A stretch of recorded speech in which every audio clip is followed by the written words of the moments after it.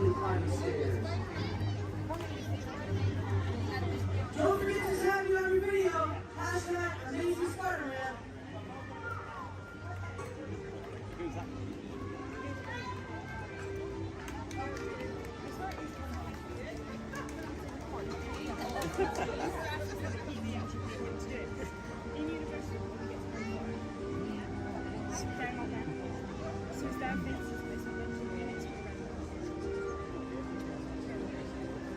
Hey everyone, looking good down there.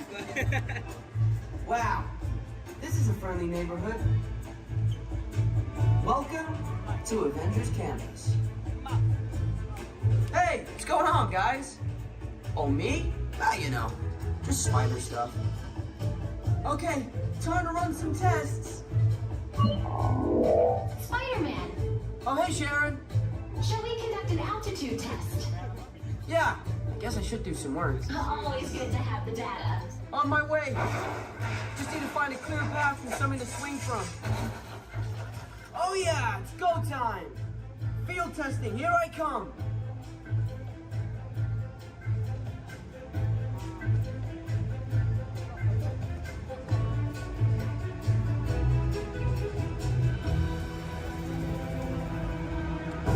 Time for some field testing. Here goes something.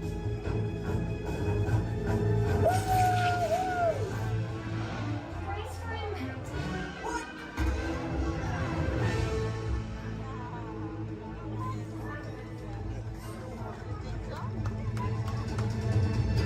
I'm good. I'm good. That was less amazing than I thought. Woo! Sure. Did you hear that? I got the data. Okay, try to test. Check.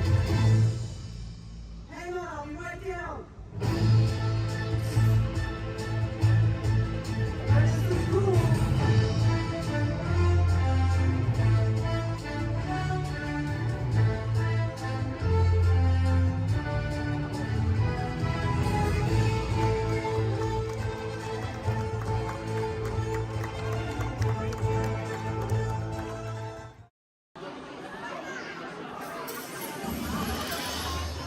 If you have just joined us, greetings, Terrans. I am World Mind, the Xandarian sentient supercomputer. In my extensive databanks are stored the combined knowledge of every Xandarian that has ever lived. Recently, I have been learning so much more about you, Terrans. We Xandarians and Terrans have much in common, including our mutual love of exploration. Xandarians have explored many celestial bodies, what you Terrans call planets, and many fascinating life forms.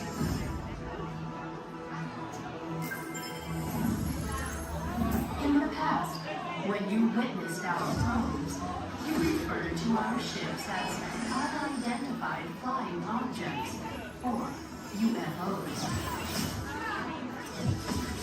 Peter Quill told me that many of you Terrans still believe that these UFOs are flown by You know, little green dudes with big eyes and small mouths and antennas and whatnot. in your Terran year of 1977. Your scientists launched spacecraft on an exploratory mission.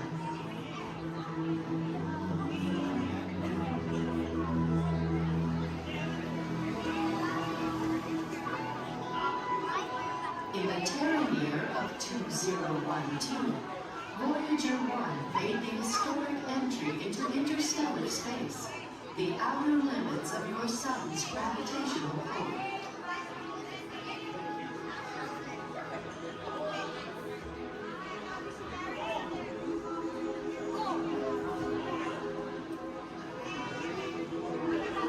Voyager 2 entered interstellar space 6 years later, and I detect that both are still sending you data about their surroundings. Most impressive.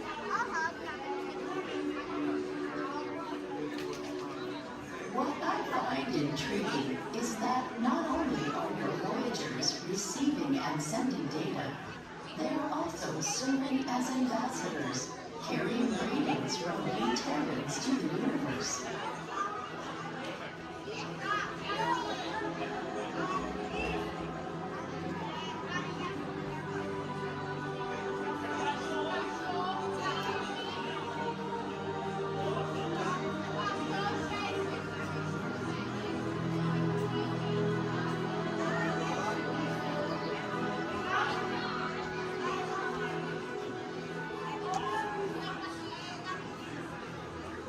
When we Sandarians first detected your plane, we scanned them and discovered on board a golden disc containing sounds, images, and messages from the people of Terra, or Earth, as we will call it. Peter Quill has claimed that the most important item on the disc worth sharing with the universe is the musical message from your Terran, Chuck Berry. I am still processing this message, but am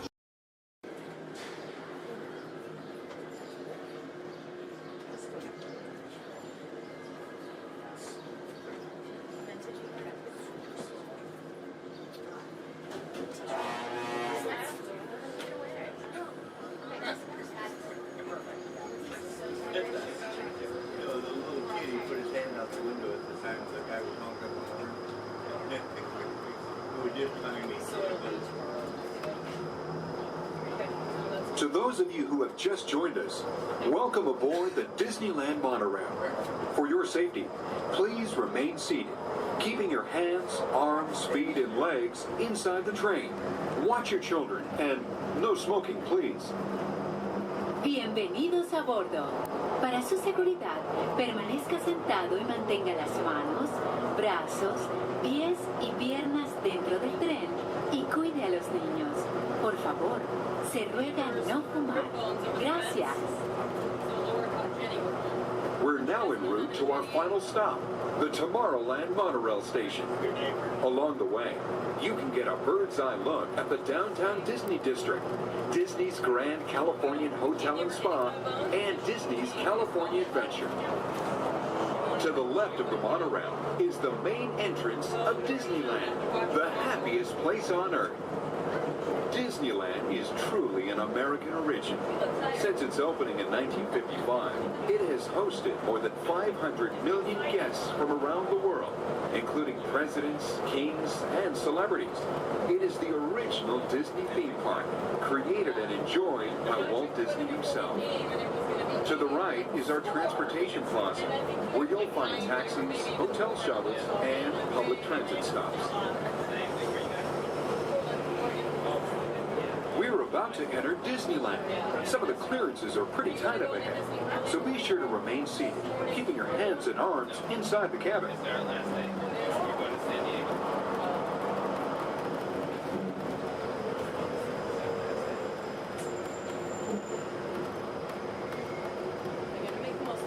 This is Tomorrowland, a land inspired by science fact and fantasy. Directly below us is the Submarine Lagoon, where you can dive into an exciting underwater adventure aboard the Finding Nemo submarine voyage.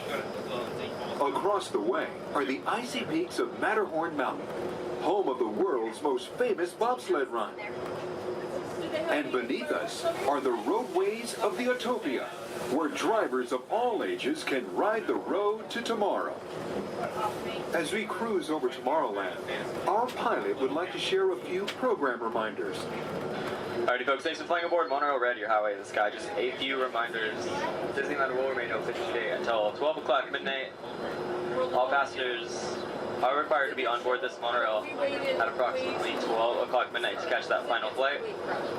Walt's going to be having a Celebrate a Street Party along Main Street at 6:30 p.m. today. Fantastic along the rivers of America at 9:05 and 10:30 p.m. and then Magical our fireworks spectacular at approximately 9:30 p.m. So once again, for all passengers wishing to exit Disneyland via the monorail, please remember that the last flight will be at approximately 12 o'clock midnight. We thank you for flying aboard your Highway in the Sky and enjoy the rest of your stay here at Disneyland. Thank you.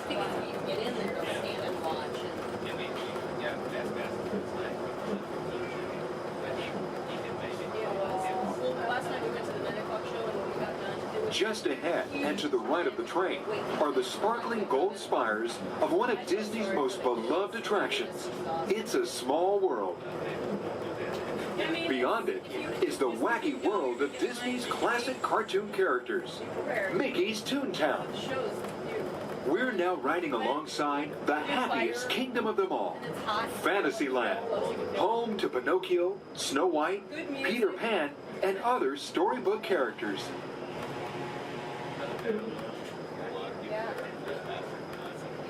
Yeah, it's brand new. Supposedly it said you were going to try it, but so many people interested in it, and it's so popular, I'm sure they'll be. We're now approaching the Tomorrowland monorail station, our final destination. Please remain seated until the monorail comes to a complete stop. Then, collect your belongings, watch your head, and step carefully from the train. On behalf of all of our crew, thanks for traveling with us, and we hope you'll have a happy and memorable visit here at Disneyland. This is the Tomorrowland monorail station.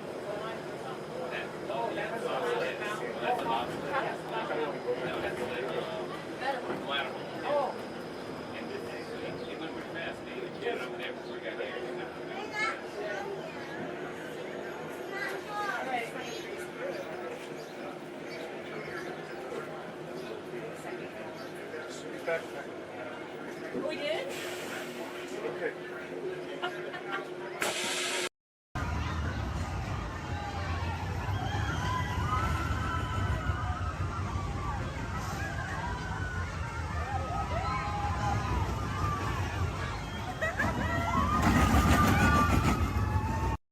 Beginning a 2.5-mile journey to downtown Disney Station and back.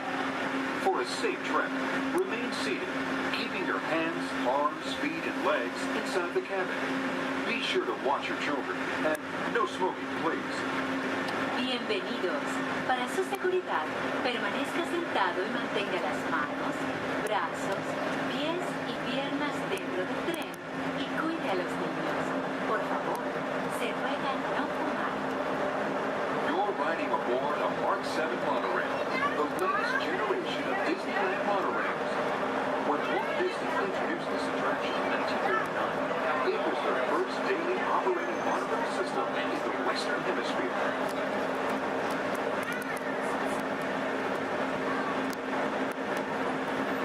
Just ahead is Disney's California Adventure, where you can live the ultimate California dream through attractions and live shows that are as diverse as the Golden State itself.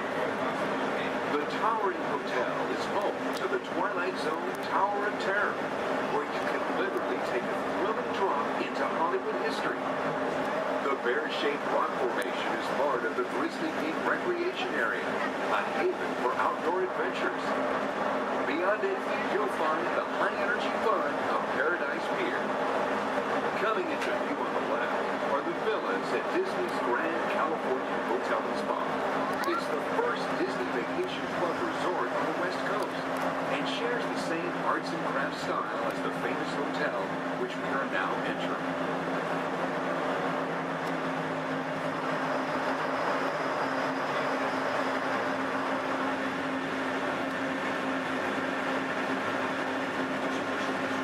Now arriving at Downtown Disney Station, gateway to the Downtown Disney District and the Disneyland Resort Hotels. If you will be leaving us here and returning later today, please hold on to your park ticket and have your hand stamped as you leave the station. You may reboard the monorail for a return trip to Tomorrowland up until 1/2 hour prior to Disneyland closing. Please remain seated until the monorail comes to a complete stop and the door doors have opened. Then, gather your belongings, lower your head, watch your step, and exit to the left of the monorail. Thanks for traveling with us today, and we hope you enjoy your visit to the Disneyland Resort. For those of you continuing with us, we'll begin our return trip to Tomorrowland in just a few minutes. Thank you.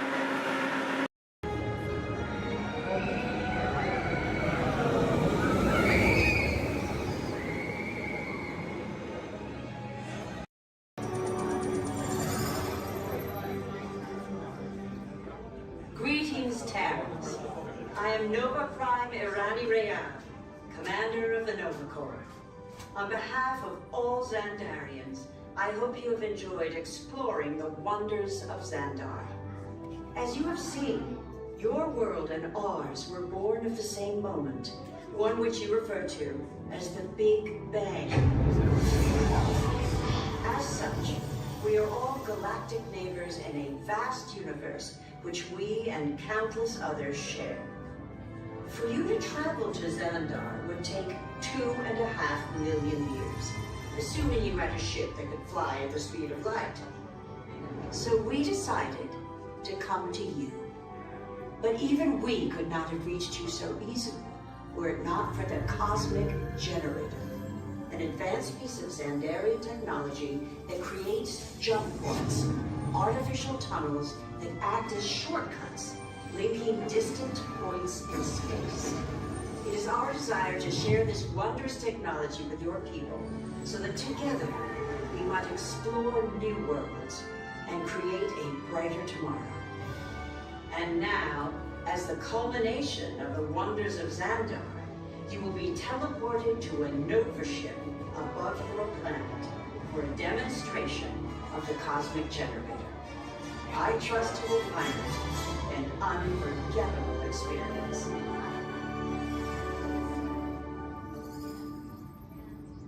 Welcome, people of Epcot, Epcoters, Epcotians, citizens of Epcot. Does anyone know what they call themselves? What? I'm on? Someone needs to tell me what I'm on. Welcome, Epcot Terrans. I am Centurion Tal Merrick, and we're just about ready to teleport you up to the ship for the demonstration. As you're about to enter a secure Nova area, I must ask you to put away your Terran communication devices at this time. Recording of any type is strictly prohibited. I am very serious about this. Now, please step forward into the chamber. You're gonna love this.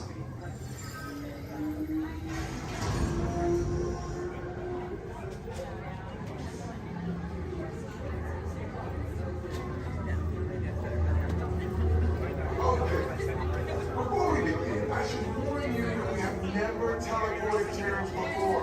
But since your molecular structure is very similar to Xandarians, it should work. It'll work. So long as you are standing inside the lighted ring. You do not want to know what happened last time someone did not stand where I told them to, okay? Stand by for teleportation. Here we go.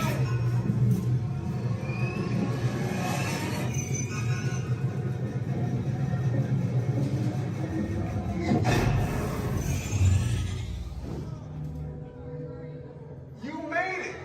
I mean, of course you did. Nova Prime, they're ready. Excellent. What you see before you is the Cosmic Generator.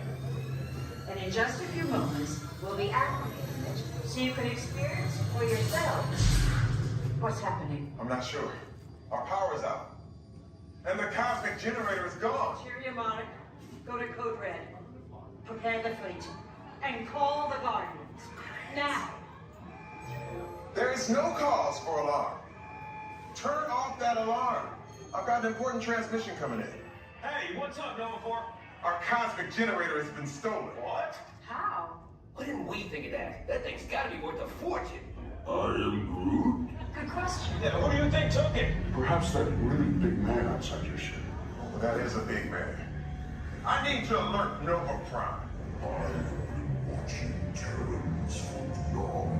That's not creepy at all. This species has failed. Wait, whoa. We didn't even know there was a test. He's got the cosmic generator. He's creating a new jump point. Jump point to where? It's some kind of mutant jump point. It's going back to the dawn of time. Dawn of time, why? To erase an error. Well, that doesn't sound good.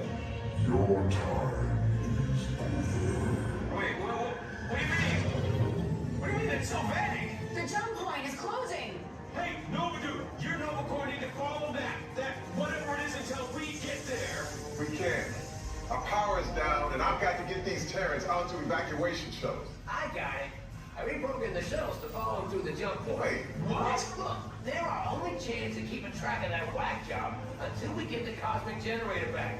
Piece of cake. Wait! There's cake. Where's this cake? The odds are impossible. Yep. But it's our only shot. Good luck. Are you sure you can control it? Come on, it's me.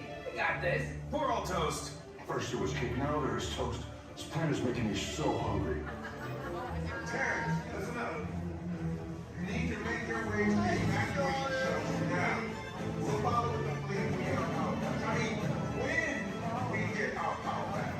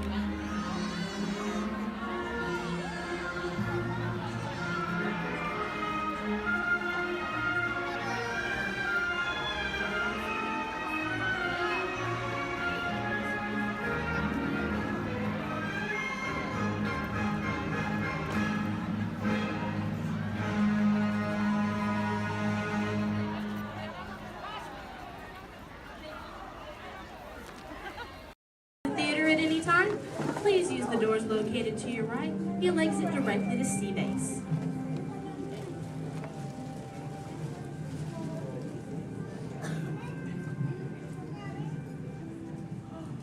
Hi everyone and welcome to Turtle Talk. My name is Andy and before we begin, I have just a few reminders. Here at Sea Base, there is no eating, no drinking, no smoking, and absolutely no flash photography. Thanks, guys. The piece of equipment you see hanging in the water is called a hydrophone, and it allows us to hear sounds from beneath the sea. And today, it will allow us to hear our very special guest. Does everybody know who it is? Go ahead and shout it out loud. That's right. Crush is coming today to learn about the human world, and we'll get to ask him questions about the turtle world. So go ahead and start thinking of questions you might want to ask him. Right now, Crush is out catching a wave and said we should call for him when we're ready. So on the count of 3, I need everybody to shout out, "Hey, Crush!" 1, 2, 3. Hey, Crush! Righteous! Whoa, dudes! Oh, turtle like that, dudes. But don't worry about me, dudes. The noggin is taking harder hits than that. Whoa, look at all the human dudes in the human tank. Hello, human dudes. Oh, come on, I said hello, human dudes. Awesome! Dudes, I don't mean to freak you dudes out or anything, but there's like no water in your tank. Oh, whoa, look at all the little dudes on this sub-level too. Hey, little dudes. Focus, little dudes. Whoa, look at this little mini man over here, totally smiling and laughing. He's on the front row, almost center. He's second from the center with a white shell and swim goggles on the noggin. Hey, dude, what's your name, dude? Trent. Trent Star, good to meet you, mini man. Who are you from, dude? Iowa. The Iowa. Never heard of it. You having a good day today, dude? Yes. Cool. What's been the best part of your day, dude? Swimming at the Blizzard Beach. Swimming was the best part of your day, dude? Yeah. Dude, this is the best part of my day every day, dude! Awesome! Hey, dude, can you talk the turtle, dude? Can you say, totally? Totally. Can you say, sweet? Sweet. Now put it together and say it really loud, dudes. Totally sweet. Awesome, dudes! Give him a round of fit. He was rocking the turtle talking dudes. So, Mini Man, who brought you in here on this fine day, dude?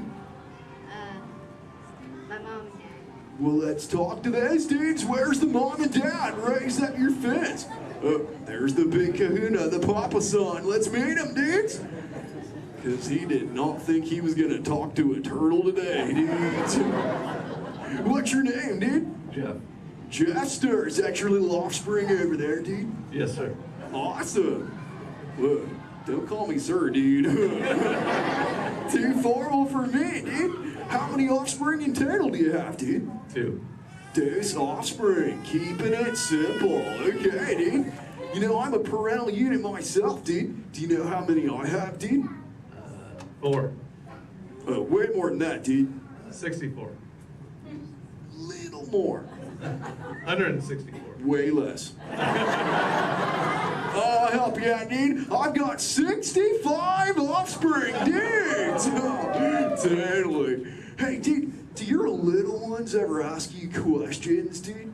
All the time. Oh, dude, totally the same over here, dudes. My youngest son, Squirt, is always asking me questions, too. But you know what, dudes? They're always about you humans. And that is totally why I'm here, dudes. To answer his questions and maybe even answer some of yours. If you dudes think you can do that, say chaw.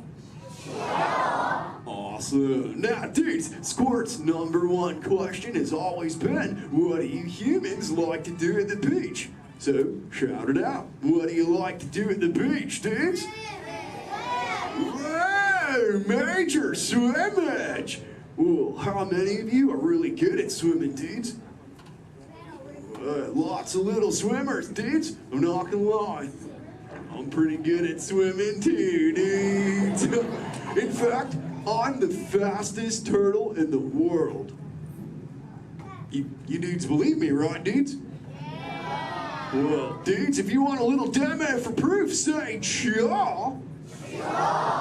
Okay, now I'm gonna need your help here, dudes. I'm gonna go for a little lap, so I need all you dudes to time me, okay? I'll tell you when to start counting, dudes. First, I gotta rev up the motor. Okay, dudes, start counting now. 1. Totally back.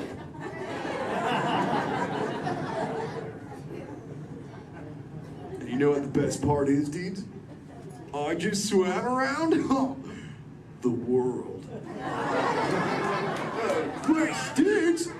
Where are my manners, dudes? I'm eating up the Q&A time. Hey, if any of you humans have got any questions for me, raise up your fins. You know what? First fin I saw was this little dude over here with a red shell front row. What's your name, dude? Tyler. What was that, dude? Tyler. Tyler. Don't get angry at me, dude. So what's your question, Tyler, dude? How are you? How old? I'm good. How old am I? Is that your question, dude? How old are you? Okay, dude, well, check it out, dudes. On average, us Koreans live about 80 to 90 years, but I'm no average turtle, dudes. I am 150, dudes, and still young. Check out this six-pack.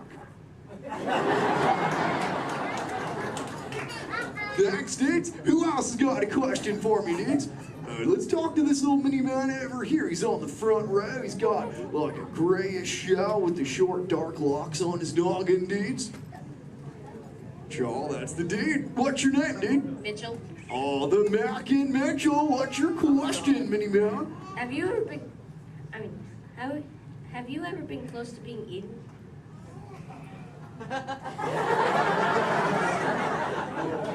Dude, is there something behind me I should know about? Well, you were worrying me, dude. Well, there have been a couple close calls, but as you can see, the shell is intact. Have you ever been almost eaten, dude? No.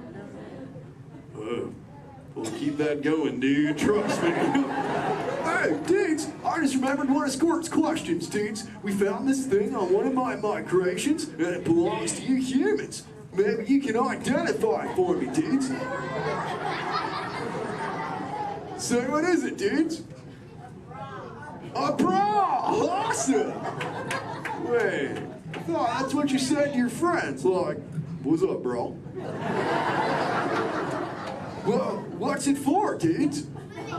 Swimming? Well, I'm swimming right now. I must look pretty good on me, huh, dudes? It's for who, dudes?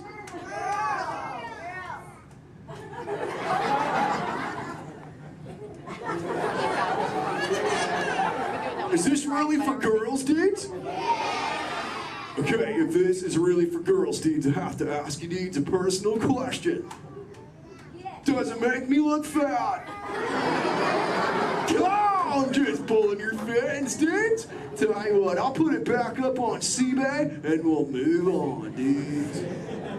You know, I'm really digging talking to you human dudes. What was that, dudes? Dory. Wait, you saw Little Blue, dudes? Where? Whoa, dudes! Hey. Hey, Little Blue. Don't I know you? Yeah. Hi, I'm Dory. I remember you. You're Flush. Oh, totally my Little Blue. Say, Little Blue, before you got here, I was totally teaching all the humans the turtle knowledge. Hey, maybe we can teach them something together, like, I don't know, maybe how to speak the whalage. I can speak whale. Awesome. Okay, everyone, repeat after me. Hello.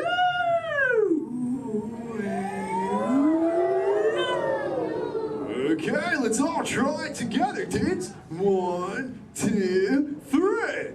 Hello.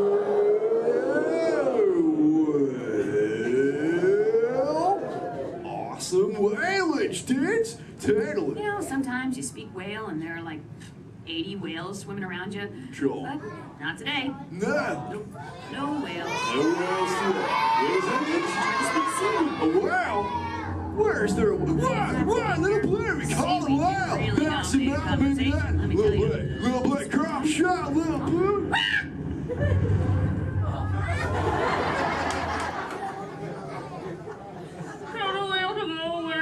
Dude, we got a fan, Little Blue. Everyone together say, go away, whale. Thanks. Dudes, awesome, dudes, it's working, dudes. We did it. We saved Little Blue, dudes. Put your fins together. That was awesome, dudes. Whoa, seems like that whale totally kicked up some tasty surfage, dudes. I better hit those waves immediately. But before I get going, I want to say something really important, dudes.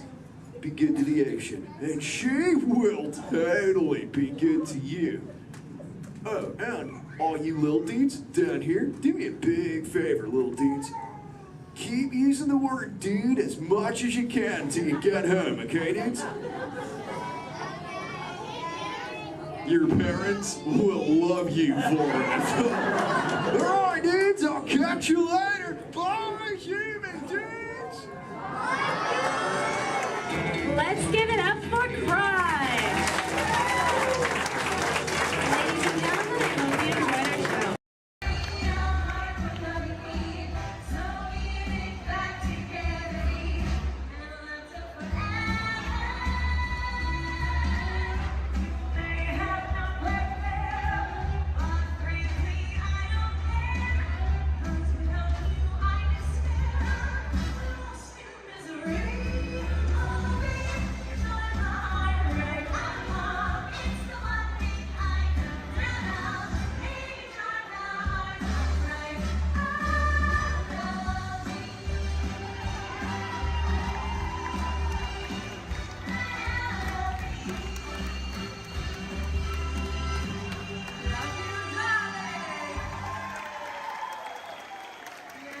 Stand clear of doors and hold on to handrails.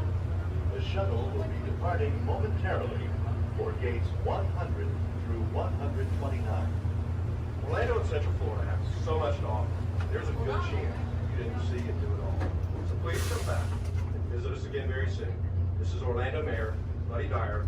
We hope you enjoyed your Orlando experience.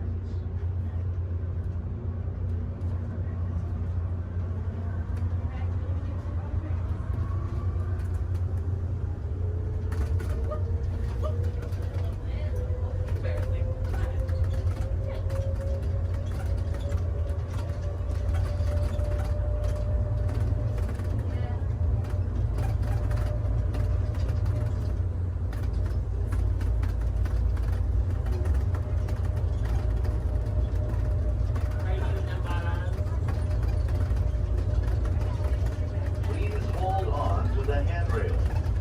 When the shuttle stops, please exit for gates 100 through 129.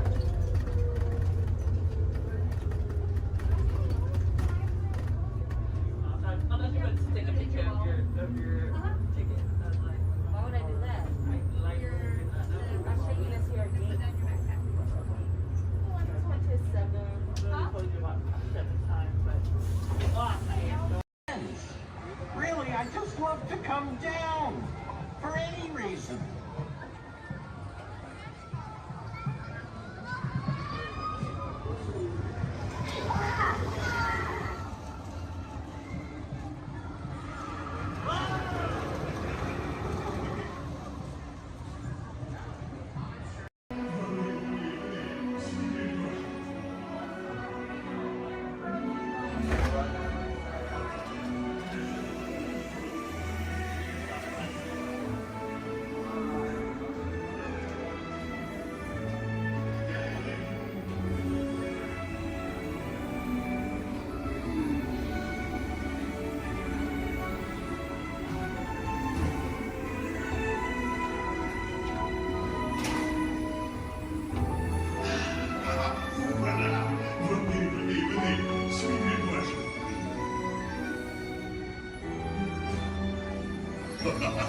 The chef Lenny is waiting for you.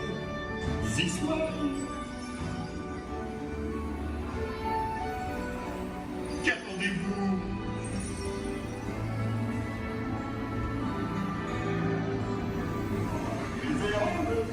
Des invités pour le dîner.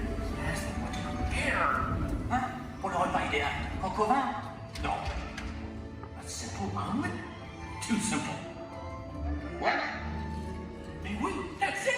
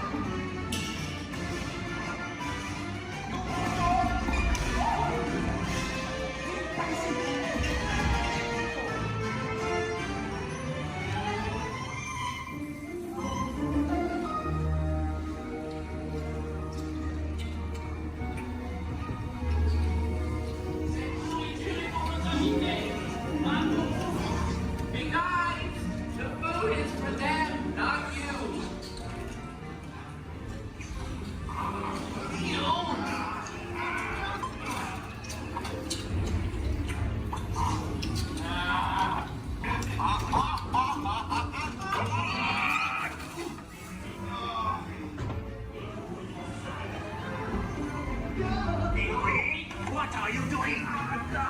Que m'enlacez-vous? Out of my way!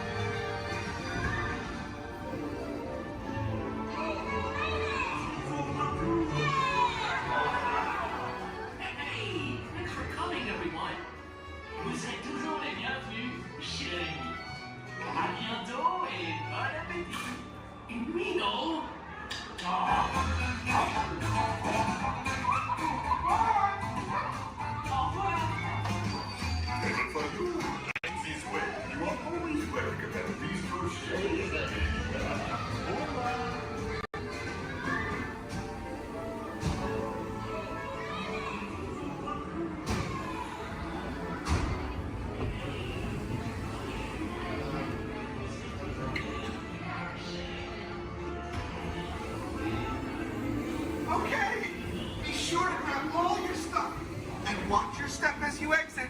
Goodbye.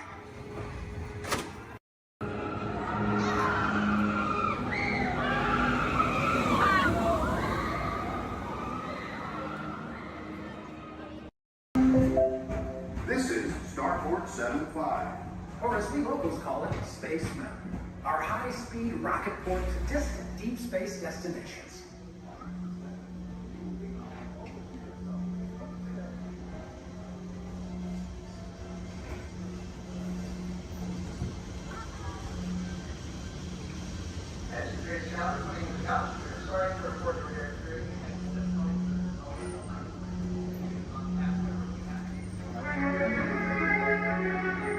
Let relaxation wash over you at the most refreshing retreat in the galaxy, the coral rooms of Pisces 7. You H2O it to yourself. Book today.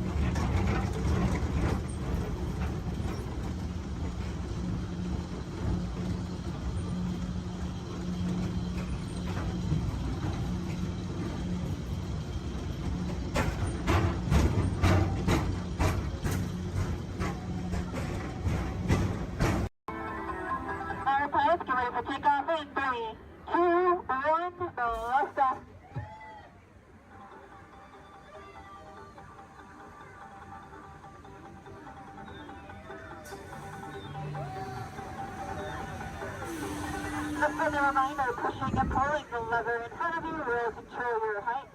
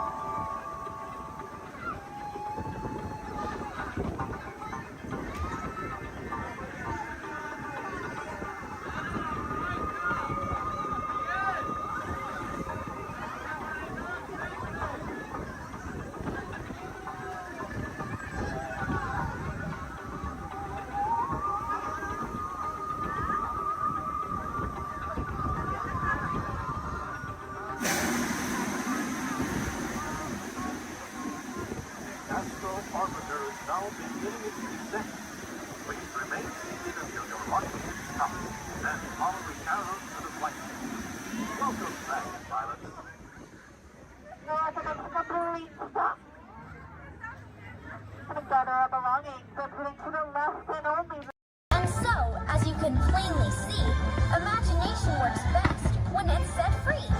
We see some car chases. I've got some very cool people I'd like you to meet. They're here from England. They're going to help us get things started off. Please welcome the Clayton family! And we're going to get everybody in the mood by showing you a few gags from some soon-to-be classic action movies. So, cue Clayton family. Nice! Action! Perfect.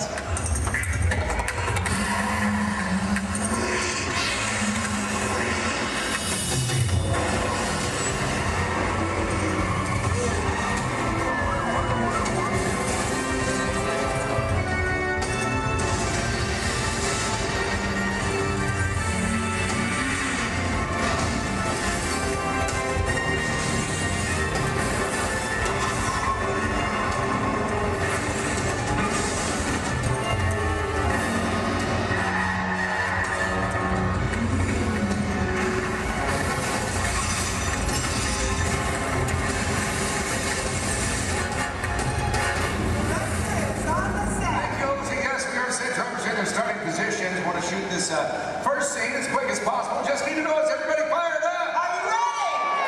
Yes. Got a lot of action coming your way. Logan, let's check with drivers, make sure we're good. All right, today, ladies and gentlemen, we're shooting a big chase sequence similar to the ones you've just seen on the big screen, only we're shooting a brand new action-adventure film set in the south of France. All you need to know right now is that our hero is in a red car and he has this top secret envelope with him. Now, everybody else is just trying to prevent him from leaving town with it. That's the scenario. Logan, drivers ready? Good to go. All right, let's go ahead and slate it, please. Rolling, ballet train, sequence 7A, take one more. All right, drivers ready on my countdown. In 3, 2, 1, action!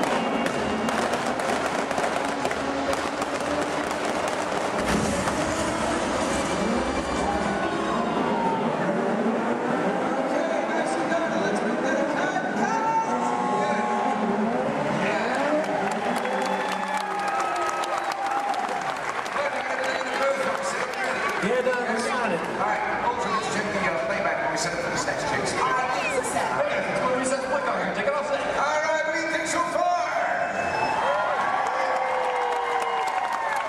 Terrific, thank you so much. I love hearing that. My name is Don Lamplin, the director for today's shoot. Today we're going to show you what goes into creating complex vehicle stunts.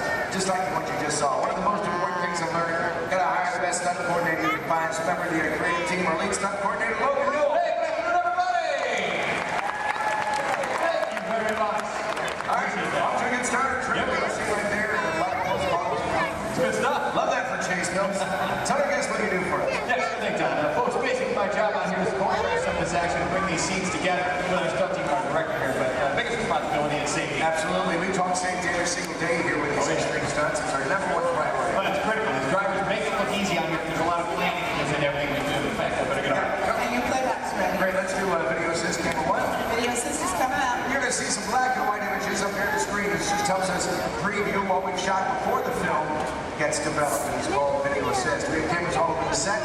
Most displays I'll take it from my two cameramen. I got everything down here in the slab chair. We got the camera truck. But I just want you to notice how we're framing the action in some of these shots. Keeping the camera low actually makes it look like these cars going faster than they really are. And the short distance already getting upwards of 50 to 70 miles per hour at times, but keeping that camera low really keeps it exciting for a chase film. In fact, it's a technique used in almost every car chase you've seen on film. Oh, it's great footage. Let's just get right to the height of the chase. Rams, Lloyd, all of it. Heard a lot of cheering, a lot of excitement when this was happening. There it is, that high-performance machine, the hero car. Look at this reverse jump. Slow-mo for you so you can really capture that detail. Ernie, my main cameraman, right underneath those cars, and then zooming right in on the driver. There it is right there. Main man, Ernie. Here's a look from inside one of the vehicles, give you a perspective of what the drivers are looking at. I do want to talk about the hero cars, so let's bring up camera 4 and let's freeze that jump, okay? All right, Lloyd, I'm going to need you to roll into camera 4. Yeah, they're straight on. And then freeze it at the top of the jump. Nice work. There you go. Cha-ching. Right there. There you go. All right, this is a very special car for us. Yeah, it sure is. Ladies and gentlemen, this hero car out here was designed and built specifically for our film. It is built with 4 forward gears, but unlike the cars we drive every day, it also has 4 gears in reverse. Now, obviously, we can go a lot faster that way going backwards. Something else a little bit different than the vehicle is where we put the motor. It's not in the front or in the back. It's actually mounted right behind the driver. And the reason we do this, it balances out the car, gives it better overall stability, and of course, maneuverability on all these tight turns out here. That's right. And speaking of time, it's not really a luxury ride for the drivers. They are brand today's vehicle. Don, we're still setting up here. Let's just bring out the hero truck. You know, let's do that. Let's introduce it tomorrow. All right, let's do it. Hero 2 set. Thank you. Oh yeah, there he is, being into place. Ladies and gentlemen, how about a nice warm welcome for your hero from Brazil, Mr. Eduardo Oliveira. Nice to meet you, my friend. Great work, Edu. Great work, my friend. Now we've worked together for a little while, and he's pretty awesome at the 180s, 360s, at 540. Pulled that out. Look good. Look good. Glad we put that in. How about you? You glad you put that in? Yeah, you're glad. Okay. It's all right. This thing's on. You can talk. Hey, Eddie, go ahead and look at the camera and tell everybody how you do the jump backwards. They love that too. It's going to take a long time? Yeah. All right. Well, I'll summarize for you guys. As good as he is at what he does, this unique, one-of-a-kind car has its win. Let's check that out. Hero 2 on set. All right, nice see, folks. It's really not safe to drive in reverse at high speeds, of course, or jump a car backwards for that matter. So what we did is we had a duplicate car built. This is exactly every detail as Eduardo's hero car right here, except for one tiny modification. It's built, so our driver faces out the back. Check this out. We even took it a step further. Built a reverse stunt driver that made it look like he was facing out the front. Hello, everyone. I'm not Bill. So reverse hero. Let's hear for Ron Fox. Nice work, guys. Great exchange. Now, folks, you may be wondering out there how we're able to switch these vehicles mid-take like that without you noticing. In fact, Ultra, we got that video system. We bring it up. You got it. I need cameras 1 and 6, Lloyd. Roll. There we go, guys. You can see right up here, this is our first hero, Eduardo. Drove on the set. A reverse hero. Well, he was actually waiting in position to take over for him. That's right. The 2 cars are like runners passing the baton in a relay race. Once the main car disappeared, well, this reverse car took over without missing a beat. Let's hear it again for these drivers.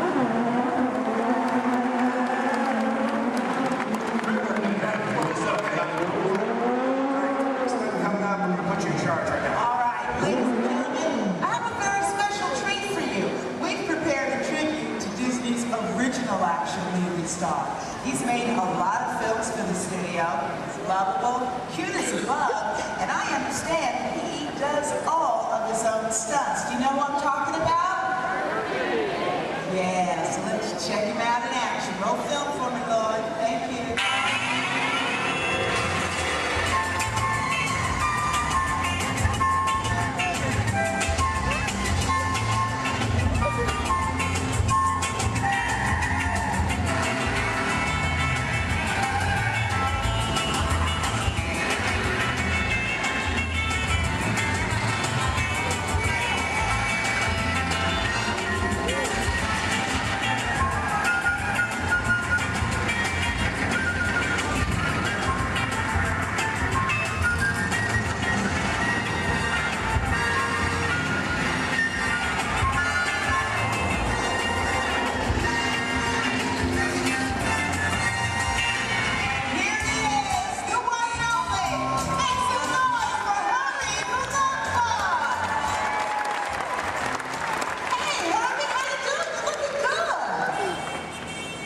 You are welcome. And I gotta tell you, man, I love your movies. The comedy, your stunts, the romance, and hey, you're leading ladies. What's it like working with them, huh? Okay, down board. You know what? I think we understand. Now look, we gotta finish setting up for the next sequence, so hey, why don't you head over and let everybody get a good look at you. Get on up and go.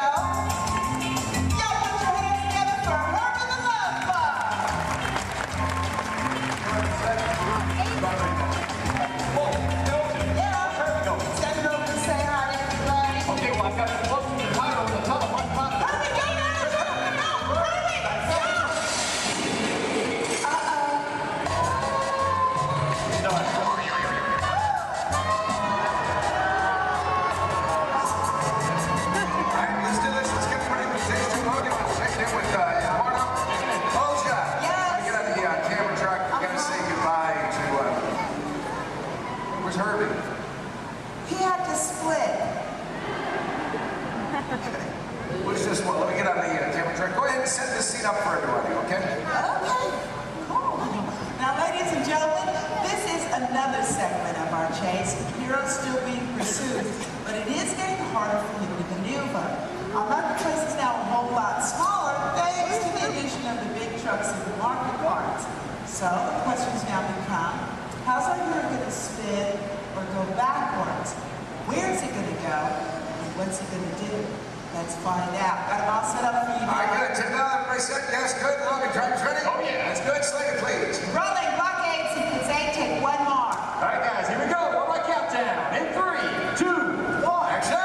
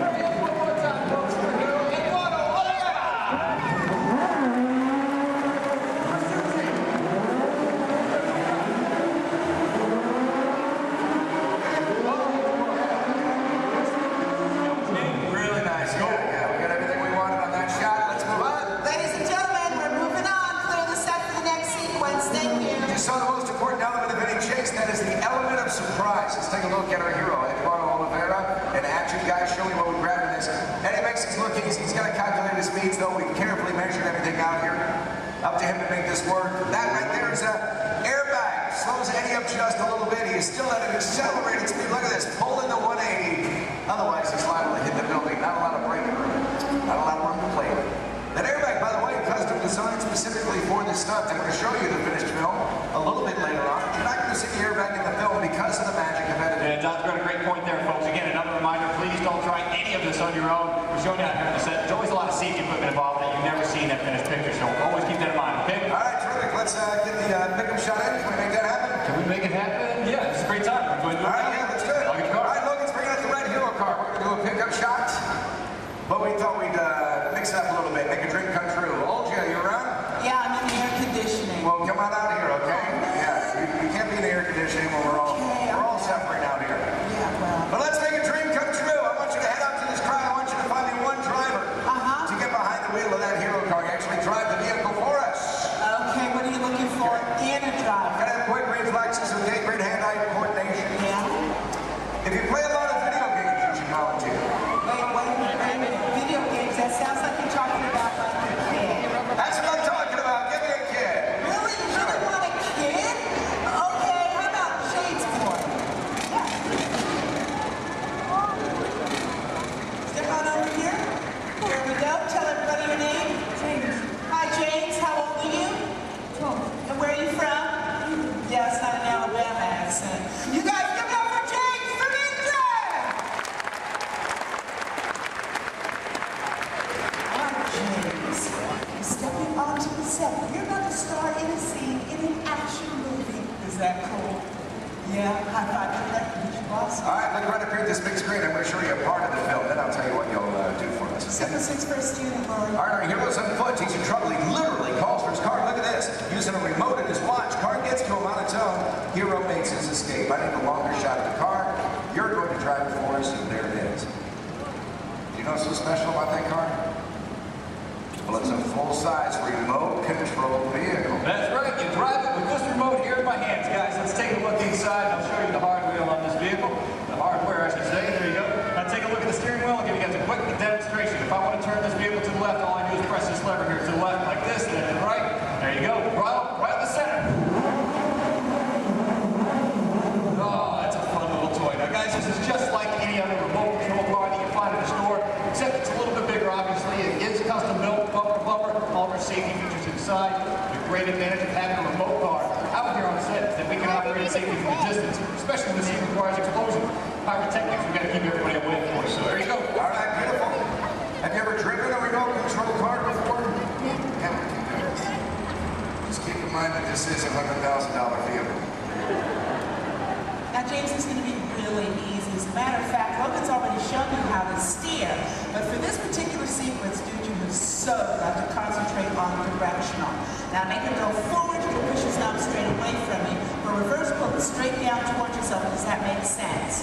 Cool. We're going to practice. I'm going to help you out this time. You go ahead, put your fingers there. Now, I'm going to push it away from you. Slow and easy, James. Nicely done. Watch your car. Now, to make your stop is even easier. All you got to do is pull it. Let go. See that? Comes to a stop. Now, put your fingers back in place and pull it down towards yourself. Again, with the slow and the easy. Now, Donna steers back to what we in the business call one. That's the starting position for anybody in a scene, whether that's even a movie, TV show, commercial, or even a music video. Let her go, make her stop. Beautiful. Now, James, I need you to be very, very careful with that car. Is that over there? Dude, that's your entire college career, man. Roll film. Let's go faster, okay? Take this, move it all the way up. Ready? Go ahead. Action, straight. Punch it.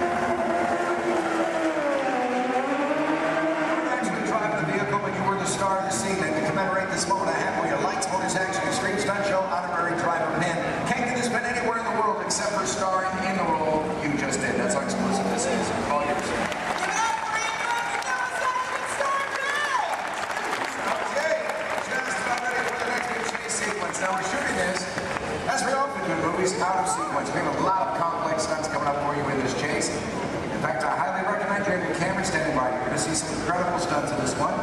One by my stunt coordinator, Logan. There he is. Where's my fan? They're all out here. 5,000 from Logan. All right, that was almost good there, Don. Thanks. Guys, right up here, we got a great team coming your way.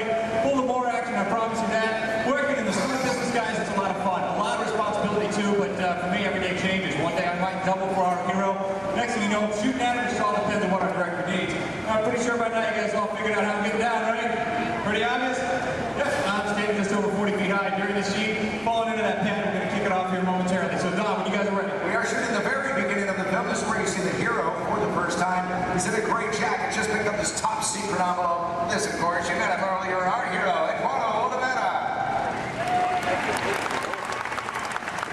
And he's done a lot of stunt driving for the film already, but for this scene, he's playing the role of stunt double. Then we'll bring out our moto, so you're going to see a motorcycle chase. Ready to go? All right, let's go. Hold your slater, please. Rolling, motorcycle chase, sequence 3, take one more. On the countdown, in 3, 2, 1, action!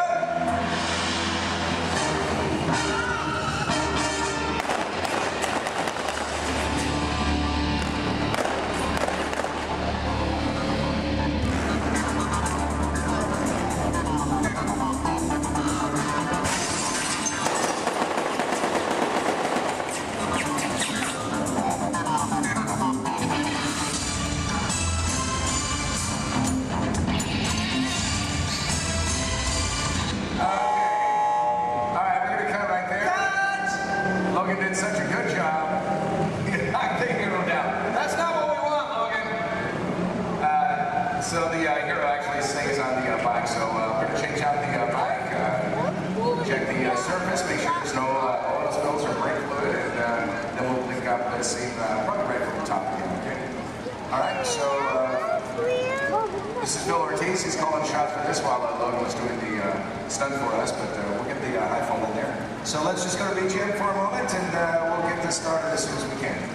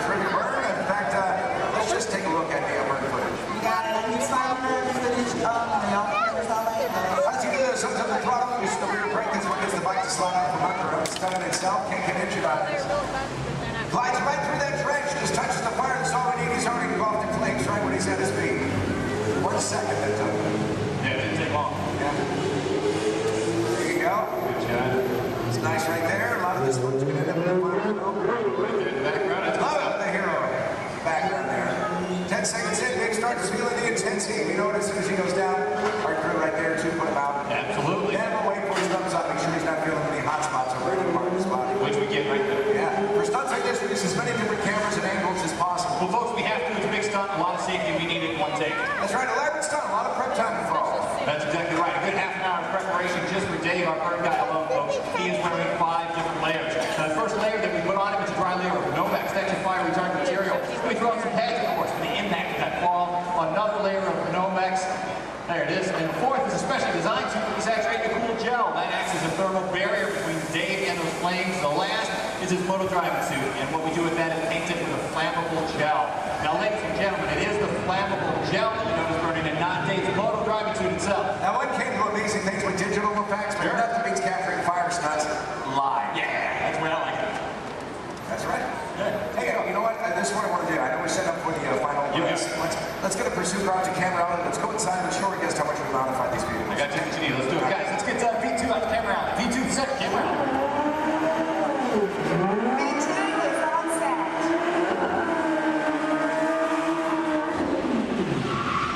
There you go. Right there. That's terrific. Slow it down, boy. Hey, there you go. Folks, how would you like this guy to be your valet? Put your hands together for Mr. Nick Keeley. Hey,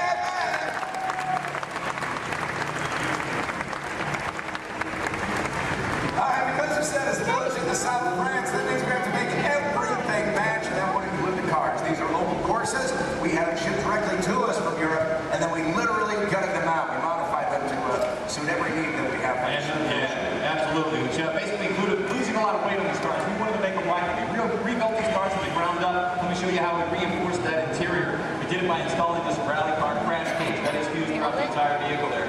We also took out the motors that these cars came with. We replaced them, of course. Right behind the driver, folks, that's a 1300cc motorcycle engine. These cars are balanced down and modified. They're designed specifically for these stunts. Ernie, let's go on the side here for a second. Now, executing these maneuvers, pulling off these stunts that our cars do, it requires a lot of complex timing, using your clutch, your gas, and your emergency brake. These cars here, that e-brake releases the moment our driver lets it go. The cars we drive every day, it locks in position until we release it manually ourselves. These guys are pulling off all these maneuvers and they have to keep going. So that's why we release. Something else with different gear shift. Second, third, fourth gear just requires a little push forward. It's called the bump shift in our business. If you want reverse, you just turn the handle on top and you've got 4 gears of reverse at your command just like that. And we are ready. Final shot. Thanks a lot, Nick. All right, let's do it.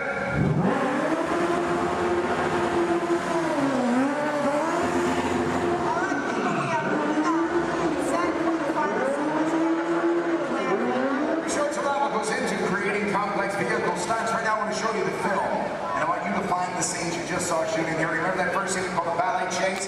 Then there was the jump in the semi. Now this motorcycle chase you'll see first in the film. Also look for an additional stunt that Logan did for us on that rifle. We're going to heat things up right now. Let's roll that film.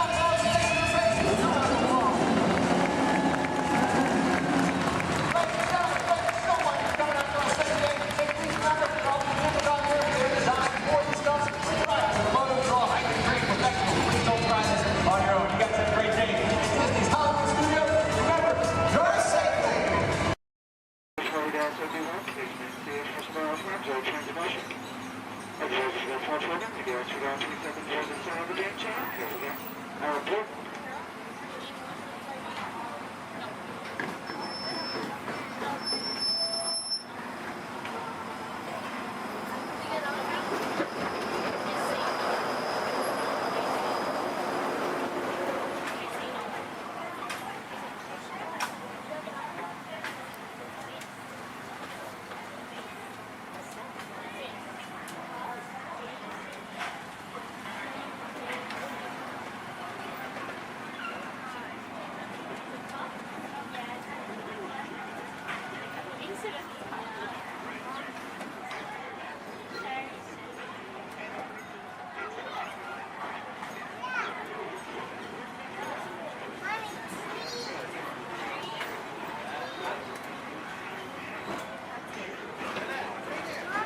To those joining us, welcome aboard.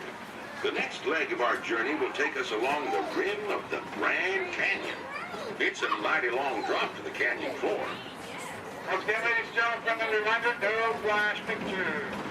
And legs inside the train. Be sure to watch your kids and no flash pictures, please. Para su seguridad, permanezca sentado y mantenga las manos, brazos, pies y piernas dentro del tren y cuide a los pequeños. Por favor, no tome fotografías con flash.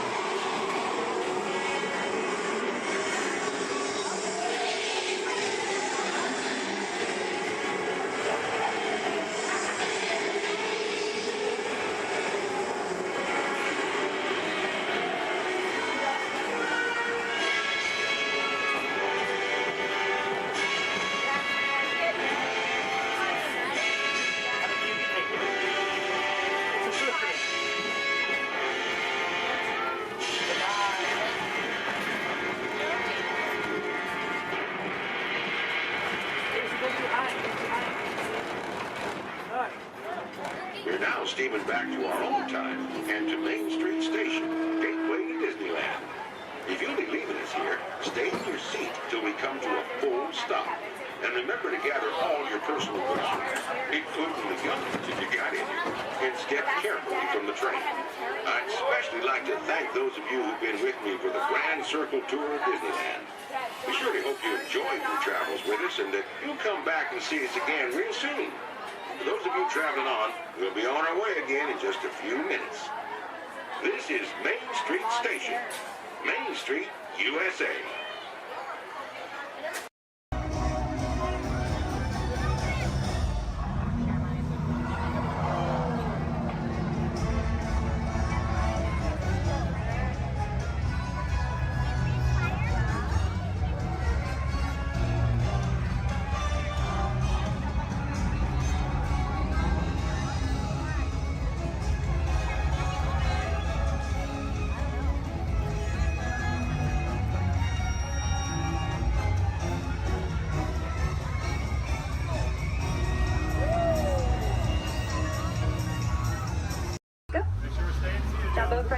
name is Sky, and I'll be your guide on the Harambe Wildlife Reserve.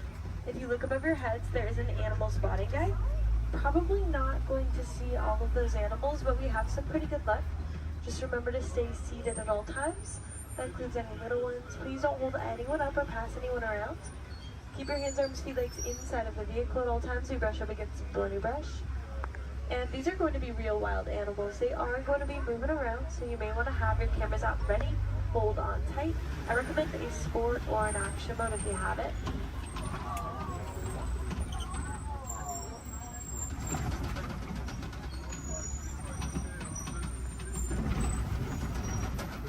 We are in the Little Ituri Forest, home to some of Africa's most shy types of creatures. They're usually very good at hiding, and their markings will help them to blend in. Like that okapi up on the right. They have white stripes on their legs, kind of like zebra stripes. Okapis are actually the only known relative to the giraffe. They have a similar skeletal structure without the long neck and long legs. They were believed to be mythical creatures until 1901. People thought they were too good to be true, but they're true. I think they're pretty great. To the right of the bamboo on the hill in the sun, there's a yellow-backed duiker, dark brown animal. Duiker means diver in the Afrikaans language. They dive into the nearest bush when they get spooked. There are some saddle-billed storks a little further up to the right. They're walking up this hill. There's one on the top of the hill. Looks like they were collecting things to build a nest, but big black and white birds. Stand about 5 feet tall, have a 9-foot wingspan, and they're made for life.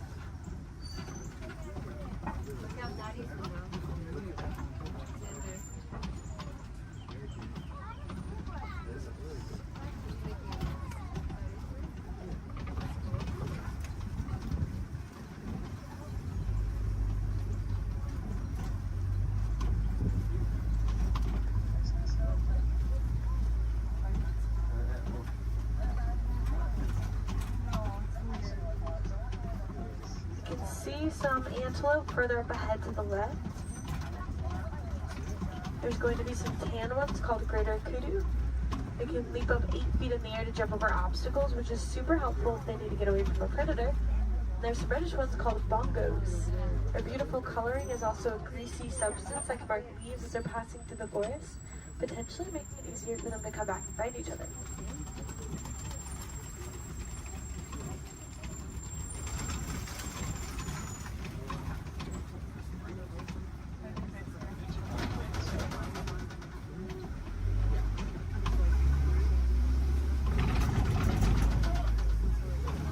Let's make our way down to the Safi River next. That's home to some of Africa's more aquatic animals. We should probably look for them in the water.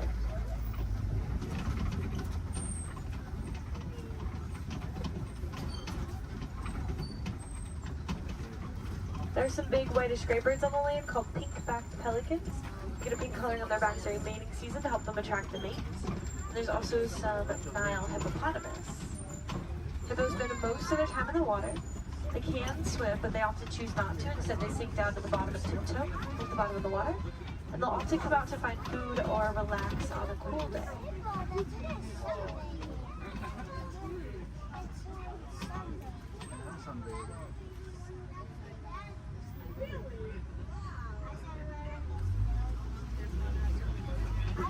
The Nile hippopotamus are one of Africa's most dangerous animals. They don't really eat meat. They are herbivores and plants, but are very territorial, and some can even outrun us on land at up to around 30 miles per hour, which is very impressive for an animal that can weigh around 5,500 pounds.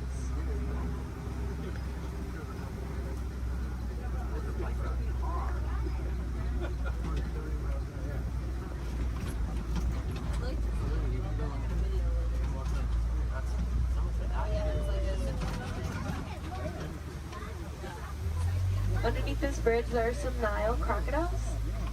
They're very still, you won't see them moving around a whole lot. They spend a lot of time conserving energy in between their meals, but they have quick reflexes and a bite force that can crush bones. Sometimes they actually have to be very gentle with their jaws, like when they help their eggs to hatch by rolling them in between their teeth.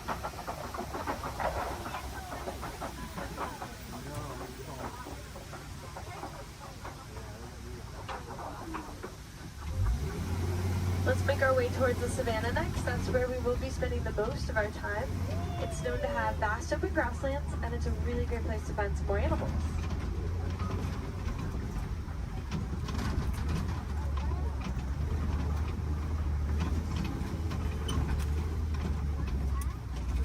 We are getting close. Just around this bend to the right, there's a baobab tree. It'll be the one that looks like it has been planted upside down. Some people like to call it the upside down tree, but it's also known as a tree of life. It's stay leafless about 9 months out of the year, collecting thousands of gallons of rainwater in its trunk to survive through the dry season.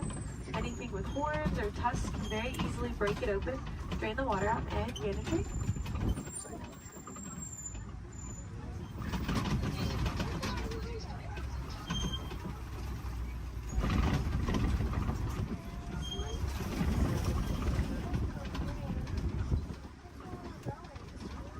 There's some wildebeests at the bottom to the right. Those are going to be the silverish animals.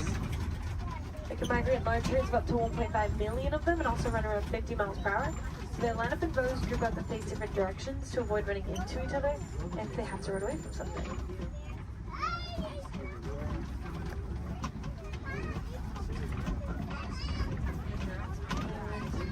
There's some giraffes. There's a tower, which is a group. Makes sense, they tower over everything at around 20 feet tall. Giraffes are born at about 6 feet tall after a 15-month pregnancy. And the large tan antelope are the elands. They stand up to around 6 feet tall at the shoulder, weigh around 2,000 pounds, and have a funny way of attracting a mate. They'll wrap their woods in leaves like they're creating crowns on their heads, and they'll flex their muscles.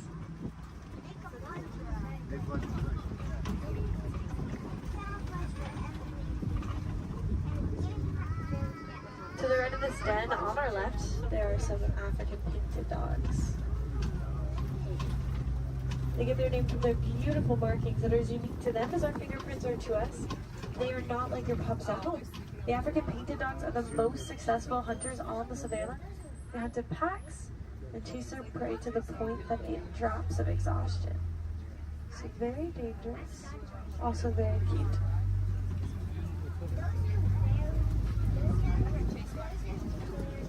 There's some sable antelope here to the left, with spear-like horns that point backwards to fend off attacking predators that may try to jump on their backs. Now they would fight the flight very territorial and quick to stick up for each other, despite being a prey animal. There's some zebras, a dazzle, which is a group of them, because their stripes help them to blend into each other and confuses predators. In other words, it dazzles them. When they're born, their legs are the same length as the adults to help them blend in even more, keeping them protected from predators that may try to seek them out.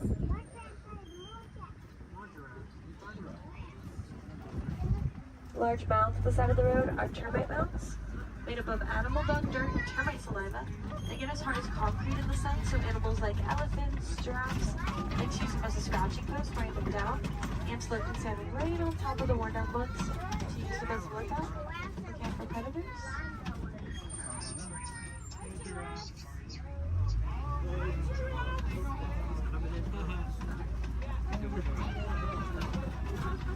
We'll see that eland again up ahead and more giraffes throughout the savannah. So we keep on going.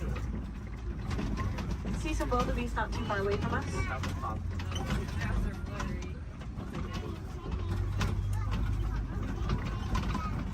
They are a silverish animal on the hills up ahead to the right. Wildebeest can migrate in large herds with about 1.5 million of them crossing the savannah each year.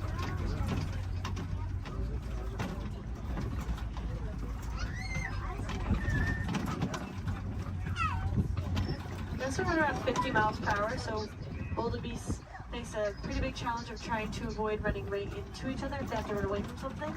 So they often line up in rows, group up, and face different directions.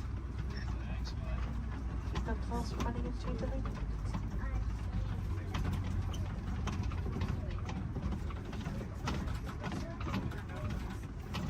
On the very top of the hill to the right, there are some really cute tiny tan antelope called springbuck on that tree.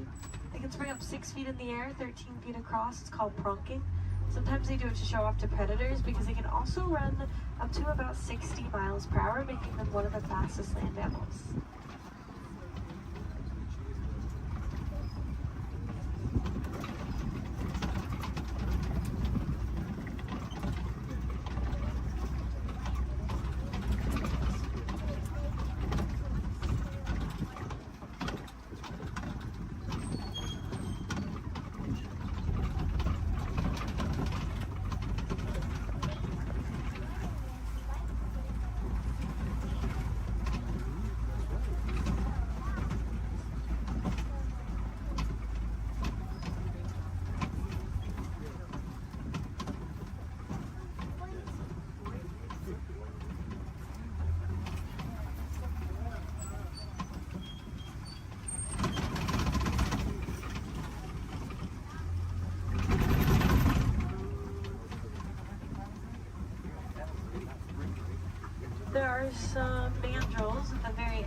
way to the left. Largest of the monkeys, males get around 100 pounds. And they have a bright red and blue coloring on their face and rear end, just like Rafiki.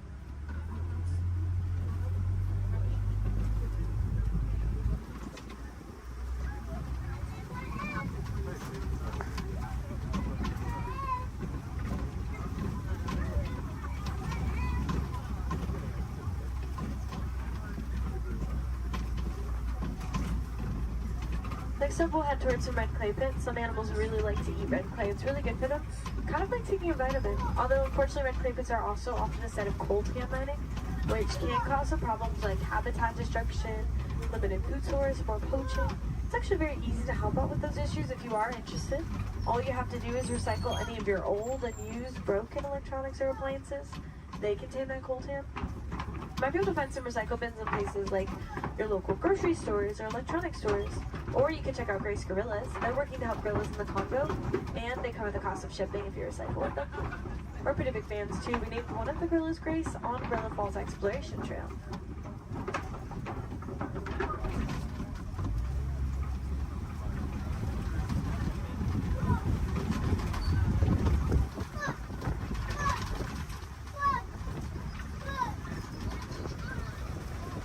Looks like there are some tusk marks and footprints, which means we could be getting close to smoke.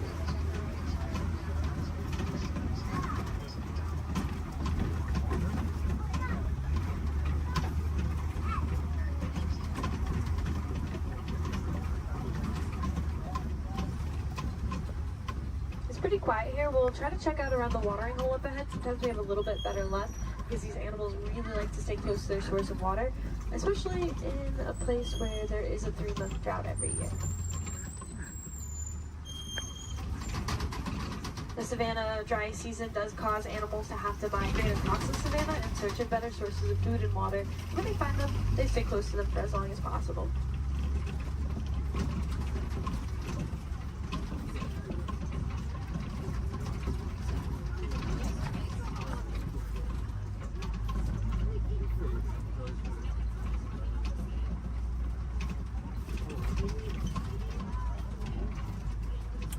There's an African elephant up ahead to the left. It's actually 2 of them. This is a bachelor herd of males, and I can see that they're kind of pushing each other around a little bit. They can roughhouse a little bit. It's pretty normal. African elephants are the largest land mammals. They can weigh up to around 14,000 pounds. Elephants are born at around 300 pounds after a 22-month pregnancy. And they're a matriarchal society, so females are in charge. They actually kick these males out of the herds once they reach maturity of around 13 to 15 years old. Some males migrate alone, some band together and create their own herds called bachelor herds. Here's a flamboyance of greater flamingos here. These ones are a very light shade of pink, and it can take up to 2 years for them to get their coloring from beta-carotene found in the brine shrimp that they eat. There are a few different theories to why a flamingo might stand on one leg. It's mostly believed to help regulate body temperature, kind of like sticking one leg outside of the covers at night to cool yourself off. A flamingo might just put one leg up.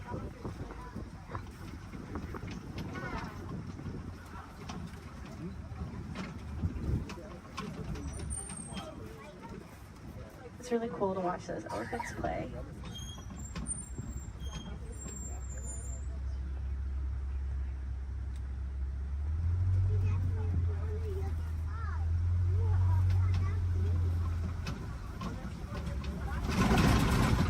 Looks like something may have been rolling in the mud up ahead. Some animals like to use mud as a sunscreen, a bug repellent. It's also just good for their skin, especially these white rhinoceros. They do that. They're almost always covered in mud. Rhinoceros can get up to around 5,000 pounds and are very social, love to hang out in crashes, their groups. Unfortunately, they are poached for their horns made out of keratin, which is hair and fingernails. People believe that it has medicinal purposes. It is really just hair and fingernails, so awareness is a big part of rhino conservation. Rhinos here in this reserve are helping us to spread that awareness. There's an ostrich to the right. Largest birds, flightless. They run around 40 miles per hour. Their wings help them to keep their balance and quickly change directions while they run.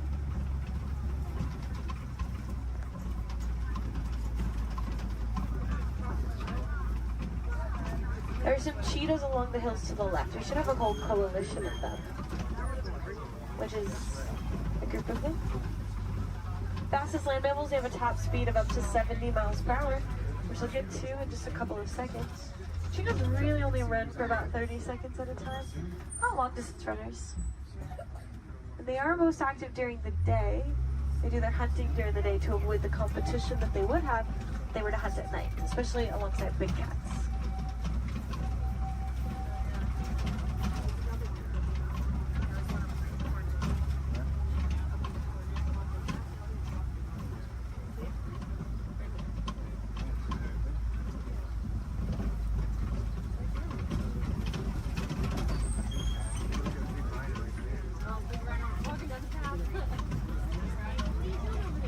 These large rocks are copies, tallest point on the savannah. Some animals like to use them as a vantage point to look over the savannah. See if maybe we can find something on the other side.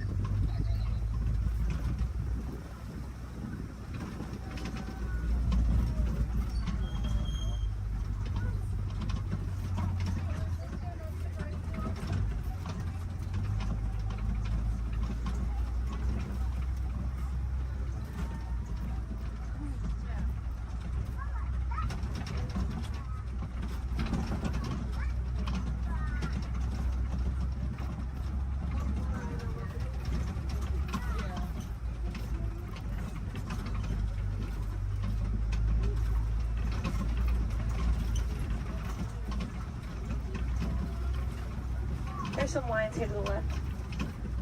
They sleep and relax about 18 to 20 hours out of their day, active for about 4 to 6 hours at night. So we get a tail. That's mostly what I can see. When they wake up, the males stay back to make sure the preds are protected. The females tend to do about 90% of the hunting.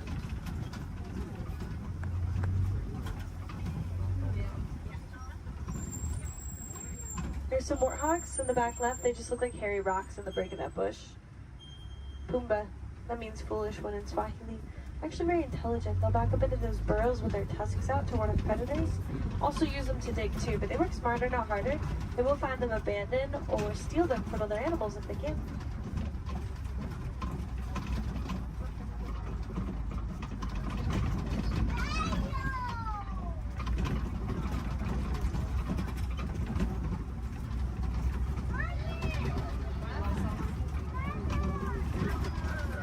There are some ostrich eggs down this path of the river. Largest of the bird eggs, they get around 3 pounds each. One is the equivalent to 2 dozen chicken eggs, and they're very tough. Probably wouldn't crack if you were to stand on one, but I don't think that ostrich we saw earlier would like that very much. And now we are heading into the final area of the reserve. Mostly farmland. We'll see if we can find some farm animals before we head back to our warden's post.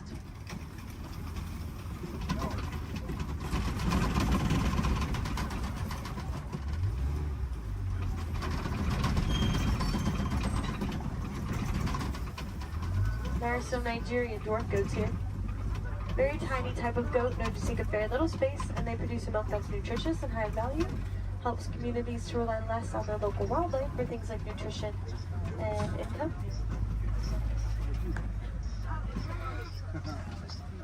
The yellow box and the yellow post here to the left is a beehive fence from our Elephants and Bees project, which is personally one of my favorite projects that we've ever worked on.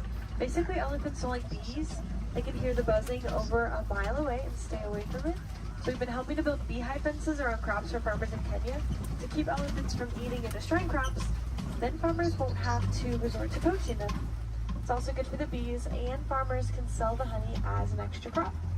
So again, that is the Elephants and Bees project. It's about that time that we start to make our way back to the warden's post. Just make sure you have everything. Check those rows, gather up all of your trash.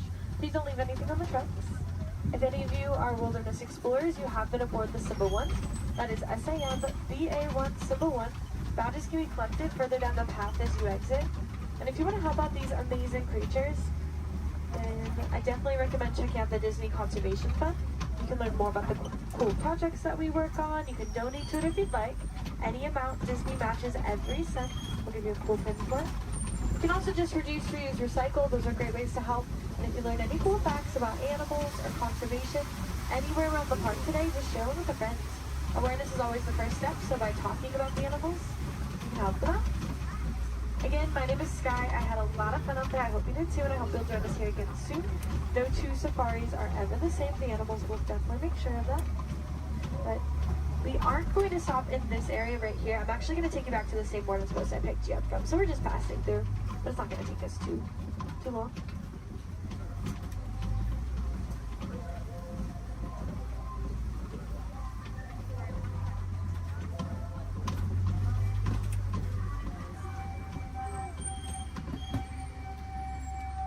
Sante-sana, thank you.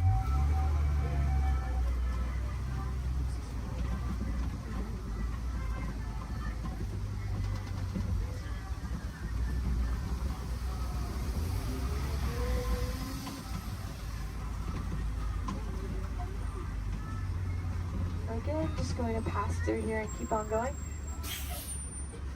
While we have a few moments ahead of us, this is also a good time to decide where you want to head next. You will already be on the Gorilla Falls Exploration Trail as you exit. So if you continue on, you can see some animals like gorillas, meerkats, zebras, naked bull rats. Back in Asia is the Maharaja Jungle Trek if you'd like to see some animals like Sumatran tigers, Komodo dragons, fruit bats. There's also a trail called the Garden of the Tree of Life around the big tree in Discovery Island. You can get a closer look at the carvings. There's a lot of really cool picture opportunities over there and more animals along the trail as well. And of course, if you love those goats as much as I did, you probably want to pet one. There's a petting zoo at Rafiki's Planet Watch. Just take the Wildlife Express train in Harambe to get up there.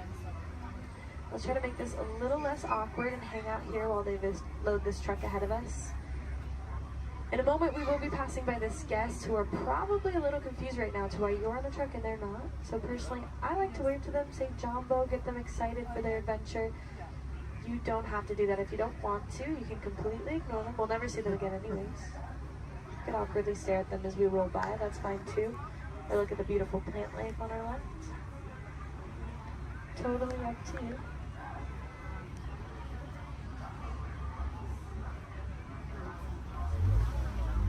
Alright, here we go. Jumbo friends, Jumbo warden. Jumbo friends, Jumbo warden.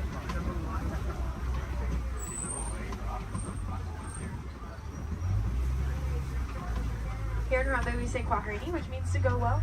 So Kwaherini, enjoy the rest of your day out there in the wilds. And go make a big difference out there, friends. Bye.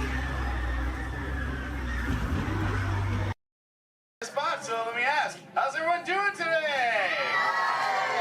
Sweet. Welcome everyone to the Aquatorium and welcome to Turtle Talk. My name's John, I'll be your host. You're all here to have a conversation with the coolest sea turtle in the entire ocean. Do you know his name? That's right, it's Crush, so let me show you how it's going to work. Right here is our window to the Pacific. It allows us to see all of the undersea life that swim by. Up there in the corner is our hydrophone that allows us to communicate with all the undersea life. So it's going to be very conversational, meaning Crush will talk to you. You'll be able to talk to Crush. He's got questions for you, and hopefully you all have some questions for him. You can ask him anything you want. You can ask him what he likes to eat, what he does in his free time, what's the meaning of life, anything like that, and he'll be happy to try to answer.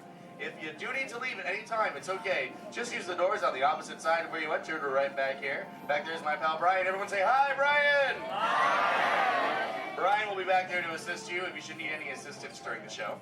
I'm going to lower the lights and lower the music here so we can see and hear just a little better.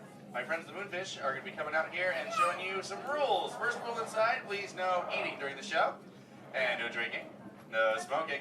And the last one, take all the pictures and video you like, just please no flash photography or video lighting. Round of applause for the Moonfish! Excellent. All right, Crush is up there surfing. He said when you're ready, just call him down. So on the count of 3, yell, hey Crush. Ready? 1, 2, 3!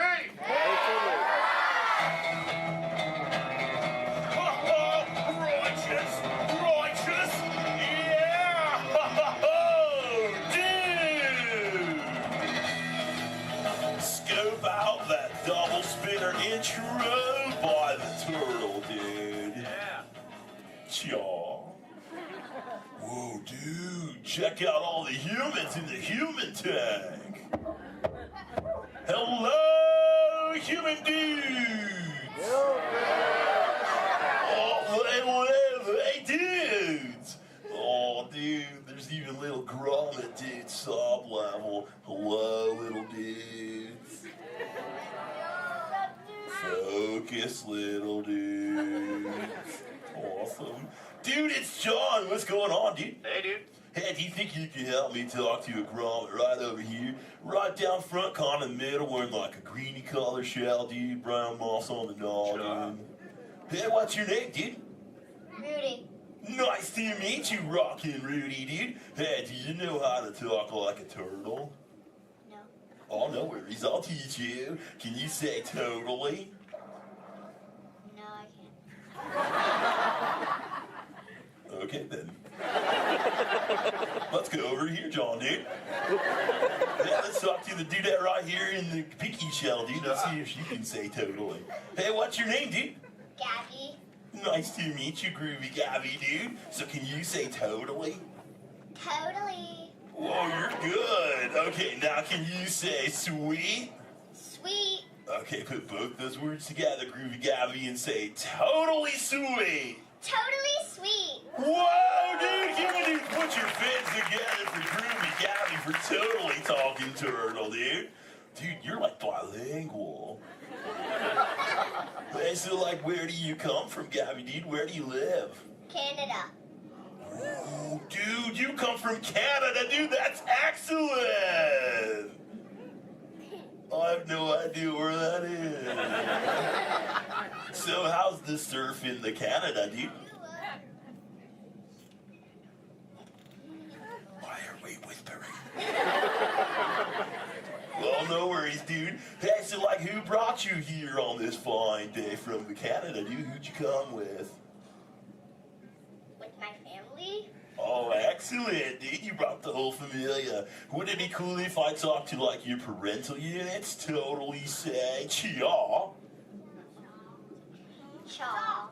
Awesome. Okay, let's find out where they are. Parental units of Groovy Gabby, where are you at? Raise your fin. I want to talk to you. Over here, dude. Oh, dude, excellent, dude. They're, like, way over there. They're, like, taking a mini vacay from the little one over there, dude. Hey, what's your name, dude? Walt. Nice to meet you. What relationship are you to the Groovy Gabby, dude? Father. Oh, you're the Papa Bear. Excellent. Hey, so how many little ones do you have? 2. Oh, you're just getting started. Excellent. Dude, the Crush Man's got 65. You should totally try that. Well, hey, I was wondering, do little ones ask you a lot of questions? Oh, yeah. Do you always have the answers right? Oh, dude, I'm totally the same way, dude. My youngest son, Squirt, dude, he asks me questions all the time, and I'm like, I do not know.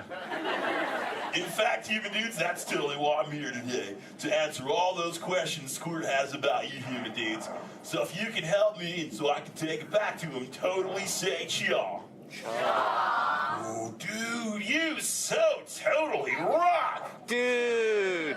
Whoa, dude, we got some advanced turtle talkers out there. Excellent. For the rest of you dudes, whenever a green sea turtle says you so totally rock, you reply by saying, dude, really loud. So, you so totally rock! Dude! Excellent, now you're all talking turtle. Let's move on to Squirt's first question. Numero uno. Squirt saw you human dudes at the beach the other day, and he wanted to know what you dudes do when you go to the beach. So shout it out, human dudes. What do you do when you go to the beach? Dude, kill the motor, dude. I heard some surfers, swimming, tanning. One little dude over here was like, boogie board. That was awesome. Well, let's see you swimmers out there. Raise your fin if you know how to swim. Whoa, not many adults know how to swim. Okay, this is muy importante, human dudes. Raise your fin if you've ever swam or swummed or swam it in your entire life, dude.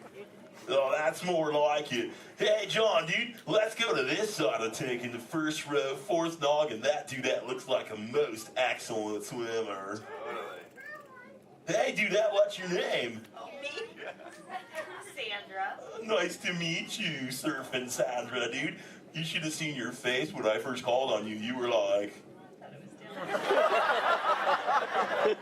It was totally awesome. Oh, go ahead, Sandra, dude, what's up? Are there any sea creatures you're actually afraid of? Oh, dude. Those tiger sharks got some serious thrill issues. They're real jerks. Dude, but you know, I'm a pretty fast swimmer, so I can get away from them pretty good, dude. But you know, I do have two very good friends, Chum and Bruce, or an anchor too, don't forget about him. Well, Bruce and them started this 12-step program called Fish Your Friends, Not Food. Oh, you know it, dude. You took it too, that's excellent. It's spreading onto the land. Very cool. Well, hey, I was wondering, dude, do you ever go swimming? Do you like to go fast or slow? I like to float on my back. Oh, dude. I like your style, Sandra, dude. There you go. Just kind of like sit back and close your lids and be like, dude. I'm Sandra. I hope there's no tiger sharks around. Dude, that's excellent. But you know what? I am a green sea turtle, and because of those tiger sharks and my love for the thrill of speed, I totally love to go fast. Hey, human dudes, you want to see how fast I can swim? Totally sexual. Excellent. I'm going to go get my motor running, and human dudes, I need you to time me. So start counting when I say go, and count nice and loud so I can hear you, okay, dudes? Ready, set, go. 1, 2. Back, dudes. Dude, I just swam all the way around the world. I did, dude. Right through Canada.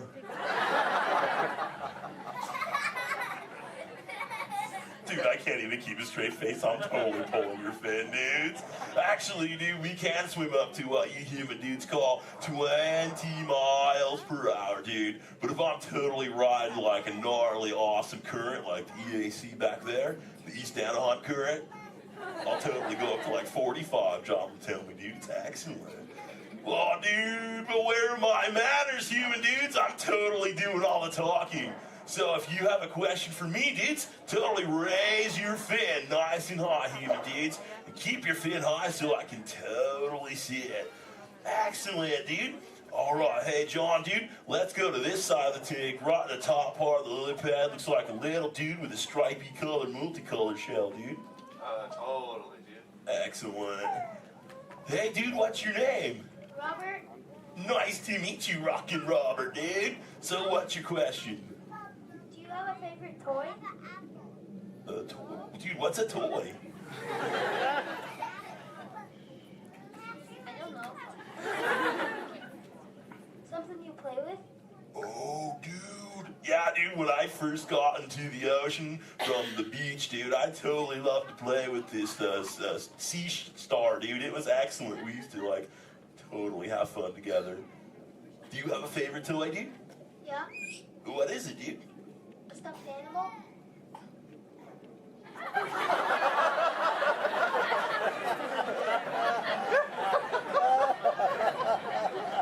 What kind of animal? One from Disneyland? What's Disney? You know what, dude? You got some serious thrill issues, dude. We're just gonna stop it right there before I go any further. Dude, that's excellent. Hey, actually, dude, do you think you can help me with something? Say chomp. Chomp. Okay, the other day I found this thing. I don't know what it is. It's hoping you can tell me, dude. What is this, dude? A Buzz Lightyear toy. Oh, dude, so this is a toy, dude? Excellent, dude. So, like, what does he do? He flies. No way. Let's see if I can make him fly. Dude, that was awesome! Dude, the other day when I found this little mini man, he started talking to me, dude. He was like, I don't know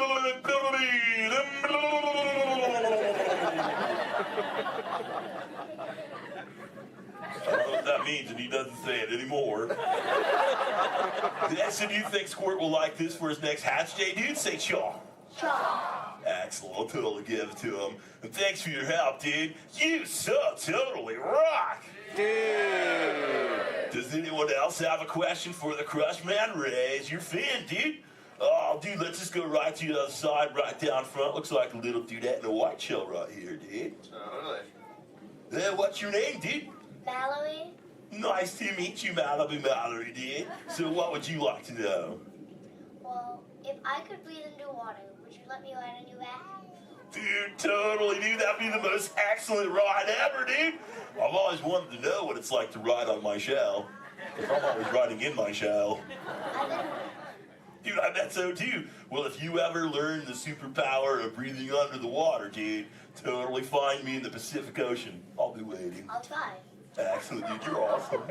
Hey, it was totally nice meeting you, dude. And for the rest of you humans, this has been excellent. I've learned so much. But I gotta give all this Mondo knowledge back to Squirt. But before I leave you, let me give you some of my ancient turtle wisdom.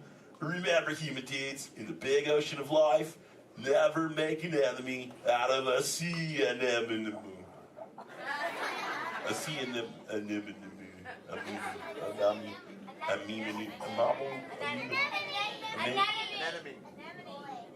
Stay in schools, dude! And remember, you so totally rock! Give it up for the Crush Man! Alright, give it to mark your exit ready. Escape, the doors in the bag. On top of your head, hats, ears, sunglasses. Go ahead and take those off. We want them flying off in a first order ship. Who knows what they would do with them, but they're not going to give them back. This is R5 who's going to help get you guys out of here. We're just waiting for a transmission from Finn. Okay. Good luck. Take this corridor to the turbo lift. Then head down to the escape pod base. Those droids are programmed to return you to Batu. Hurry and don't get caught. Lieutenant Beck will guide you. Recruits, for your safety, stay seated with seatbelts securely fastened. Keep hands, arms, feet, and legs inside the transport and supervise your children. Tell them it's a prisoner transfer. Did it work? Good. Now get a move on. There's a clear path to the turbo lifts at the end of the hallway. Turn right. Probe droid. You're lucky it didn't spot you. Take those turbo lifts and stay out of trouble. Hey, you're not authorized. Wait, go to the prisoners.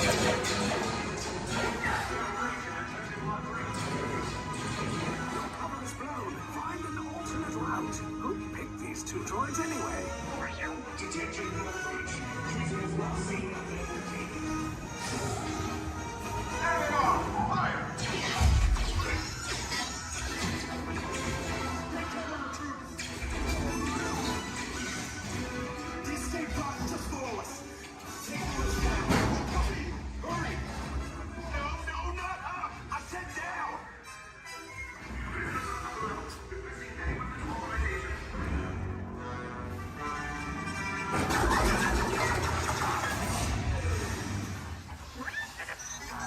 This does not look good. Try to find another way down to the escape pods. The Resistance will attempt to rescue the prisoners. They have neither the resources nor the courage to engage us. You underestimate their conviction. Raise the shields! Shields? I see no evidence. Now! Sound the alarm! All personnel to their stations! Sir, the prisoners have escaped. How brave, but ultimately hopeless. There's nowhere to run.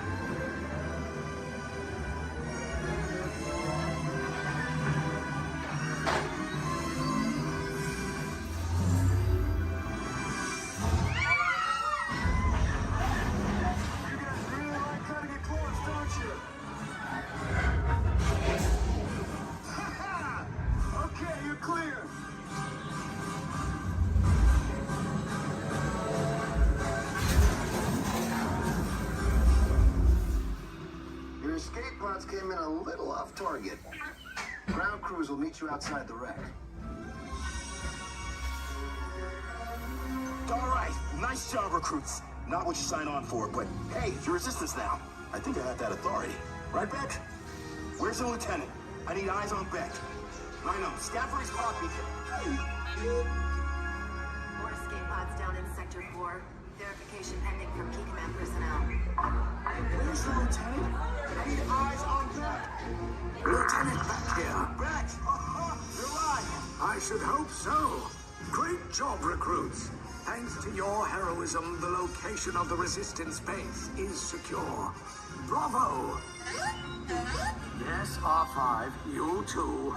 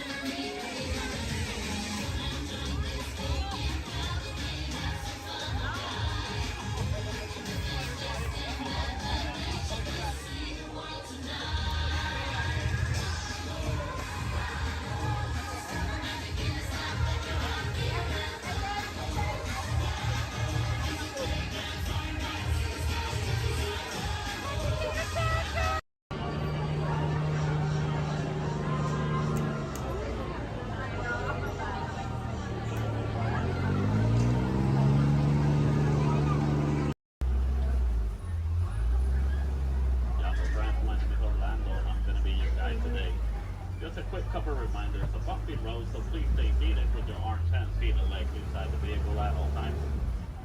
With that in mind, please keep a hold tight to those phones, cameras, hats, and sunglasses. If one of them falls, sadly, we won't be able to stop. On your top side, you're going to see an animal spotting guide. Hopefully, we're going to see most of those animals today in our safari. Once again, bumpy road, moving truck, so please stay seated at all times. I do advise you to get those phones and cameras ready. This is a photo area, but we might not be able to stop for every animal. I'm going to make sure I stop for most of them. But sometimes they won't stop for us. Just be ready. And 20. So we're going to start off our journey here in the Little Ituri Forest. The forest animals are kind of exclusive and they depend a lot of camouflage into things but sometimes they're kind of hard to see. So here on the right side, we're gonna see an okapi. Even though the okapis have zebra-like pants, they're actually related to giraffes. It wasn't until 1901 that okapis were discovered. Before that, they used to be thought as a myth. And much like the giraffes, okapis also have those long tongues that are gonna help them reach tall places. And only the male okapi is gonna have ossicones. Ossicones are basically the same type of horns that giraffes have, but it's made out of their own skin, so it doesn't count as a horn.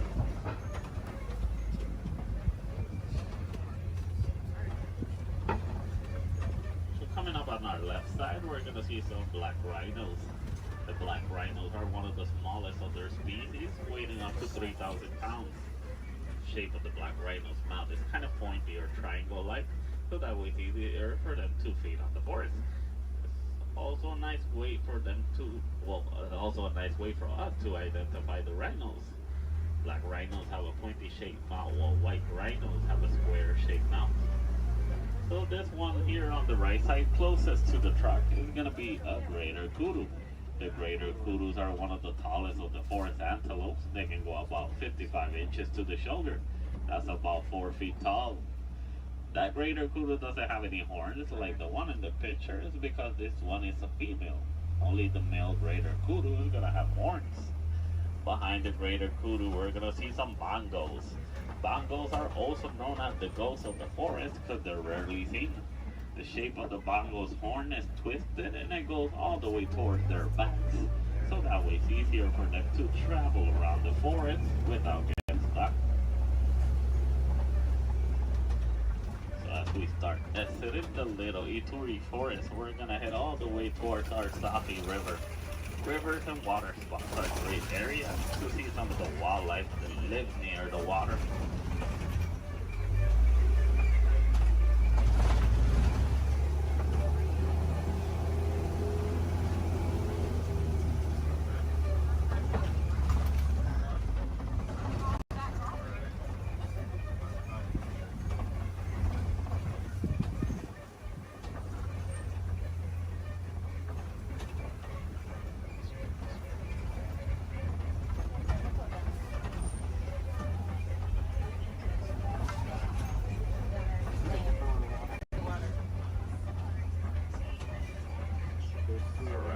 Here on the left side, we're going to see some Nile hippos.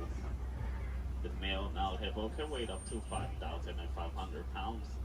They're nocturnal animals, so they're going to be more active during the nighttime. Most of their daytime they're going to spend underneath the water, but they do need to come back for air every 8 minutes. Also, baby Nile hippo right there. A group of hippos is also going to be known as a bloat. Bloat hippos. So here on the left side, we also see some pigback pelicans. The pigback pelicans get the coloration in their feathers during mating season. They're colonial nesters, so most of the time we're going to see them in large groups. They can go between 50 to 500. As we head around this curve, we're going to approach a bridge. And once again, we're really jumpy, so they do that at all times. And to the left side, we're going to see some Nile crocodiles. Crocodiles are one of the largest crocodiles in Africa. They can go between 16 to 20 feet long and they can weigh up to 500 pounds. They're endothermic, that means they're cold-blooded and they're going to be distributed their body due to the environment. So they're going to spend most of their daytime underneath the sun. If they need to cool off, they'll just open their mouth or they'll dive in the water.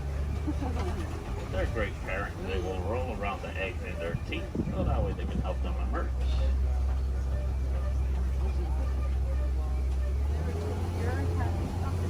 As we exit the Safi River, we're going to head all of the way towards our savannah.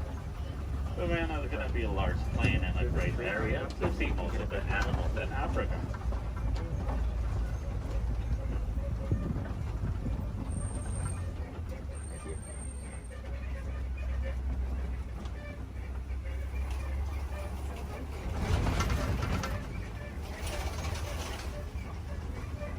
Brian.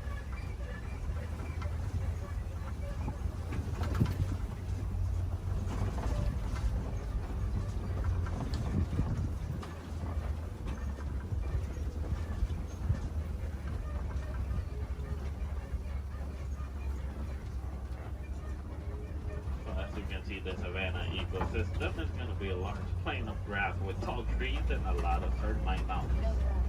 Each ecosystem is going to be unique and shaped by the animals that live on them. Between savanna, deserts, rivers, mountains. Most of the animals will actually use the termite mountains as fast crashers. Some of the smaller species like springboks will stand on top of them so that way they can have a better view. Here on the left side we do see a pack of African wild dogs. The African wild dogs are also known as painted dogs. They're part of the canine family. A difference they share with wolves and dogs is that they only have 4 toes. But they're a great pack of successful hunters, hunting up to 90% of the food they eat. But verbalizing, the African wild dog won't bark or howl. They'll actually make a squeaky sound that sounds similar to squeaky toys. Here on the left side, some Ankoli cattle. Ankoli cattle are also known as the Watusi cattle, named after the clan that domesticated them. They're a sign of Walt in Africa, where both male and female will have those huge, majestic horns that can go up to 6 feet long. Even though those horns are big and they look kind of heavy, they're actually honeycomb inside. They use the inside of those horns to move blood up and down, so that way they can keep themselves cooled off. Over here on the left side, we also see a sable antelope.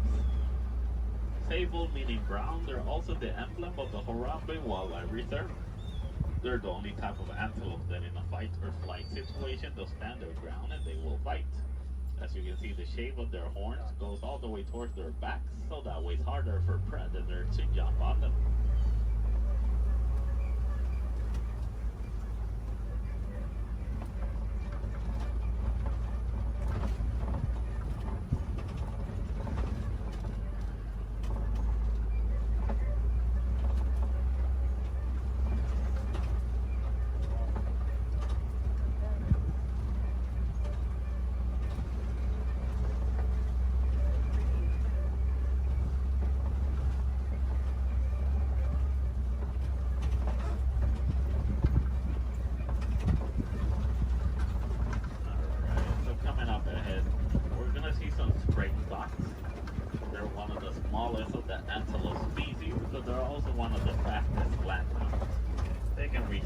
Between 50 to 60 miles per hour.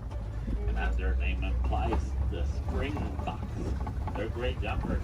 They can jump up to 6 feet tall and up to 13 feet long. Behind the springboks, we do see some wildebeest. The wildebeest are the second largest grouping of mammals, second only to us humans. Wildebeest is a translation from the African word wild beast. But they're also known as the newts due to a sound they make when verbalizing. It sounds like they're saying newt.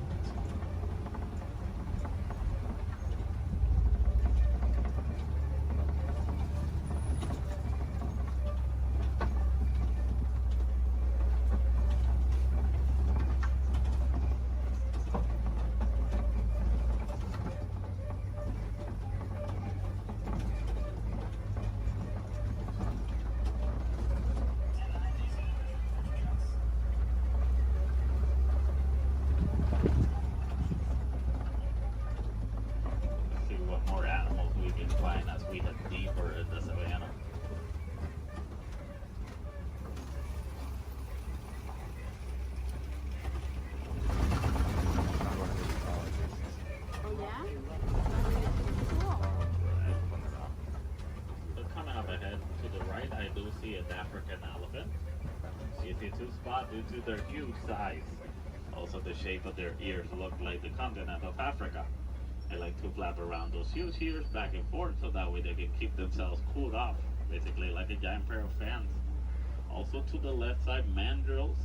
And the mandrills are one of the largest species of monkeys. Male mandrill can weigh up to 100 pounds while the female can weigh up to 35 pounds. They also have a special pocket in their mouths where they can store food and snacks for later, just like squirrels. So the elephants will also throw dirt on top of their backs so that way the dirt will block them from the sun and also from bugs. They're huge animals with a huge appetite, eating up to 300 pounds in just a day. So a nice easy way to identify a male elephant is because male elephants, whenever they reach adulthood, they like to go on their own. And sometimes they'll join other elephants and they'll form a group known as a bachelor.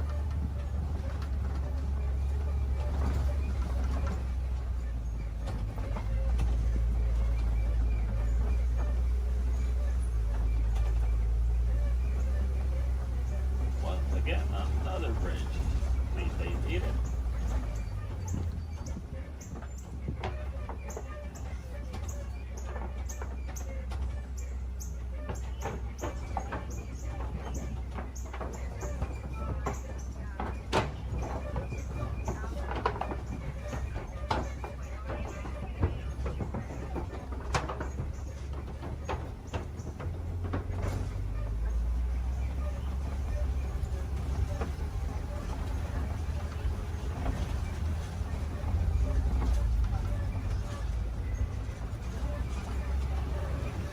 Here on the right side, we're going to see some markings on those red places. Those are elephant tusk marks. Elephants will stick their tusks on those red places, so that way they can get some of the minerals they don't get in their regular diet. Basically like a natural vitamin for them.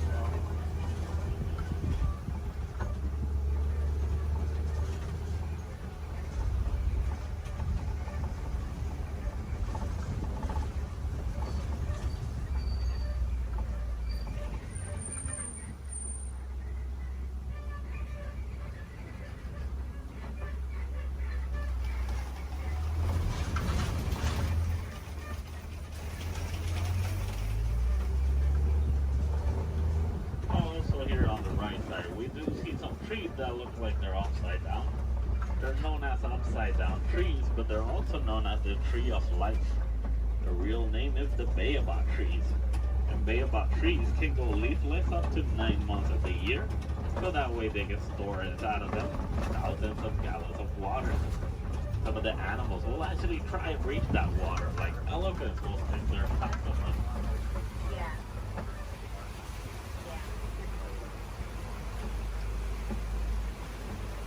As we head around this curve, we're going to see a small island of greater flamingos. Greater flamingos are not greater because they're better than the other flamingos, it's just because they're bigger in size. As you know, flamingos have thick coloration in their feathers, actually get those due to their diets. They consume dried shrimp, and shrimp is high in keratin. If you guys ever get to see baby flamingos, you're going to know that they have great feathers instead. A group of flamingos like this one is also going to be known as a flamboyant.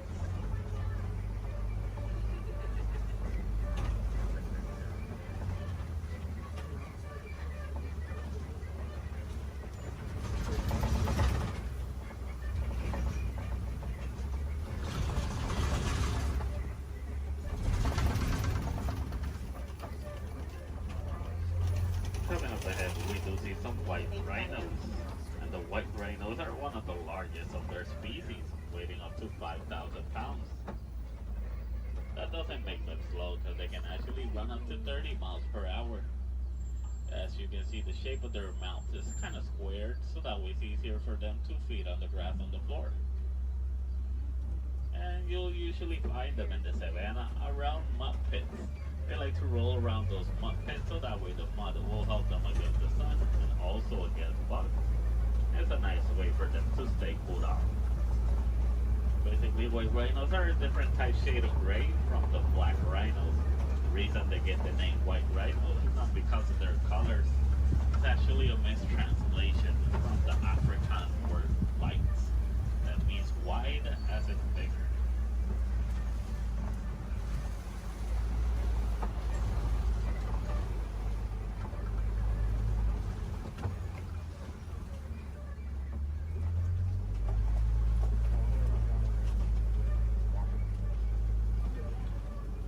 All the way in the back on the left side, I do see a cheetah walking around. Cheetahs are one of the fastest land mammals. They can reach a speed from 0 to 60 in about 3 seconds. There's also another one laying on the grass all the way in the back. But with that in mind, the cheetahs are built for speed, not power. So after running so fast in such a short amount of time, we're gonna need a couple of hours to rest their energies. The cheetahs are also diurnal big cat predators, so that means they're more active during the daytime.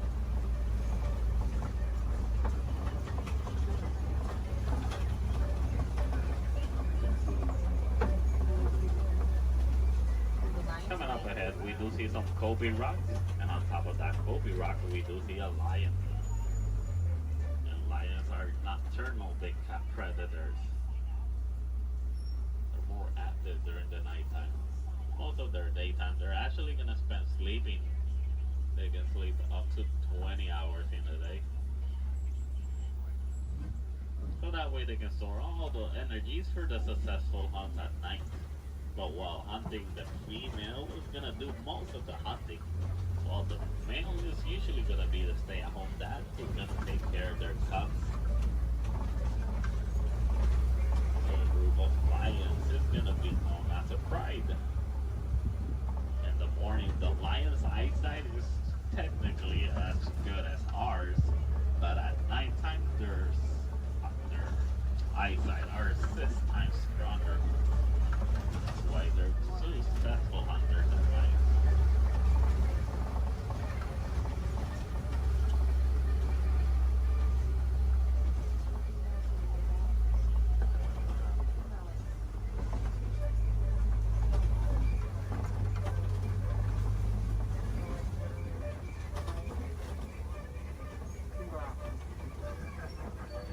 So coming up ahead, we're gonna see some warhogs.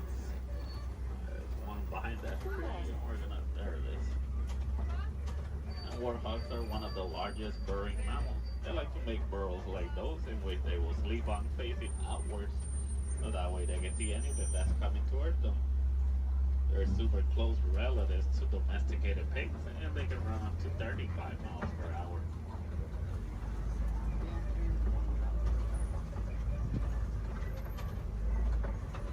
Another white rhino on the right side.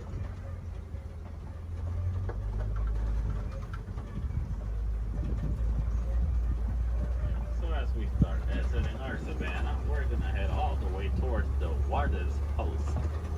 Warden's Post is going to be a great area to see how both humans and wildlife will live in harmony.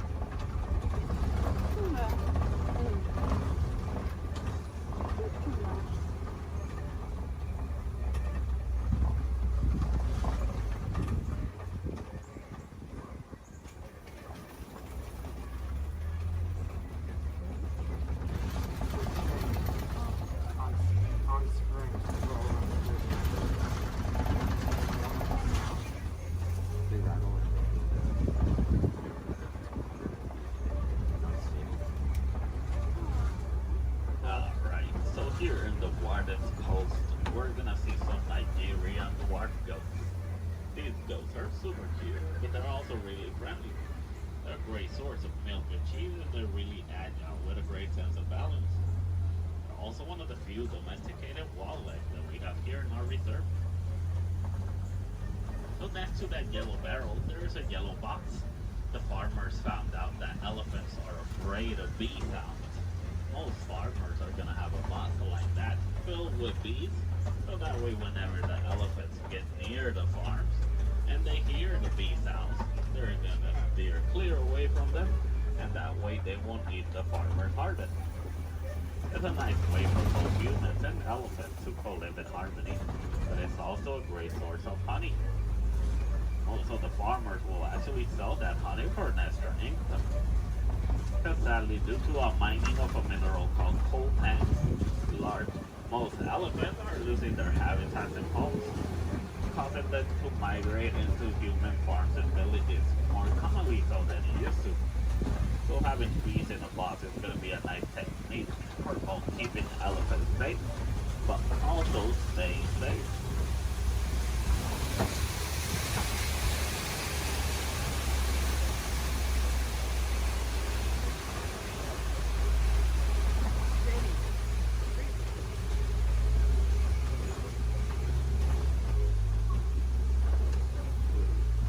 As we start reaching the end of our safari, I just want to let you guys know, if you want to see more animals and learn more about do advise you to visit Gorilla Falls Trail.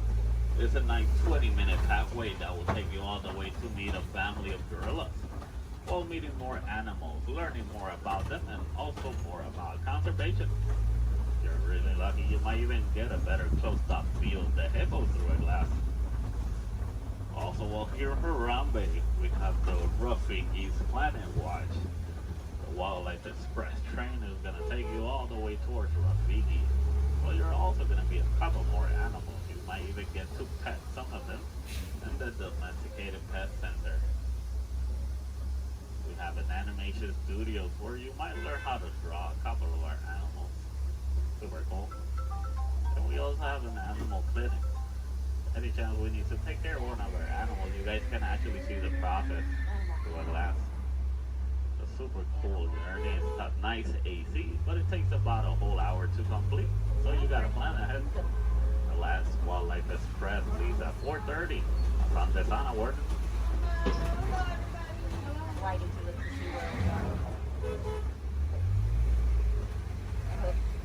Alright, also while here in Harambe, you guys can visit the Celebration Festival, the Lion King. A great show to watch while visiting Animal Kingdom. There's going to be animals wherever you go throughout the park. We do have the lesser flamingos. Those are going to be the smaller flamingos. In some area of the park, I believe, it's one of the pathways that leads you to the Tree of Life. If you go all the way towards Asia, they're going to see a similar walking trail to the Gorilla Falls, but it's going to be known as the Maharashtra Jungle Trek. Over there, you're going to meet some of the Asian animals like Komodo dragons, tigers, also super cool to visit while you're in Animal Kingdom. So for the Gorilla Falls, once you head out of the truck and you head down the ramp, if you go to the left side, you're already on the Gorilla Falls Trail. Keep going around, enjoy your time, see more animals. If you go to the right, you're going to go back to the village, where you can see the entrance towards Rafiki.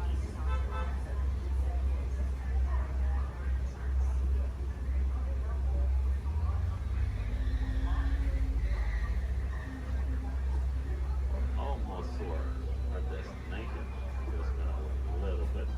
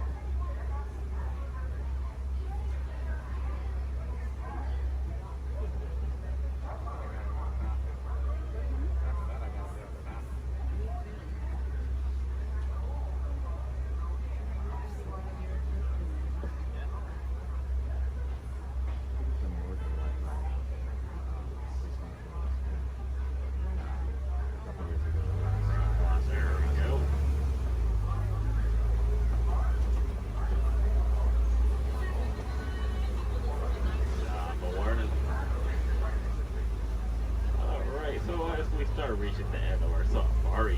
So here in Harambe, we don't like to say goodbye because goodbyes are always sad and final. We instead say Kwaherini. And Kwaherini does mean to go well. So Kwaherini guys, go well, go wild, go make a difference out there.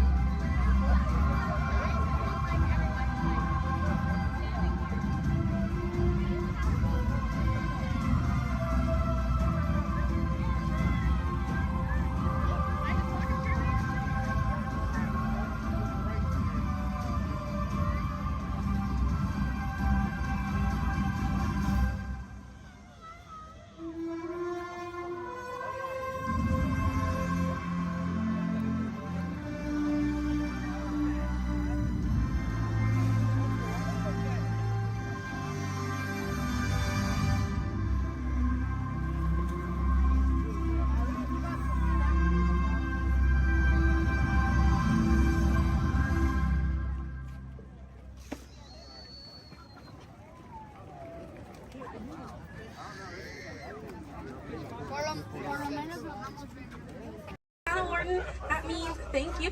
Another word that we say here on the reserve is Twin Day, and Twin Day means let's go. Jumbo everyone, my name is Selena. I'm going to be your safari guide here today. Before we get out in the reserve, I do have a few safety reminders. Please make sure that we keep our hands, arms, feet, and legs inside the vehicle at all times and that we remain fully seated throughout our entire journey today. Now, if you take a look above your head, we have an animal spotting guide. You can use that guide to help me spot some animals out here on the reserve. I can't promise that we're going to see all of them, but I usually have some pretty good luck. Now, we're going to be heading into the Little Cherry Forest here first. And this area is home to animals that tend to be shy. They like to use camouflage to blend in with their environments, but we're going to see what we can find today. We already see, looks like we're going to see that saddle-billed stork. They're high up on that left-hand side of the road there. And the saddle-billed stork gets its name after the little yellow patch that's on its beak. It's shaped like a saddle. Those birds are 5 feet tall and have a wingspan of 9 feet, about the same width of the canopy that's above your head. Now on that right-hand side there, we have the okapi. And the okapi have stripes on their legs that make them look like they're related to the zebra, but they're not. They're actually related to the giraffe. They have long, prehensile tongues that they use to grab vegetation. Their tongues are so long, they touch their eyeballs and clean their ears. As we're looping around here, you can see we have some greater kudu way up there as well as the bongo. Now, the bongos are going to have that deep, almost penny color coat to them, with those antlers over there, and then the greater kudu, the tan colored coat right there. Now, the bongos are known as the ghosts of the forest because of how rare they are to spot in the wild.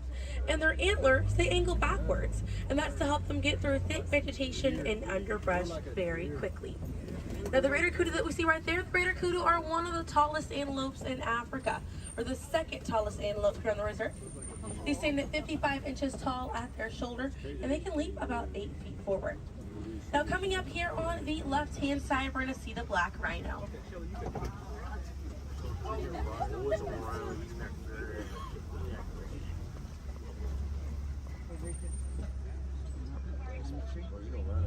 Now, black rhinos are the smallest rhino in Africa. They weigh about 3,000 pounds. Rhinos are poached or hunted for their horns. Some people believe that they have medicinal value, but they do not. Their horns are not valuable at all, made out of keratin. And that's the same thing that our fingernails are made out of. Really good view of that bongo there on the right-hand side as we're passing by here.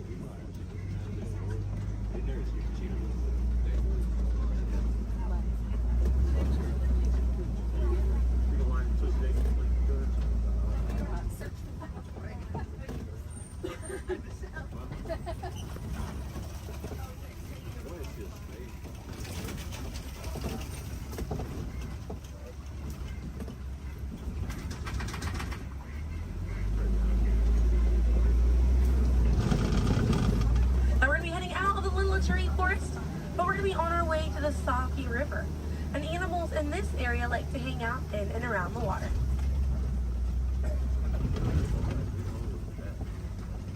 Now, coming up on the right-hand side, we're going to see some pink-back pelicans. And the pink-back pelicans get their name for the pink skin that occurs on their back during mating season. Now, those animals are colonial nesters, so they'll nest between 20 and 500 pairs. That's a group of 40 to 1,000 pink-back pelicans.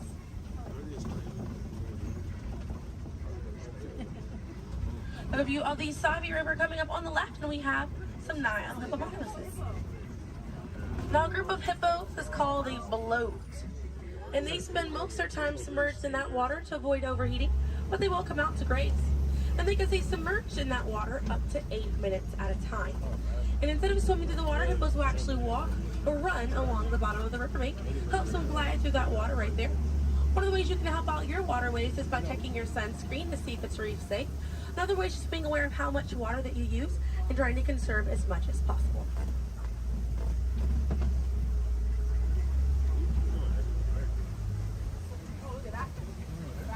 Another one there, taking a nap on that left-hand side.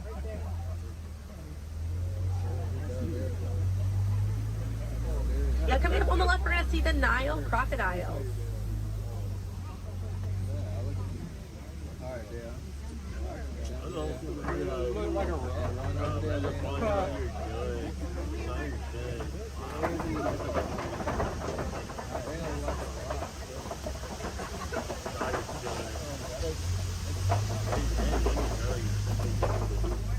Now, the Nile crocodiles can eat half their body weight in one sitting, and they can go months without eating if food is scarce. Now, Now, mother and father crocodiles are great parents, and they'll gently roll their eggs in their mouth. It softens up their shell, and it makes it easier for their babies to hatch.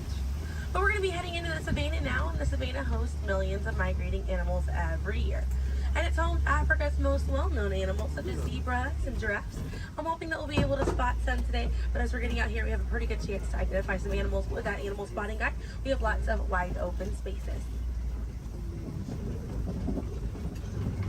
Already see, looks like you can see the elands are out there. I'm wondering what other animals. I'm hoping it'll be a pretty busy day out there.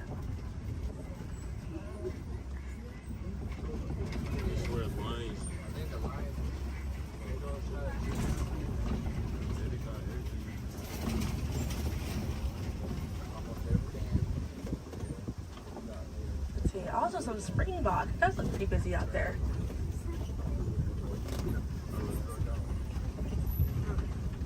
So we're still looping around here. Keep an eye on the right. They're going to be past this kind of rocky area. It's a herd of wildebeest way back there in that pathway. And the name wildebeest means wild beast in Afrikaans. And they'll travel in groups of 1.5 million, and they'll go about 500 to 1,000 miles every year. That's roughly the distance between here and New York. And during a wildebeest great migration, they can kick up so much dust that their dust cloud can sometimes be seen from space. Now, wildebeest are very impressive animals. They're able to run about 15 minutes after they're born. But this group of trees there on the right-hand side, they're all kind of pruned underneath to the same height, and that's about as far as those giraffes can reach. Lucky the vegetation on these trees all around this area here. Now that's going to be the Maasai giraffe, and the Maasai giraffes have an irregular coat pattern. They don't have those clean lines around their spots like the reticulated giraffe that's on your animal spotting guide does.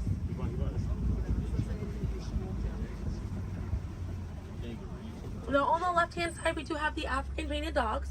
There might be a little bit more people once we're a little bit further up here. Now, African painted dogs get their name after their fur pattern. It kind of looks like they have paint on them. It's unique to each animal, and that's how they identify each other. African painted dogs are Africa's most successful hunters. They have a catch rate of 90%. Now, right here on the left-hand side, we're going to have a really good view of the Ankole cattle. We're going to sneak on by here. The Ankole cattle are the only domestic cattle breed that we have here on the reserve. They're in the bovine family, same family as buffalo and bison. And their horns right there, they grow about 3 to 4 feet in length, and they're filled with a honeycomb-like structure. It allows for blood circulation, and it helps keep them cool on hot days. Now, further back, that's a sable antelope in that back left corner. And the sable antelope are very special because of the symbol of the Harambe Wildlife Reserve, because of how courageous they are. So in a choice between fight or flight, the sable antelope will choose to fight, just so we should fight to protect these animals and the environment that they live in. And their antlers are angled backwards to deter animals like lions from jumping on their backs. And we have a really good view there of that Maasai giraffe. We're going to have another pretty good view there on the right up ahead too. Maasai giraffes stand about 18 to 20 feet tall when they're adults. And when they're born around 6 feet tall. They have about a 6-foot drop the moment that they're born. And just like the okapi, they do have those long prehensile tongues that they use to grab vegetation. They kind of use like how we use our fingers to grab food.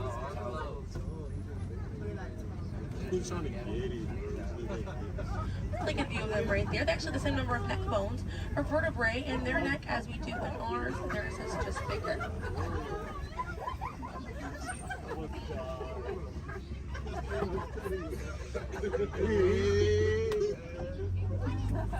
Group of giraffes is called a tower.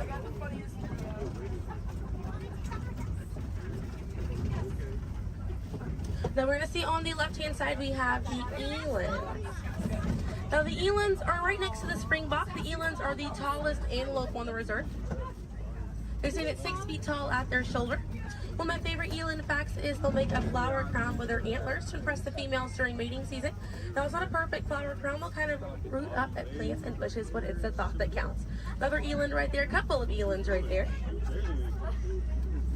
And then we have the springbok, and the springbok are the smallest antelope on the reserve. They're able to jump 6 feet straight up into the air repeatedly and about 13 feet forward. And they're a symbol of a lot of sports teams over in South Africa. Now those elands right there, they can weigh up to 2,000 pounds.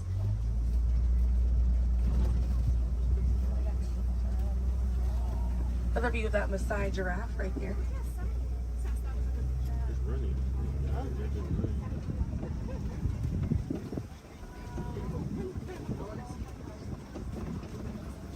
what else we have waiting around the corner for us.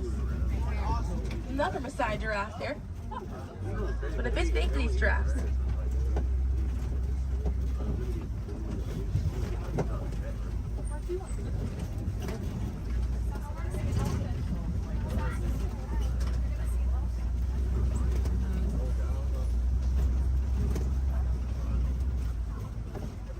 We're going to see the African elephant up here. It's going to be on the right-hand side of the truck.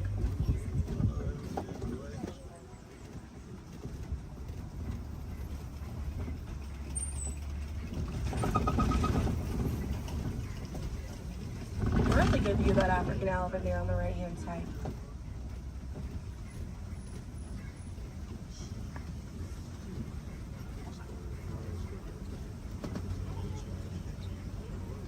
And on the left, we have the mandrill. That's the male mandrill on the left. Lots to look at right here.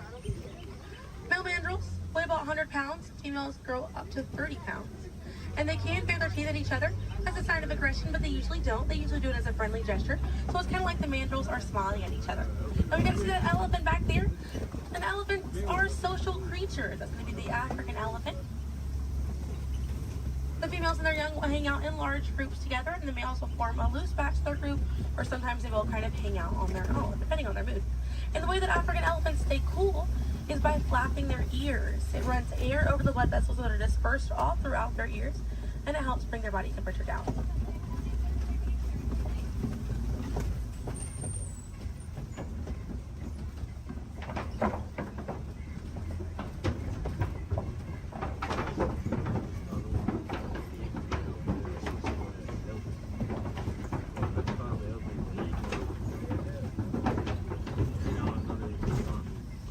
We're going to be looping around this area here. We have lots of red clay on this right hand side.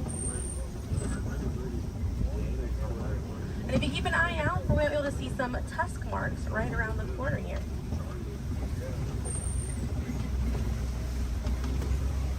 So those tusk marks on the right were caused by African elephants. And they'll scrape up against that clay and they'll eat it. More elephants there on the left hand side. And they eat it because it contains the minerals that they need, sort of like how we take vitamins.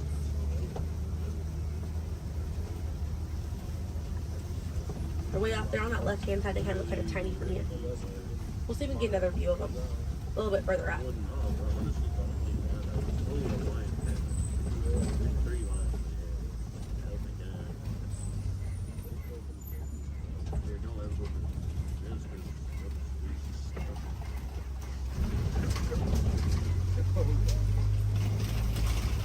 So on the right-hand side, we're going to pass by a couple of trees. There's one on the left by those elephants as well. And these trees are baobab trees. And baobab trees survive by storing water in their trunk, and they stay leafless about 9 months out of the year. Now, baobab trees have a few different nicknames. One is the upside down tree, and the other one you might be familiar with is the tree of life.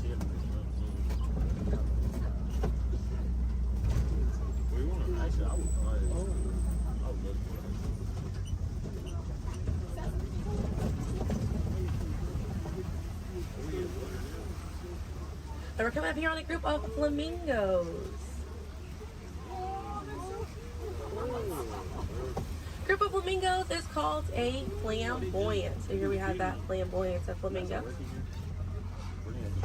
Now this particular species is the greater flamingo species, and they're the lightest colored flamingo in their family. They get their color from the brine shrimp that they eat, and over time it turns their feathers pink. It takes about 1 to 2 years to get that full pink coloring right there. When they're born all gray and fluffy.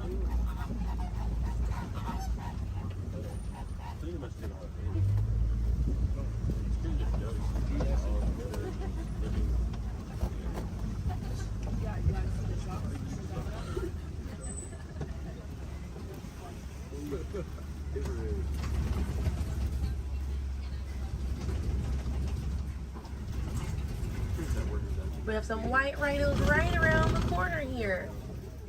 So they're going to be hanging out by a mud wallow on this left-hand side, and they'll use this mud wallow to cool off it.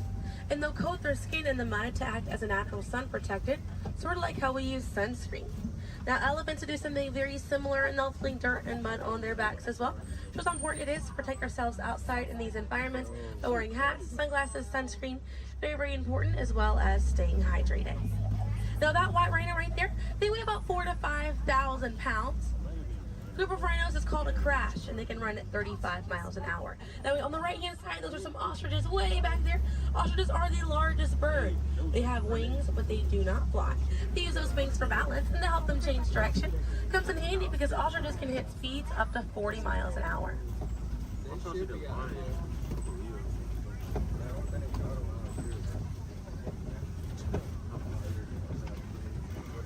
You see some cheetahs right around the bend here.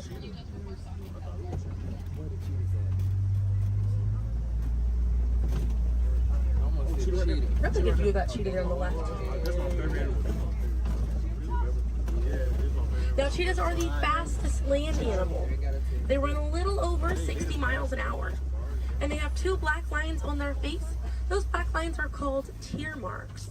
And they help reflect the sun. Benefits cheetahs because cheetahs are daytime hunters. Now cheetahs do not roar. Instead of roaring, they'll meow and they'll purr.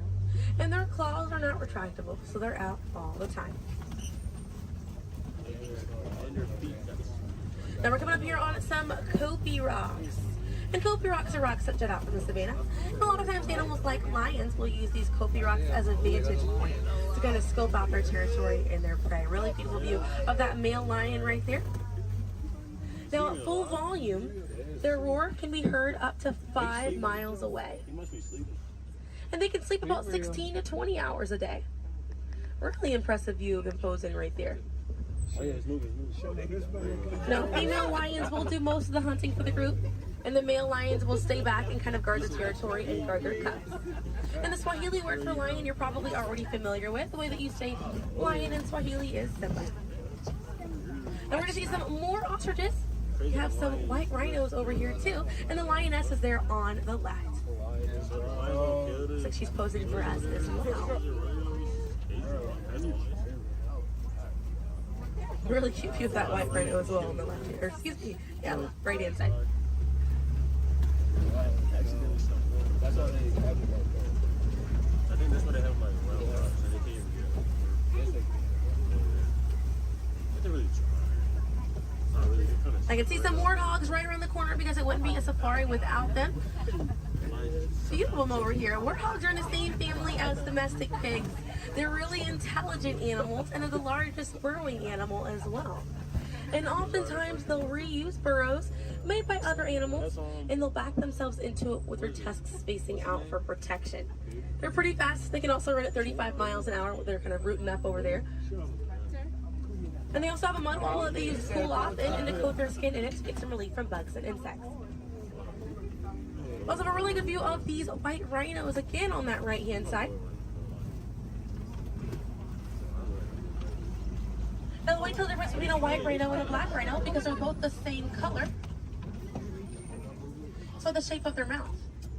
White rhinos have a wide mouth and black rhinos have a V-shaped or pointed mouth.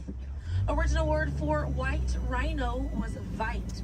Vite means wide in Afrikaans, but over time it was misheard and mispronounced and it turned into the white rhino. Another view of those warthogs as we're passing by on the left-hand side. But on the right, we're going to see some ostrich eggs in that tall, grassy area. And each one of those eggs right there weigh 3 pounds, and it's the equivalent of 2 dozen chicken eggs. Now, those shells are so strong that the average man can stand on them, and they will not break.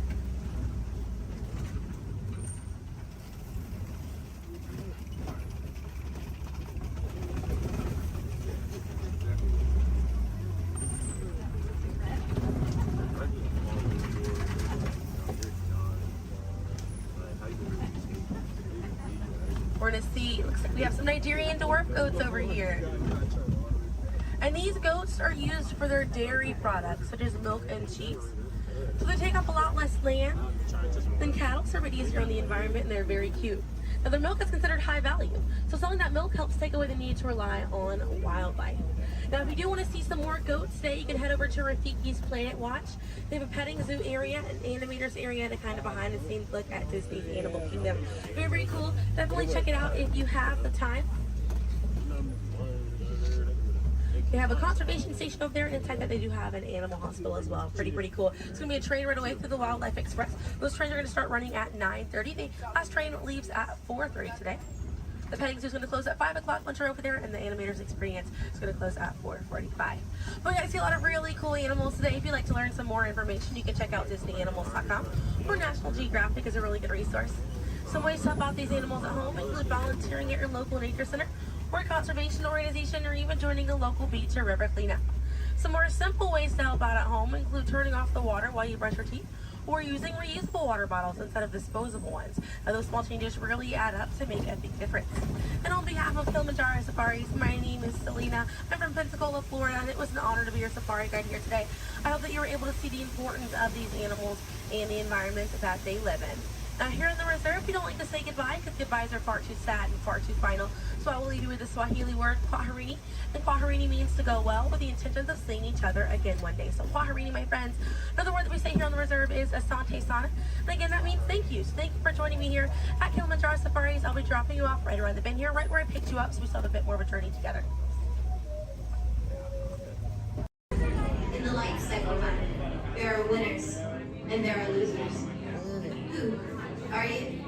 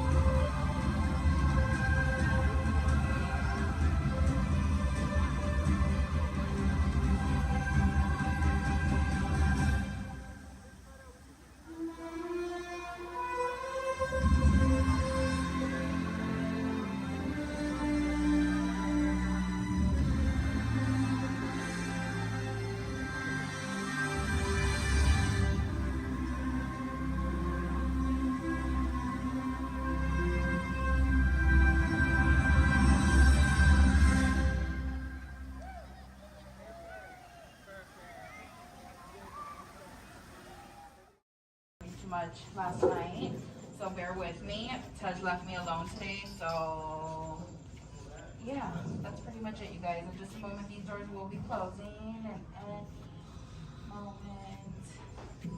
Oh, my God. Okay, so yeah, you guys want a tour of the war room?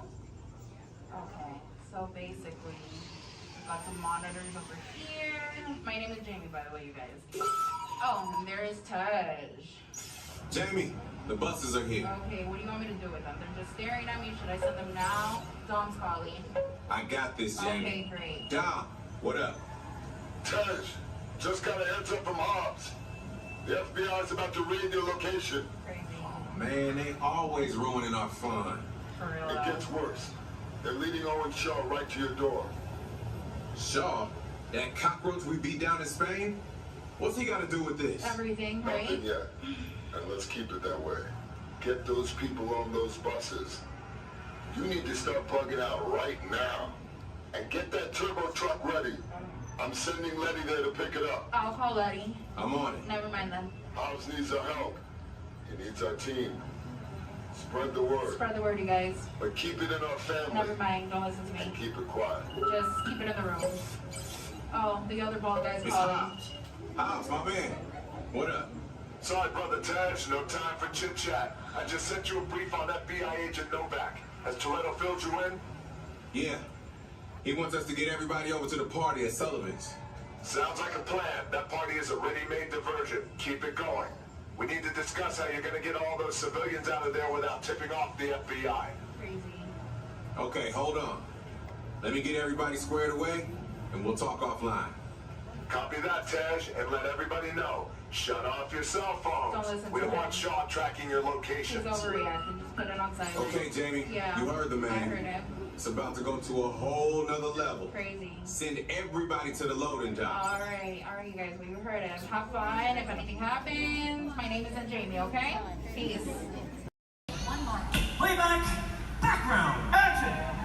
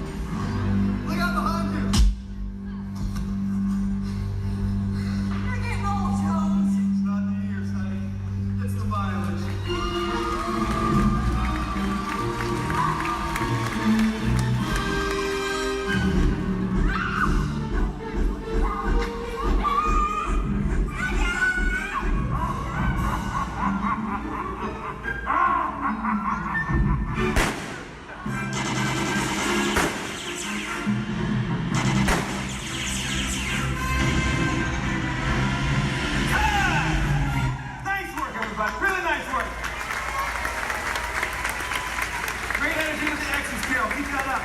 Nice high fall. We're gonna do a pickup shot. Let's get up there and do that high fall again. All right, Johnny, lock it down. You got it, boss. All right, let's bring the truck back to 1 as quickly as possible. Everybody else, listen up. The truck is filling slow, so going hot, and I'm going to marry my driver of thanks at least 30 feet back. Hey, Carol. Yeah, thank you. We're all set, boss. All right, thanks, Johnny. Hey, Kevin, let's get you on your mark. That sequence, brilliant, loved it. We're gonna pick up right after you shot that swordsman. On action turn, do your market roll. Take out that sniper up there on the roof. Got it? You got it. Devin, beautiful work. We're gonna pick up right after you've been thrown into the back of the truck. Hang on, that truck is gonna go fast around the building. Most importantly, though, Chaz has loaded this truck with a lot of explosives, so you've got to get out fast. You too, Zach. All right, let's do this. Johnny? You got it, boss. All right, places, everybody, please. Places, all the extras. Thumbs up, everybody, if you're ready. Thank you very much. Everybody, set. Camera's ready. Camera's ready. Thank you, Jason. Quiet the set, everybody, please. Roll cameras. Rolling and speed. Count 6124 Apple Power pickup shot. Take 1, Mark.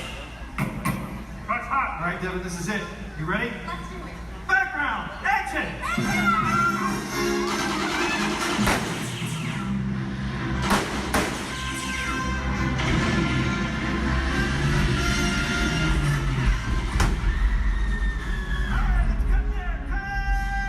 Nice work, everybody.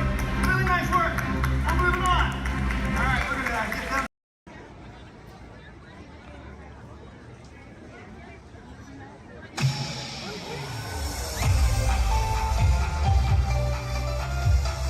To all who come to this happy place, welcome and good morning, everyone. We have some extra special friends here to welcome you all today. Let's hear it for Mickey Mouse and Minnie Mouse.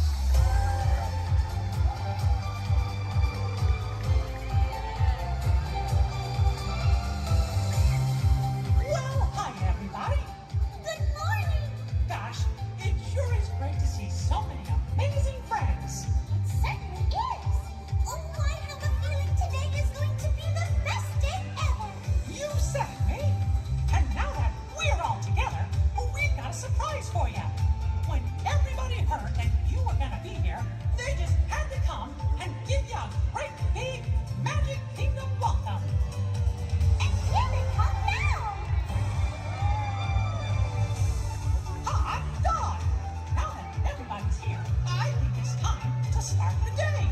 And that means we're going to be just a little bit of magic.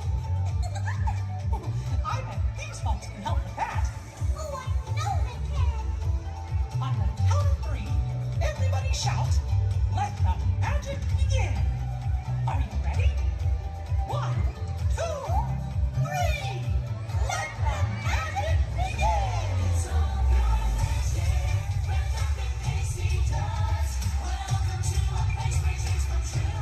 A timeless journey through lights of fantasy. Where only a wish creates things like this you'll appear. The most magical place on earth is here.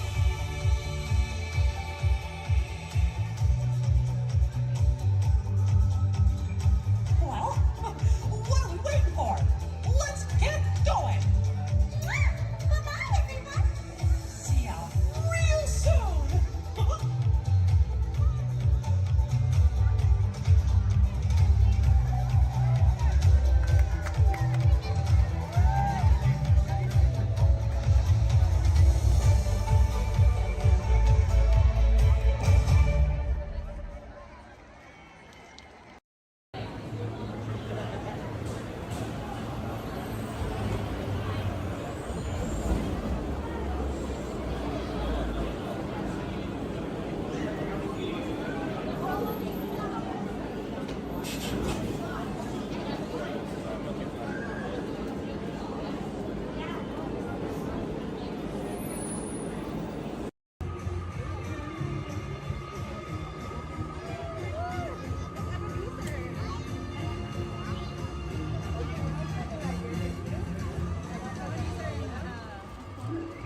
Attention explorers!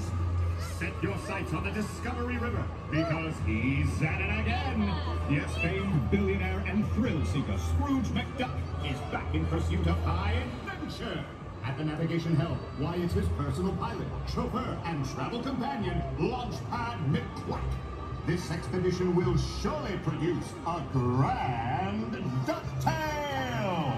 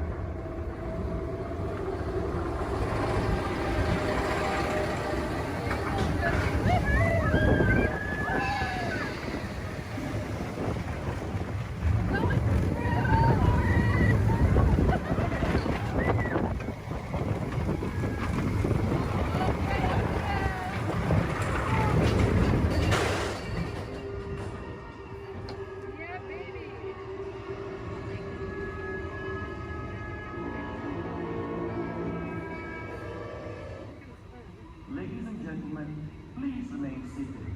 Your train has made an unscheduled stop. It will be moving again shortly. Thank you.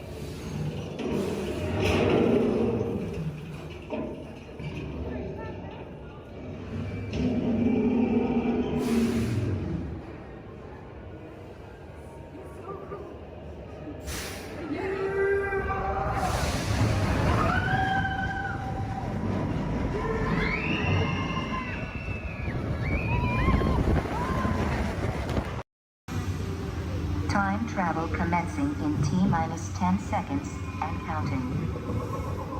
This is Seeker. Listen up. We've got to get in, grab the iguanodon, and get out before that asteroid hits. Let's roll.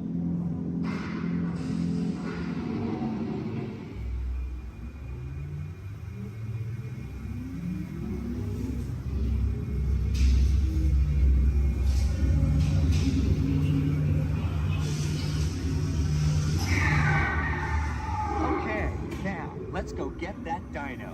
Computer, what are you tracking? Styracosaurus. Not our dino. Warning, meteor shower in range. Just little one. Oleoramus.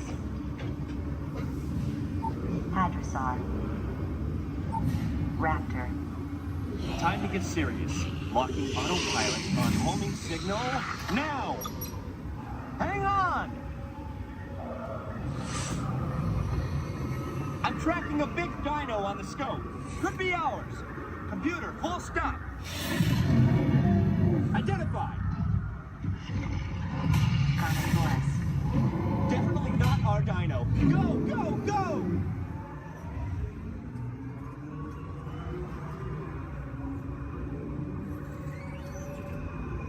Another big guy coming up. Computer. Slow and identify. Sauropod. Still not our dino, but at least this one's a vegetarian.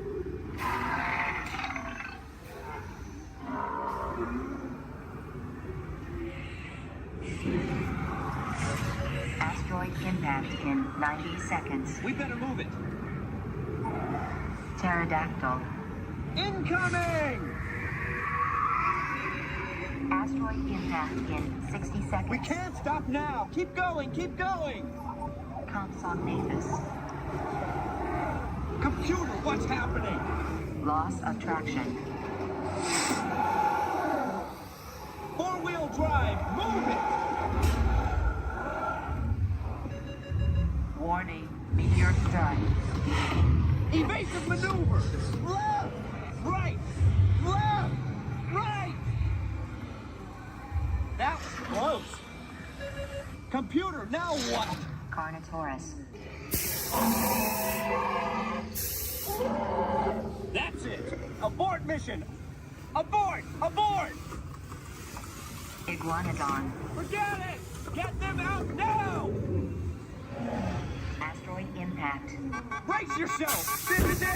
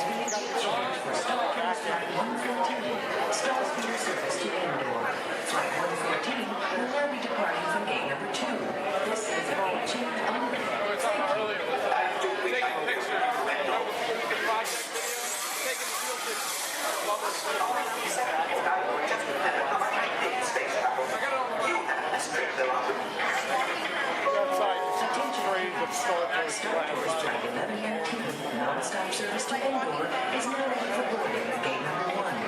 All passengers, please proceed to the boarding area immediately. Good job, good job.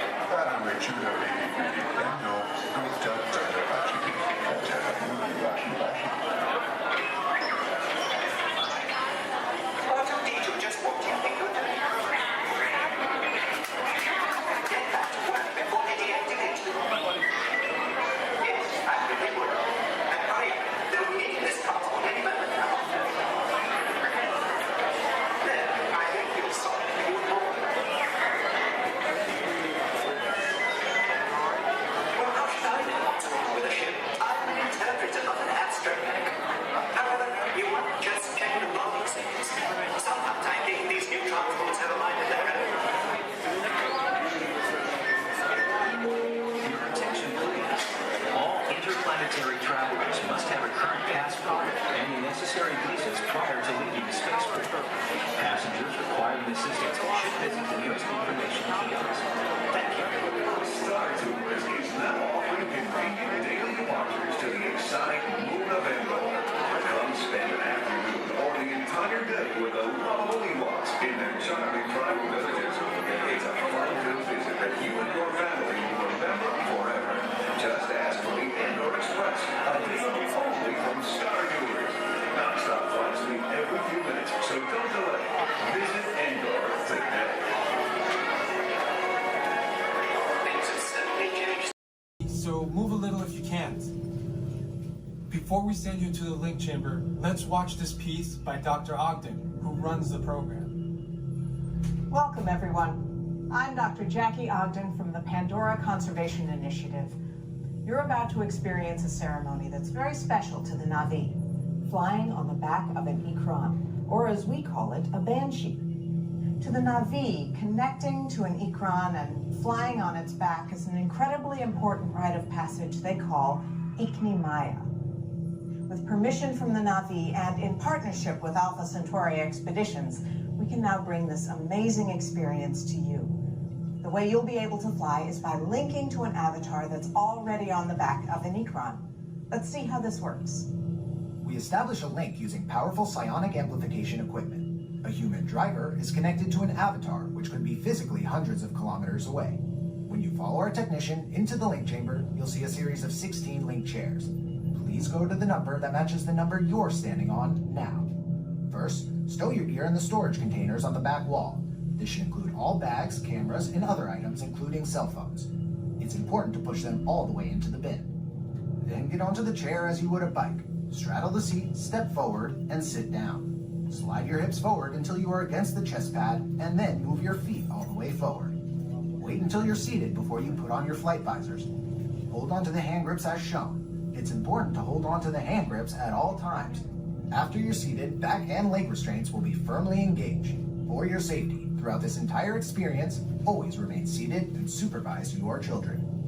Once the link takes place, you'll be connected to your avatar and sitting on the back of an Ikran. It'll feel like you're really there. Moments later, you'll begin your flight. A Na'vi guide will lead you out. You'll experience the breathtaking beauty of Pandora, but you might also face some of its greatest challenges. Some of this flight might be intense, but trust your guide and be brave. As the Na'vi say during this important rite of passage, Sivak Ho, rise to the challenge. Good luck.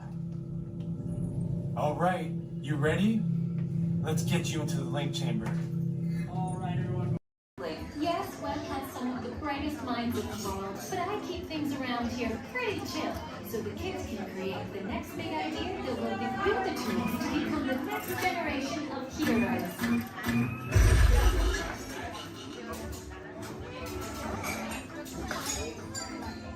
We hope you have a great time on your visit to the Worldwide Engineering Brigade Open House.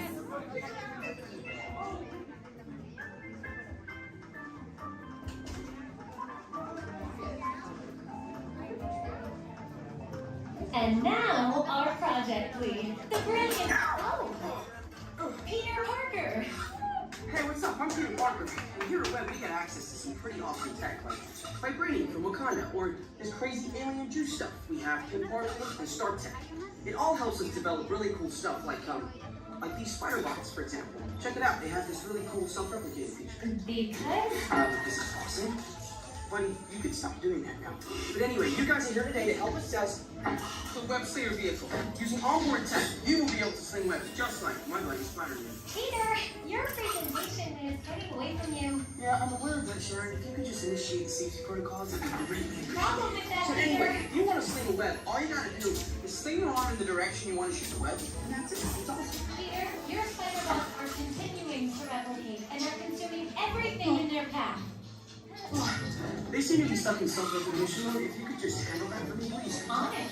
Contacting Mr. Stark. Don't call Mr. Stark! Don't call Mr. Stark. Sorry, Michelle. Could you just call someone else? Ask them to do it. Okay. Contacting Spider-Man. Here.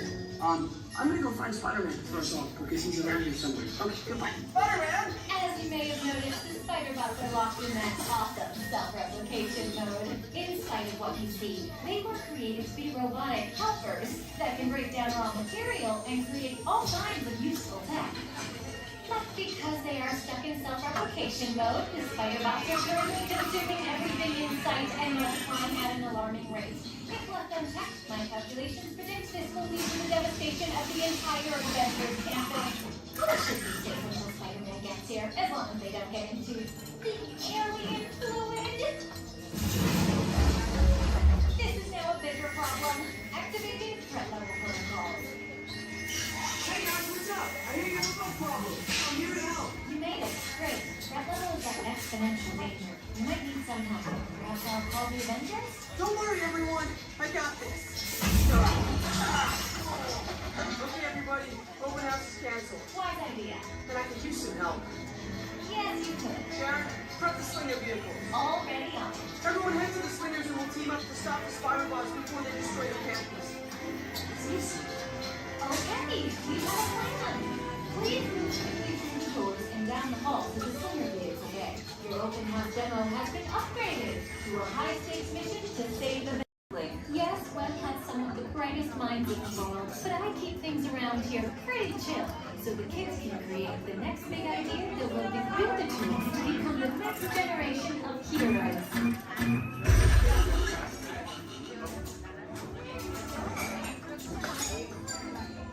We hope you have a great time on your visit to the Worldwide Engineering Brigade Open House.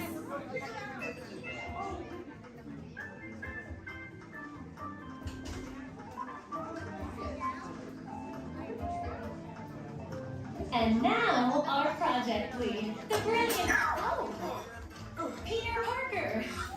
Hey, what's up? I'm Peter Parker. And here at Web, we get access to some pretty awesome tech, like vibranium from Wakanda, or this crazy alien juice stuff we have in Parliament and Star Tech.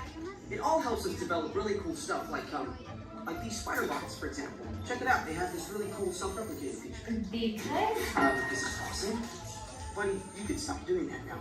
But anyway, you guys are here today to help us test the web slinger vehicle. Using onboard tech, you will be able to sling webs just like my buddy Spider-Man. Peter, your presentation is getting away from you. Yeah, I'm aware of that, Sharon. If you could just initiate the safety protocols, it'd be great. Problem with that, So Peter. anyway, if you want to sling a web, all you gotta do is sling your arm in the direction you want to shoot the web, and that's it. It's awesome. Peter, your spider bots are continuing to replicate, and they're consuming everything in their path. They seem to be stuck in self-recognition mode. If you could just handle that for me, please. On it. Contacting Mr. Stark. Don't call Mr. Stark! Don't call Mr. Stark. Sorry, Michelle. Could you just call someone else? Ask them to do it. Okay. Contacting Spider-Man. Here.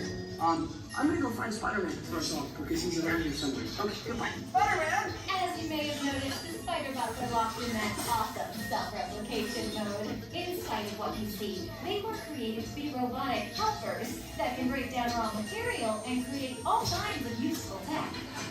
But because they are stuck in self-replication mode, the spider bots are currently consuming everything in sight and multiplying at an alarming rate. If left unchecked, my calculations predict this will lead to the devastation of the entire Avengers campus.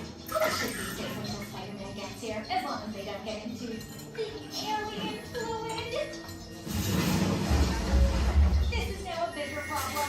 Activating threat level protocols. Hey guys, what's up? I hear you have no problem. I'm here to help. You made it. Great. Threat level is at exponential danger. You might need some help. Perhaps I'll call the Avengers? Don't worry, everyone. I got this. Okay, everybody. Open house is canceled. Wise idea. And I could use some help. Yes, you could. Sharon, prep the slinger vehicle. Already on. Everyone head to the slingers and we'll team up to stop the spider bots before they destroy the campus. It's easy. Okay, we have a plan. Please move quickly through the doors and down the hall to the slinger vehicle bay. Your open house demo has been upgraded to a high-stakes mission to save the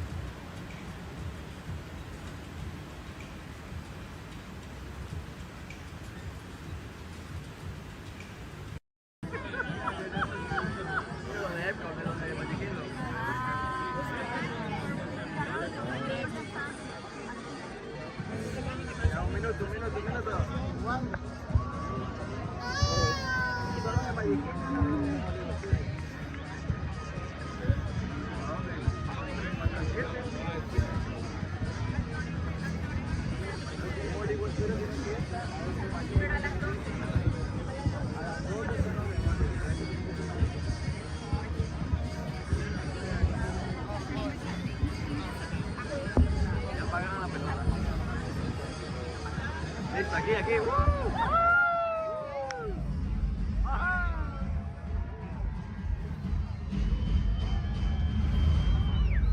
Welcome everyone to our New Year's Eve sparkling celebration. As the weekend hosted right here in the United States, Canada, and Mexico, we should note that many of our World Showcase friends are already greeted the New Year. 2025 reached the country of Japan, and 1 hour later, China celebrated the new year. Let's celebrate with them now. 皆様、新年明けましておめでとうございます。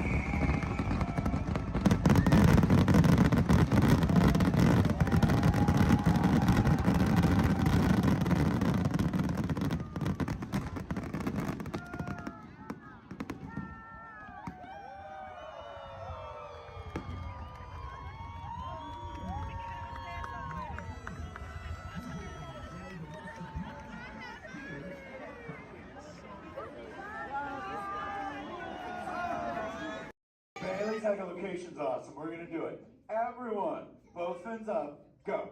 Okay, sub-level, really good. Back bench, solid. Grandma, in the corner, this is where we put our fins up. Good job, Grandma. Good job. Fins up, eyes closed, go. How many fins am I holding up now? No, you gotta go. Yeah, you so totally rock. Positive to positive or negative to negative? No. Positive it was negative positive. Absolutely positive. Hey, what are y'all staring at? Oh, me? Well, you got cameras. Why don't you take a picture? It'll last longer. Gee, a lot of families here today. Glad you're flying with us. You know, I like families. Sure, I see a lot of mine these days. Oh, look, there's Dad. Hi, Dad.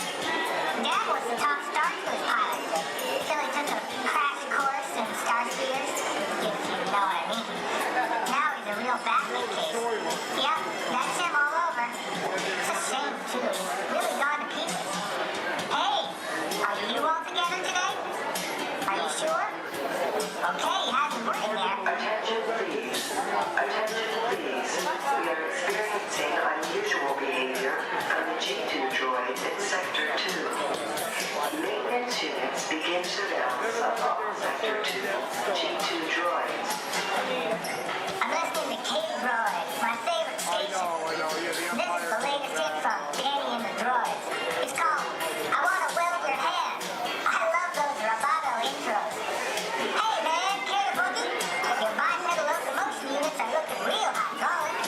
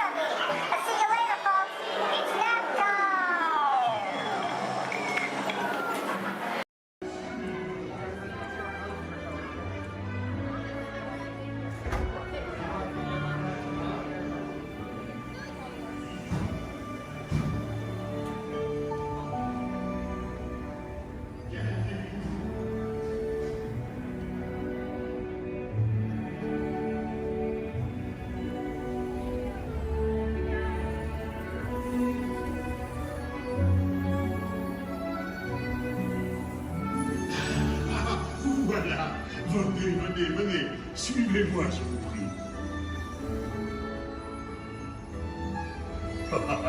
Le chef Rami is waiting for you. This way.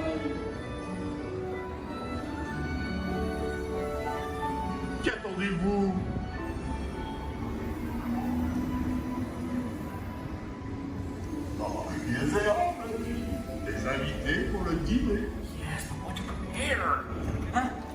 idea. Coq au vin? No. A simple omelet? Too simple. What? Mais oui, that's it!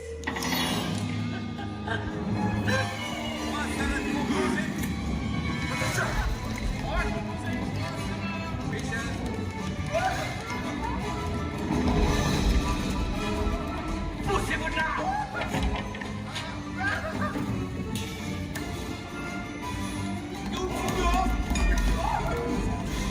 Vite, par ici!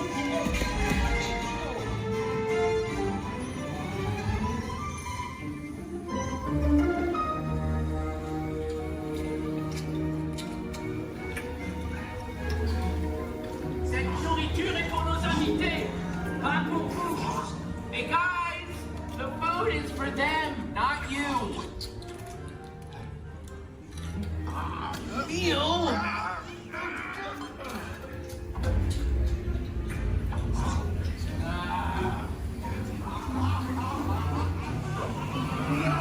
Everything must be perfect! Et tout est en salle. Et oui, what are you doing? Que manigancez-vous?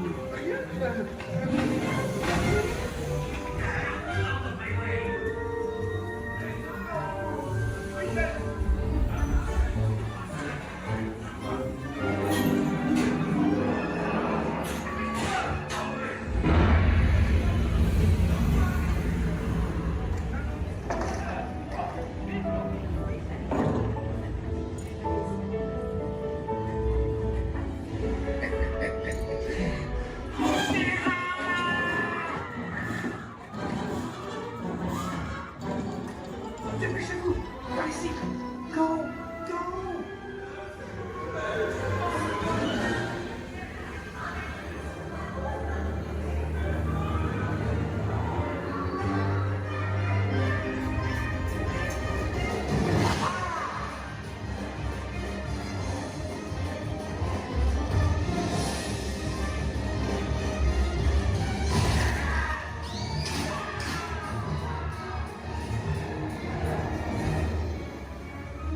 Come on, Remy's kitchen is just around the corner.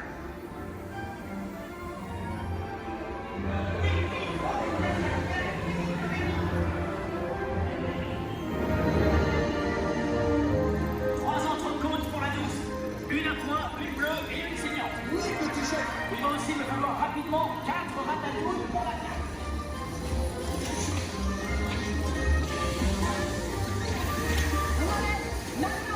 Oui, ma chérie.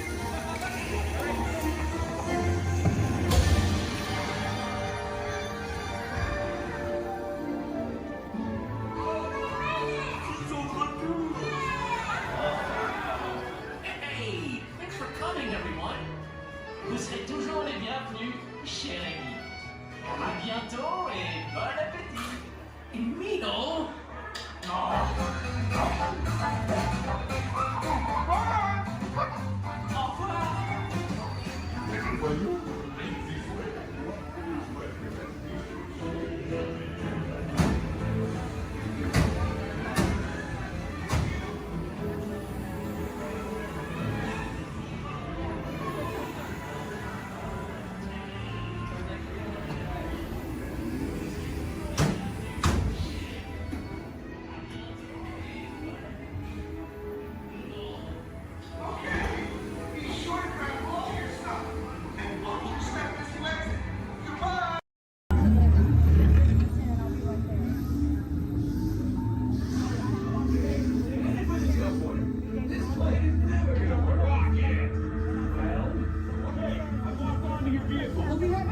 Nothing to worry about. Unless we cannot stop this unusually large man.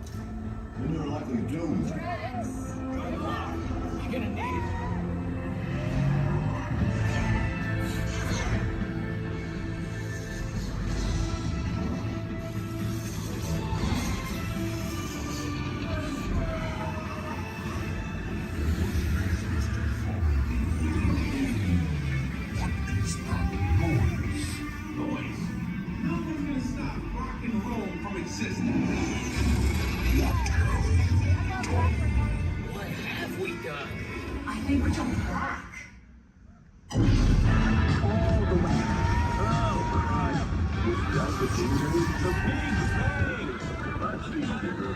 Gotta get that generator. It's the only way back.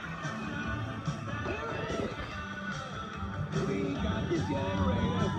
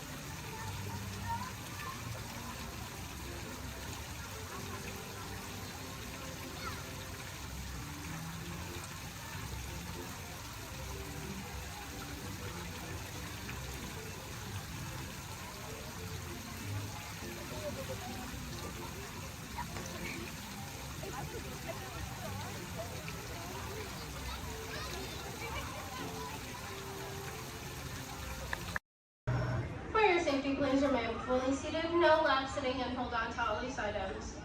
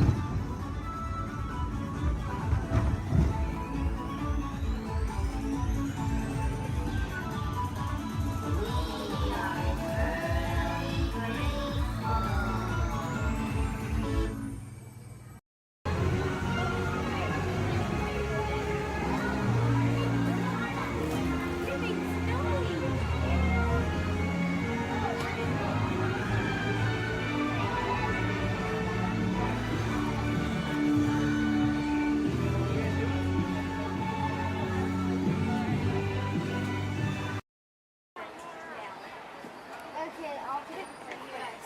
What?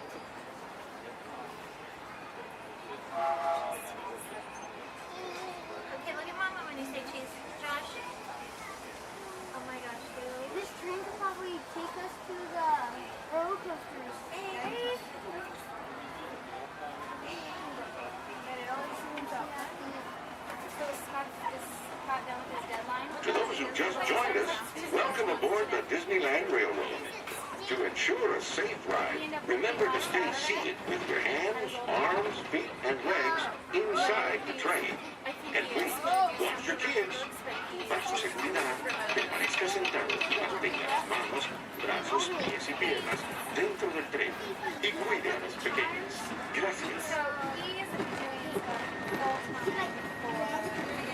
We're now entering Splash Mountain, where every day is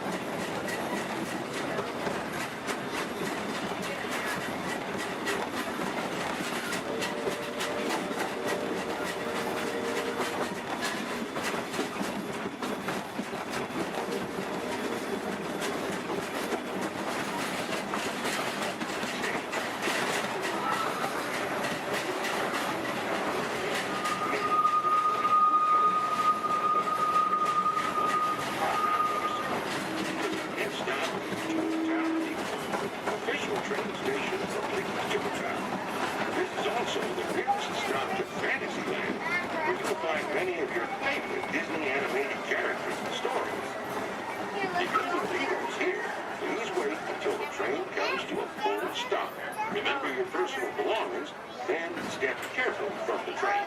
You all have fun and say hi to Mickey for me. For those of you continuing on with us, we'll be resuming our trip in just a moment. I would put up well, Maurice and Ted's to go with me on his yo-ho, yo-ho, yo-ho, Paris life for me. A toast to Paris and its many shiny rewards. As a career, what could be more rewarding? Drink up with me on his yo-ho.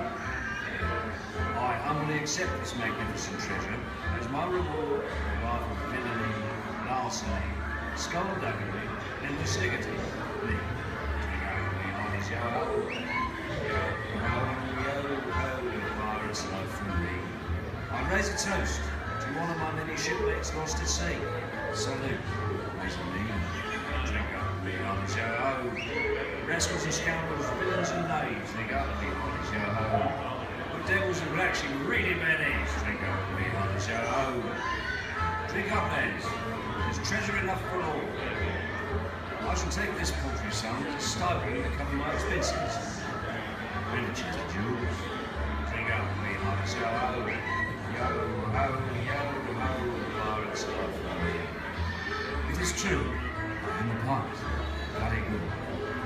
That is bad. Drink up with me on his yo-ho. Rather foolish in so much gold just lying about hidden away. Some miscreant might be tempted to steal it, eh? Or roll and embezzle and even hijack. Drink up with me on his yo-ho.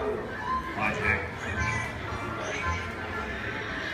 Ah, my feathery friend, you've a divine singing voice. Do up yourself for a trinket. Small one. Drink up with me on his yo-ho. Yes, 'tis a fine treasure. Your notes you have temporarily some chromatic readings.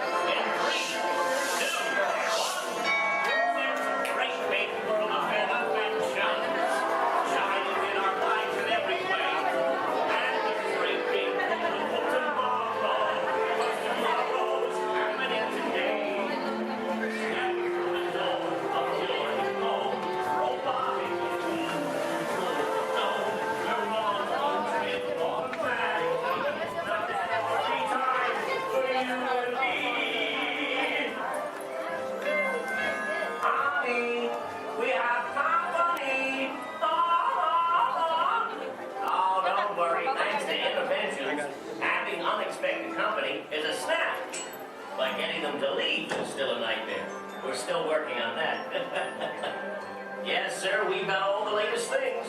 And I'm not talking Mr. Coffee, whose work I admire, by the way. I'm talking smart relatives of mine. Genius gadgets that take the hard work out of housework. You want digital, analog, interactive, hyperactive, radioactive. Can you believe it? It's all here. You're gonna love it. I'm gonna have to ask you to leave now. I'm expecting company to arrive at any moment, so if you'll excuse me, I have to clean up this house. There's a great, big, beautiful tomorrow headed right this way. Well, see you around and around and around and around and around, around. Oh, bye.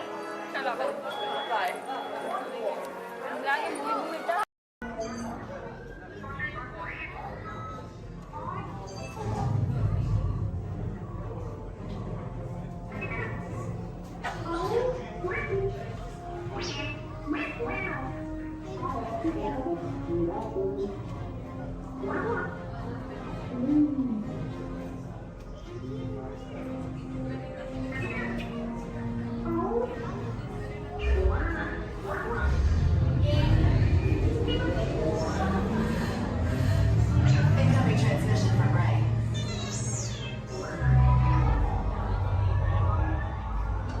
BB-8, is everyone assembled? Good. Shouldn't you be in flight prep? Recruits, thank you for joining the cause. A covert resistance team led by my friend Finn has infiltrated a First Order Star Destroyer that is now headed to this system. Your outpost on Batu is no longer safe. We have transports waiting to take you to General Organa's secret base on Pucara. I'll regroup with you there. The Resistance desperately needs your help in our fight against Kylo Ren and the First Order. Remember, it is vital that you keep the location of the Pucara base secret. Lieutenant Beck, one of our top commanders, will lead you. Affirmative. Transport is ready. 9 and I shall personally see them delivered. Thank you, Lieutenant. Welcome to the Crawlers. May the Force be with us. Commander Poltam and then a squadron of X-Wings shall escort us to the rendezvous point on Pucara. Roger, this is Black Leader. I hear you're a fine-looking group of recruits. Well, no time to waste. Let's get you on your way to the General. Stand clear. Deck doors opening now. Hurry, all recruits to transport. No need for safety gear. It'll be a smooth ride. Ground crews, deck is in motion. Recruits crossing to transport. Initiate pre-flight sequence on Deck 3 for Pucara.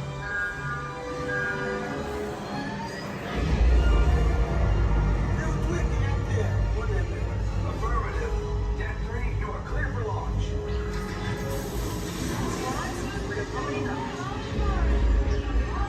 Pucara personnel, this is your final call on board.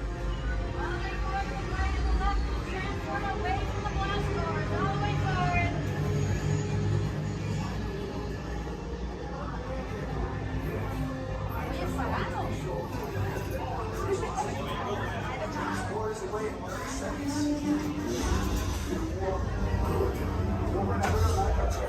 Yes, check the hyperdrive also.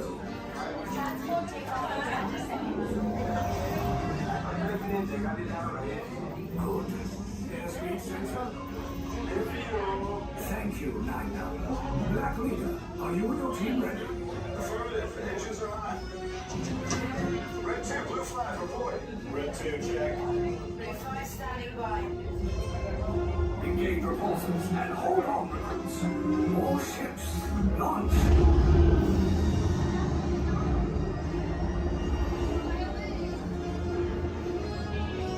I am Lieutenant Beck.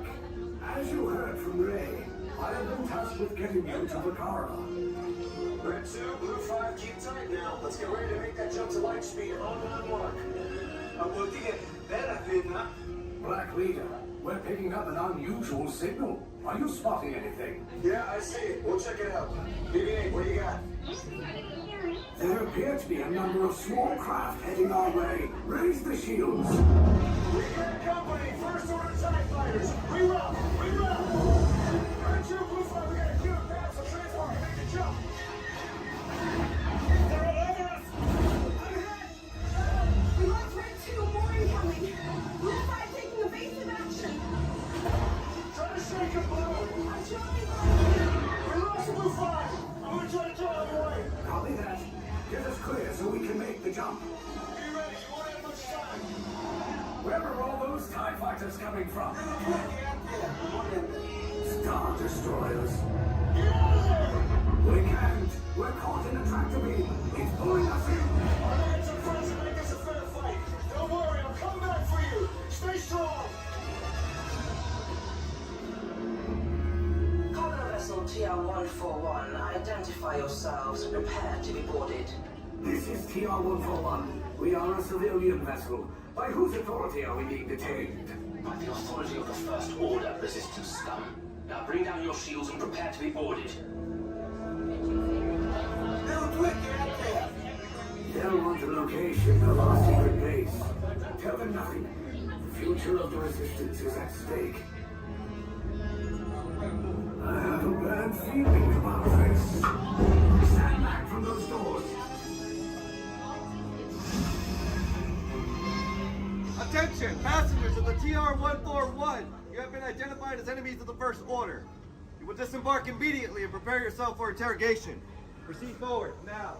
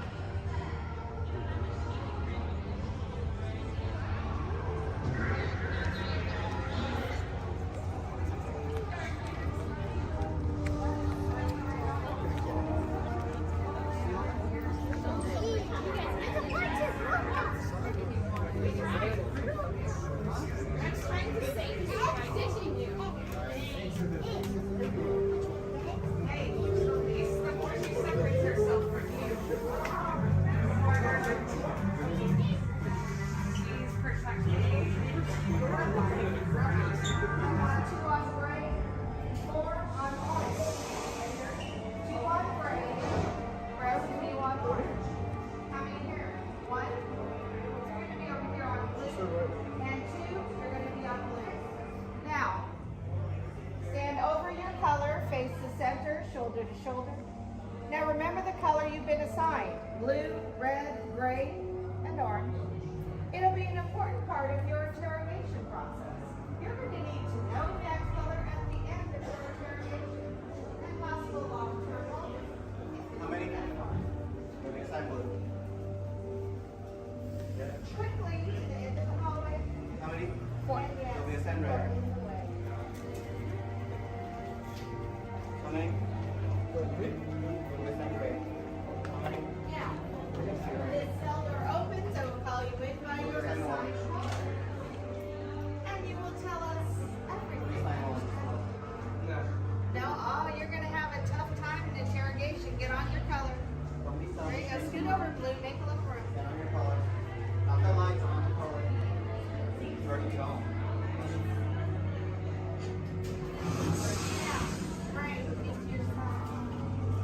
Everyone has been assigned a color. Look down and memorize it. Do not forget it. This was for interrogation. Wait till we get started. Now, is that your only speed? Slow. Let's move it along.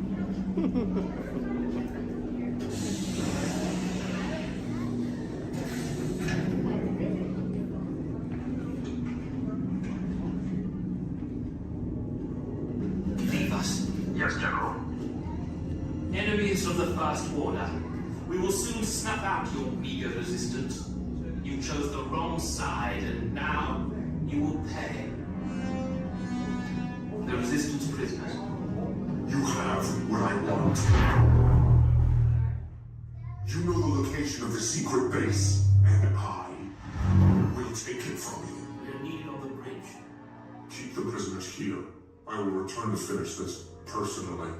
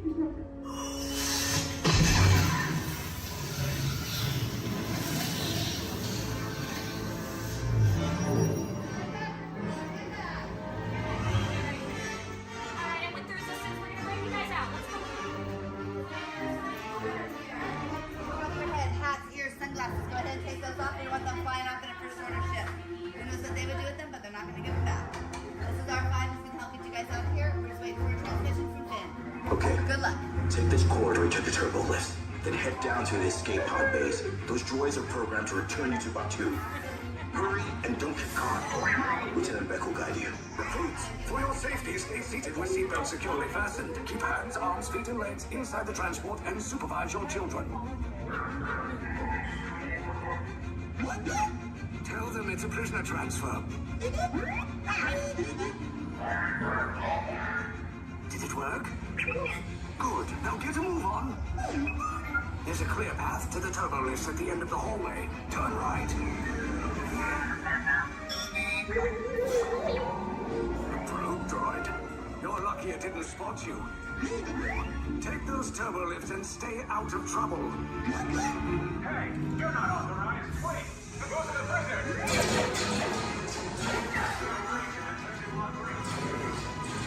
Your cover is blown. Find an alternate route. Who picked these two droids anyway? Detention approach. Prisoners not seen at the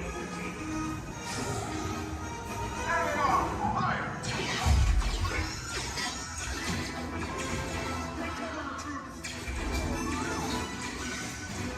The escape pod just below us. Take those down. Copy. Hurry! No, not up. I said down.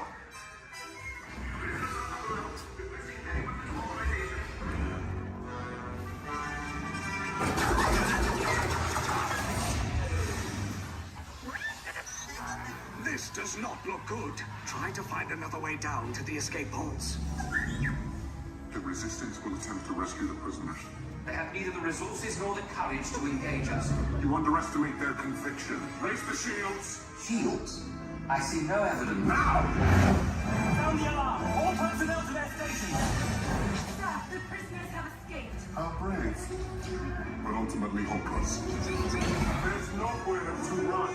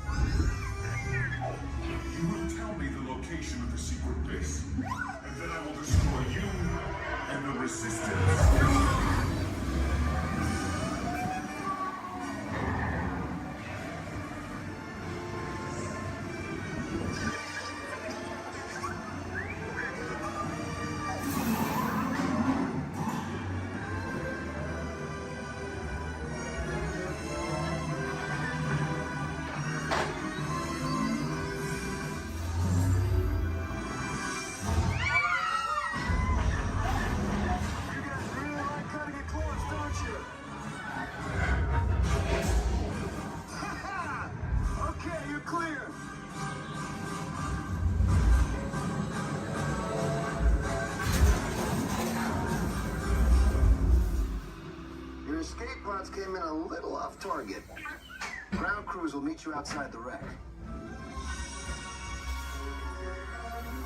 All right, nice job, recruits. Not what you signed on for, but hey, you're Resistance now. I think I have that authority. Right, Beck? Where's the lieutenant? I need eyes on Beck. I know, Stafford's caught me. More escape pods down in Sector 4. Verification pending from key command personnel. Where's the lieutenant? I need eyes on Beck. Lieutenant Beck here. Beck! You're right. I should hope so. Great job, recruits. Thanks to your heroism, the location of the Resistance base is secure. Bravo! Yes, R5, you too.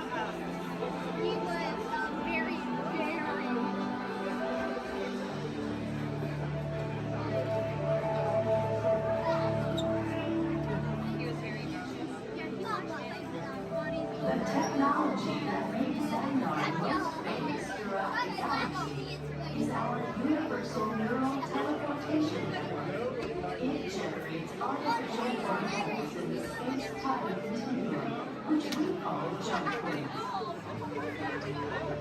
Jump points allow for ultra-rapid space travel. What do you think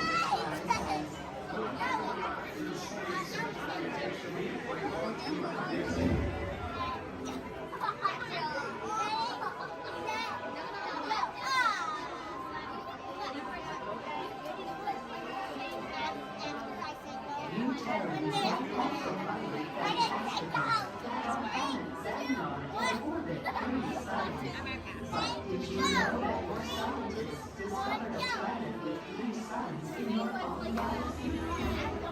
Your scientists named this planet HD 13199AZ, which Peter Quill said is a terrible name for a planet.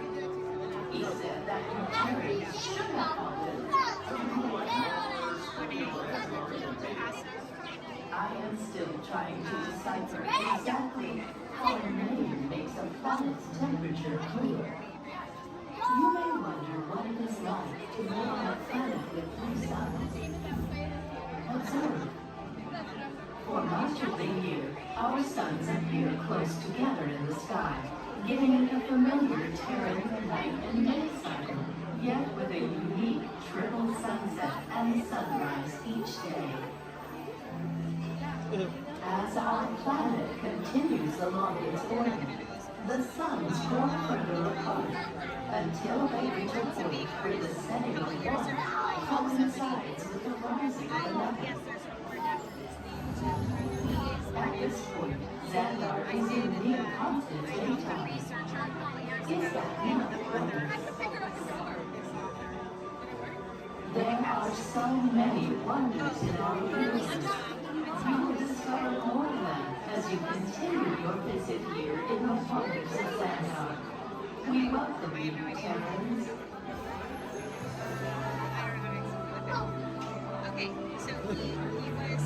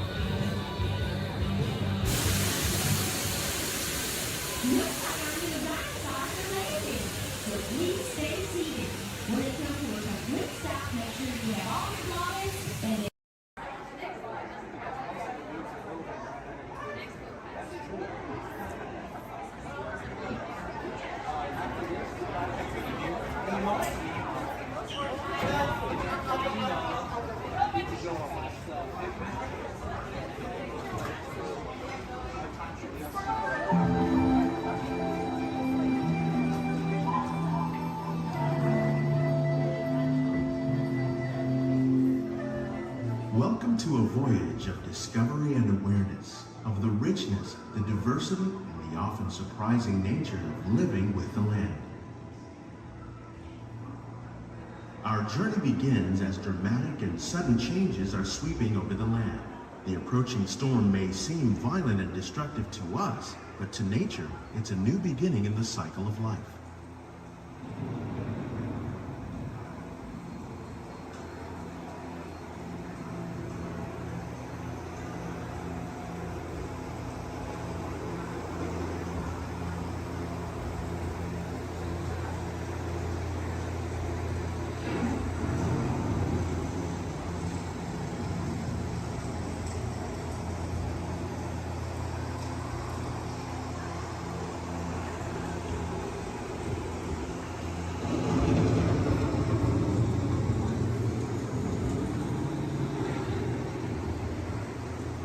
Beneath the surface of the land, roots trap water from the flowing mud, extracting precious nutrients and minerals.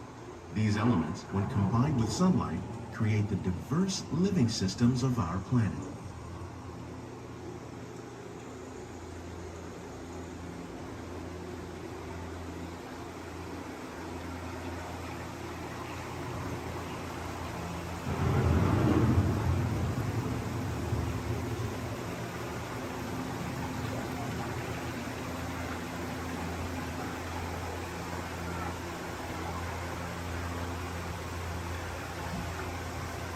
One of those living systems is the rainforest, home to the most amazing concentration of life on our planet. These dense and beautiful forests cover only a tiny portion of the Earth's surface, but they contain more than half of its plant and animal species. Rainforests are also extremely rich in productive living systems, providing us with oxygen, food, medicines, and other elements essential to our lives.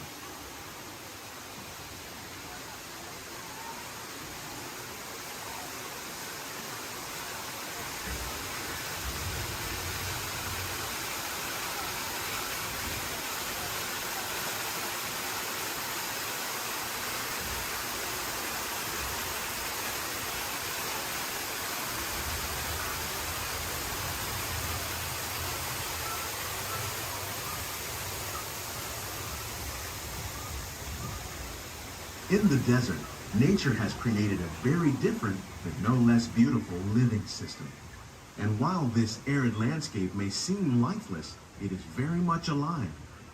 The plants and animals that have learned to survive in these harsh conditions make use of what little water they can find and avoid the scorching rays of the relentless sun.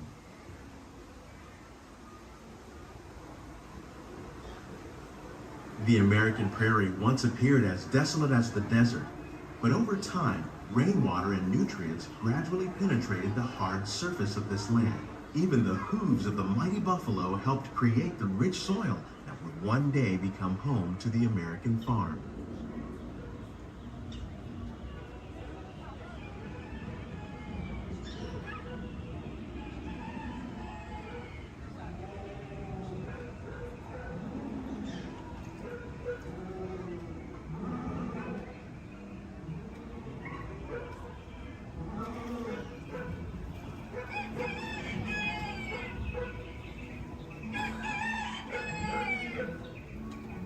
Of all the forces at work on the land, humans have had one of the most profound effects.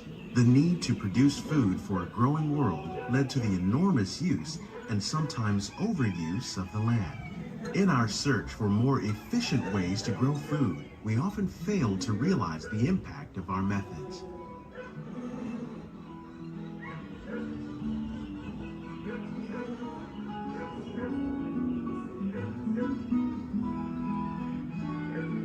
Today, we're learning to live with the land, discovering better ways to grow food that will assure both human and environmental well-being.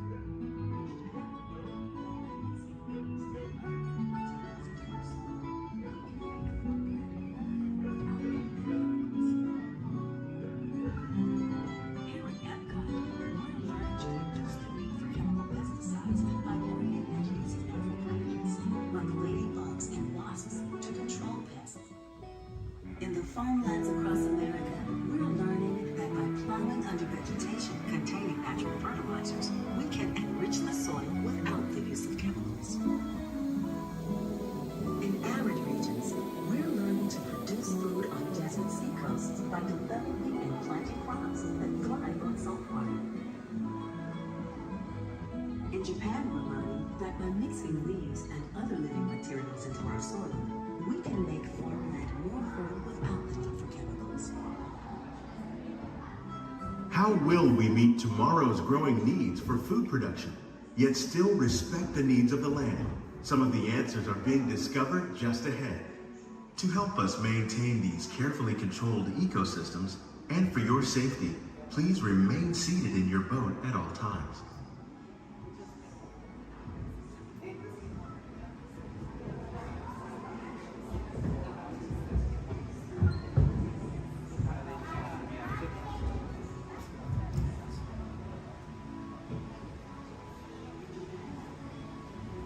Welcome to our living laboratories, where scientists from Epcot and the U.S. Department of Agriculture are exploring innovative ways to produce bountiful harvests now and into the future.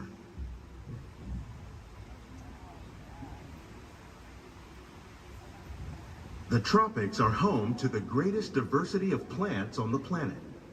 Many of these, like papaya, bananas, cacao, coffee, and rice, are well known around the world. These are just a few of the edible plants that have been an important source of nutrition for people living in the tropics. Many are rich in vitamins and minerals, while others are well adapted to growing in less than ideal conditions. Some, like the water lily, thrive in wet, swampy areas and waterways. All parts of this plant, even the flower petals, are edible. The starchy root of the plant has long been used to make flour for baking.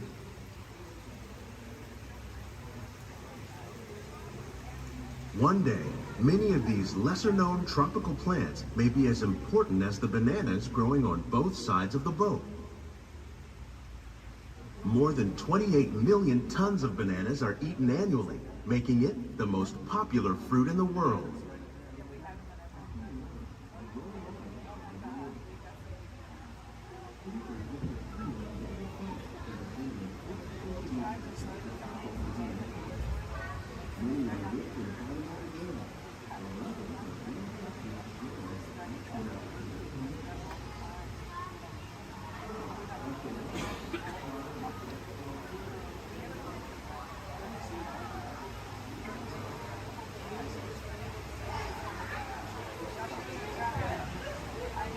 When we mention farming, you probably don't think of fish, but fish farming, or aquaculture, accounts for nearly half of all the seafood consumed globally. Tilapia, bass, and catfish, like the ones you see here, are three of the more popular crops raised by fish farmers. The sustainable system we're using here recycles the water in the tanks. As a result, we're able to save millions of gallons each year. Our small fish farm produces nearly 5,000 pounds of fish each year to serve in restaurants around Walt Disney World. Innovations like this one can play an important role in our efforts to produce bountiful harvests and still protect natural resources.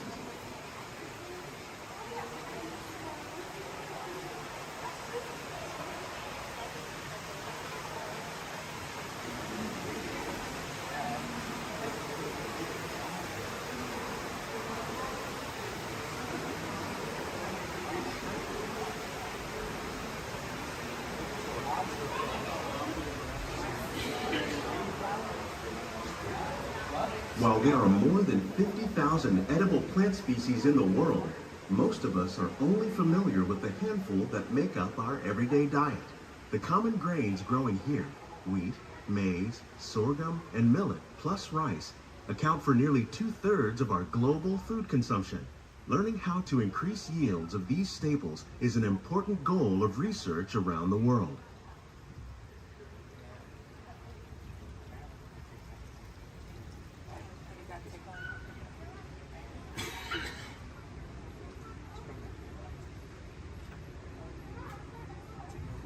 These plants are definitely on their way up.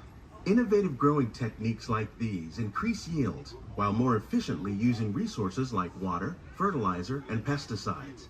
Another innovation at work here is our integrated pest management program. By populating our greenhouses with beneficial insects that prey on harmful pests like aphids and flies, we are significantly reducing our reliance on conventional pesticides. We're growing these crops using our nutrient film system. This technique precisely controls and recycles water and nutrients. With it, we can produce over 27,000 heads of lettuce a year in this one small area.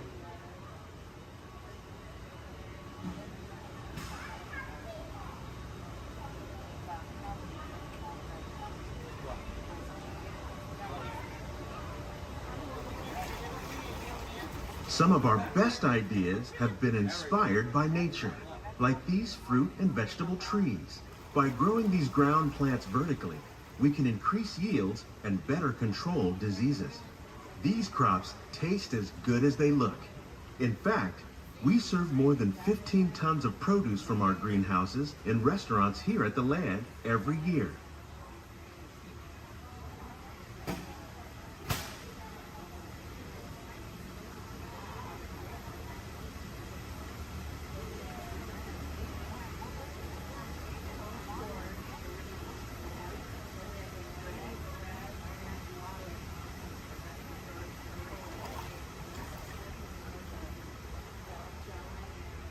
The future of agriculture may include innovative ideas like this vertical growing system. Plants grown in this way use a fraction of the space required by traditional growing methods. That saves water and increases production. The aquaponics system on your left combines hydroponics with aquaculture. The fish provide a natural source of fertilizer for the plants, and the plants help keep the water clean for the fish. It's another great way to produce more while using less. In our lab, Epcot scientists are working with the U.S. Department of Agriculture on a number of innovative projects. The goal of these efforts is to produce higher yielding and better quality plants.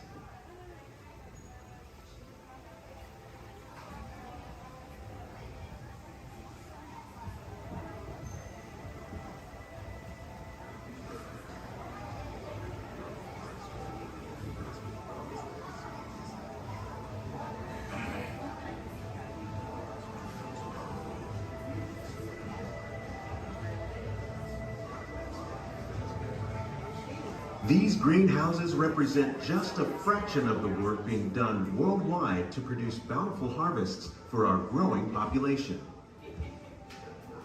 Scientists, farmers, and even backyard gardeners are doing their part to improve the quantity and quality of foods that we all rely upon. Together, we can continue to find more ways to increase food production and protect our precious natural environment. Only then will we truly be living with the land.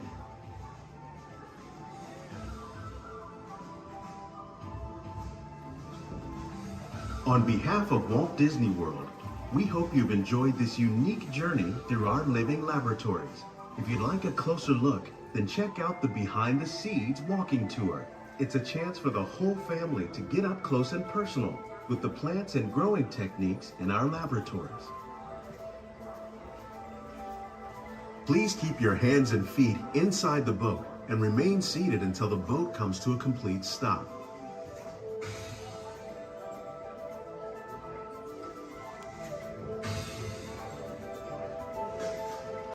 Please keep all hands, arms, feet, legs inside the boat and watch your children, or the crocodiles will. So who came to see some danger today? All right, we got some takers. It's right there, big white letters. Good thing I can read. You might have missed all signs of danger. Oh, look at this to the right. You'll see our first sighting of wildlife here in the jungle. Right there's a prime example of why some wildlife destroy their children at birth. We're now approaching ancient Cambodian shrines built by ancient Cambodian Shriners. This place is loaded with crocodiles. Speaking of crocodiles, to the left you'll see a Bengal tiger, known to jump over 25 feet, but don't worry, they're like 15 feet away, he should jump right over us. Watch out for Ginger, Ginger Snap. She's one tough cookie.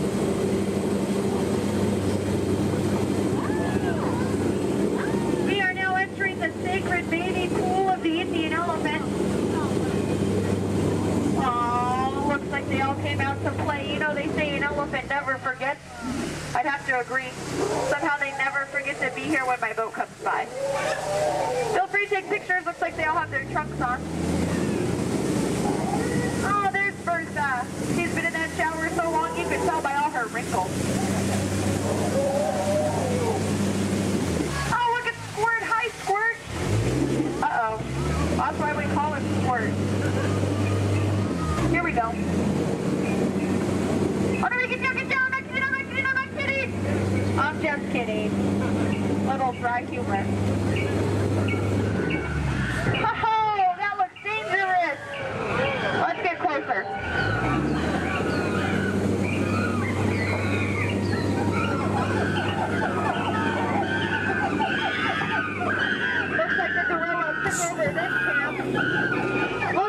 into that truck, unbelievable. They left the lights on. What a shame. Uh-oh. The monkey has a gun. Let's get out of here. Woo! Now if you look over here to the left, real hard through the trees, through the bushes, you'll see absolutely nothing. Just ahead is beautiful Schweitzer Falls, named after the African explorer, Dr. Albert Falls. We'll be going over that later. Uh-oh. Everybody lean, lean, lean, lean, lean, lean, lean, lean, lean, lean, lean, lean. Woohoo! We are now on the Nile River, the longest river in the world. If you don't believe me, well then you're probably in the Nile. So here look, there's an African bull elephant. You can tell by his huge ears and enormous ivory tusks. Now, for those of you with a short memory, to your right, that's an African bull elephant. You can tell by his huge ears and enormous ivory tusks.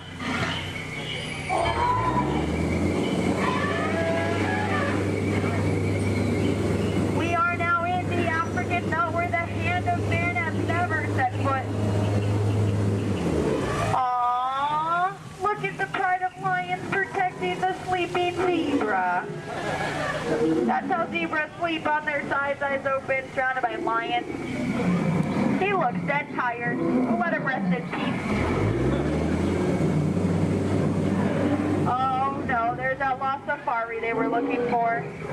I told them not to mess with the rhinos. They always get their point across. In the end.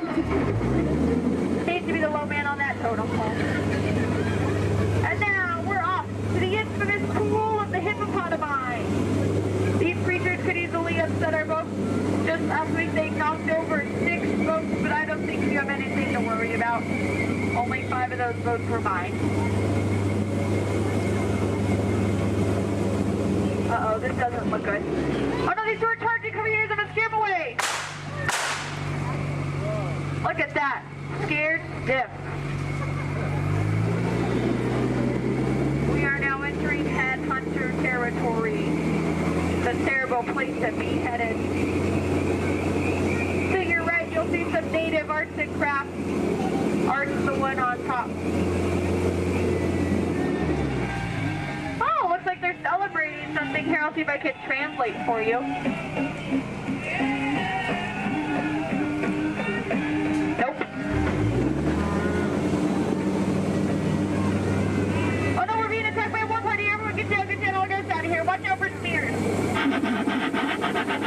Spears, spears, spears, spears, spears, spears. Spears, spears, spears, spears, spears, spears, spears. Ooh, that was fun to hear those spears flying by. And now the moment you've all been waiting for, the amazing, incredible, the backside of water. Woohoo! Get excited! Now if you look back, you can see the side of water. We're now in the Amazon. I heard it's a killer place to fish. Just stop, drop a line, and the fish are always biting. I think this looks like a pretty good spot right here. Uh-oh. Wait a minute, what are these bubbles? This isn't good, not in the Amazon. What is going on? Woohoo! Piranhas! Man-eating piranhas! Ladies, children, you're safe. These are man-eating piranhas. Now these fish are on a strict diet.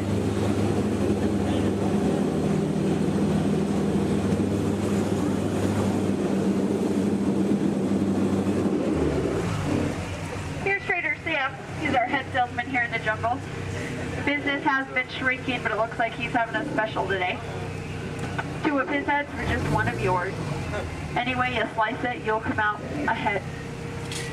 Trader Sam's actually... Whoa. Oh, there's Allie! I thought she was coming with us today. Looks like she's already unpacked her trunk. You might think that's water, but it's not. And now for the most dangerous part of our journey, the return to civilization. I don't know how, but you just survived the jungle cruise. Woohoo! Please keep all hands, arms, elbows, fingers inside the boat. Don't want you to get caught between the boat and the dock. That could really, really hurt my boat. Well, here we have Matt and Matt. They're going to have professional elbow grabbers to help you out today. All right.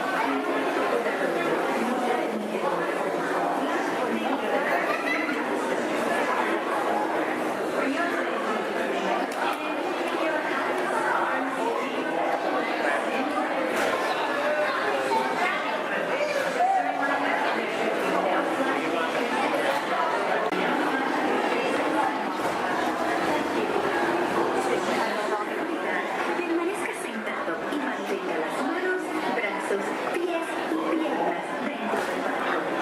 A manera de recordar, no se permite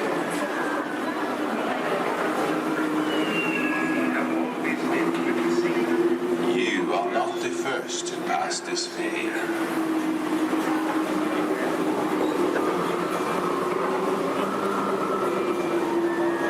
Nor shall you be the last. Those who seek the spirit of Norway face peril and adventure, but more often find beauty and charm.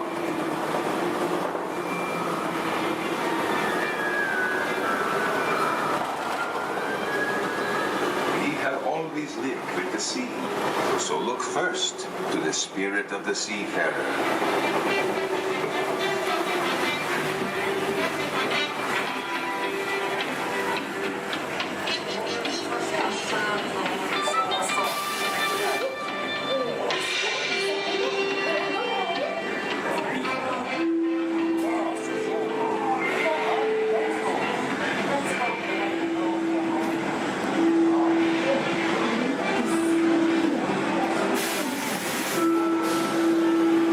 There are those who see Norway's spirit veil in a land of forests and mystery, where trolls still prowl the water's edge. What is? How dare you come here? Invaders! Stop! This is troll country! The Goliath, be gone! I'll cast the spell. Yes! Yes! You'll disappear! Disappear! Disappear! Back! Back! Over the farms!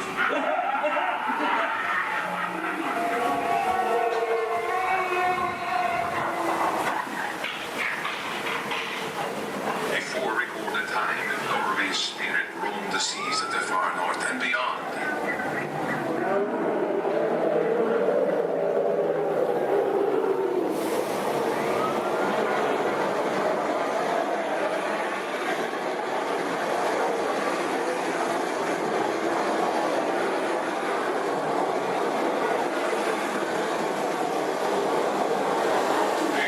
Norway's spirit still thunders in her grave fjords.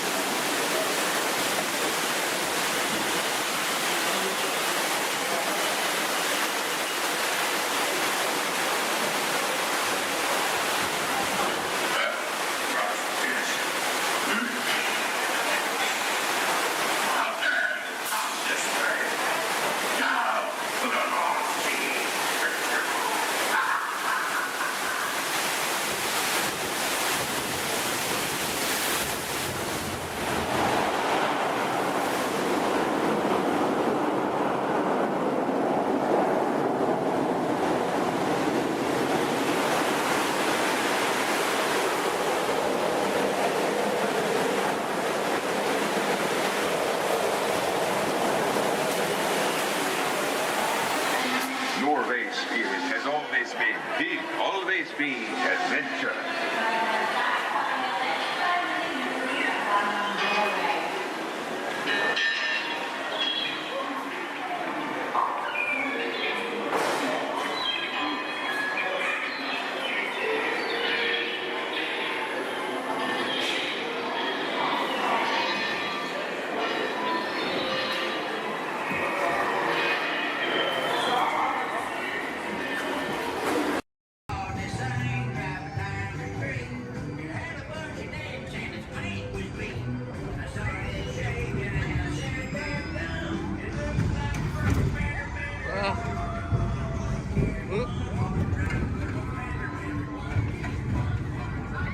Wait, what?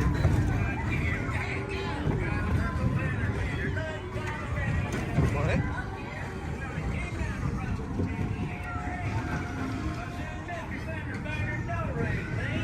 I heard him say the voice of the railroad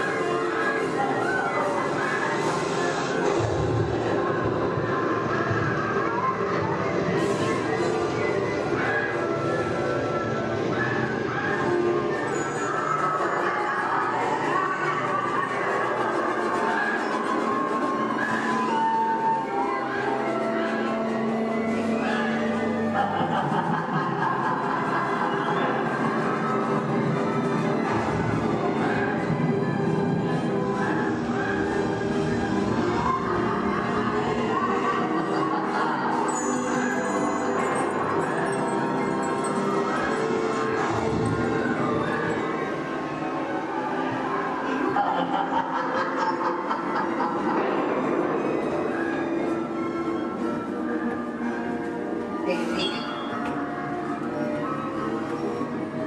it move.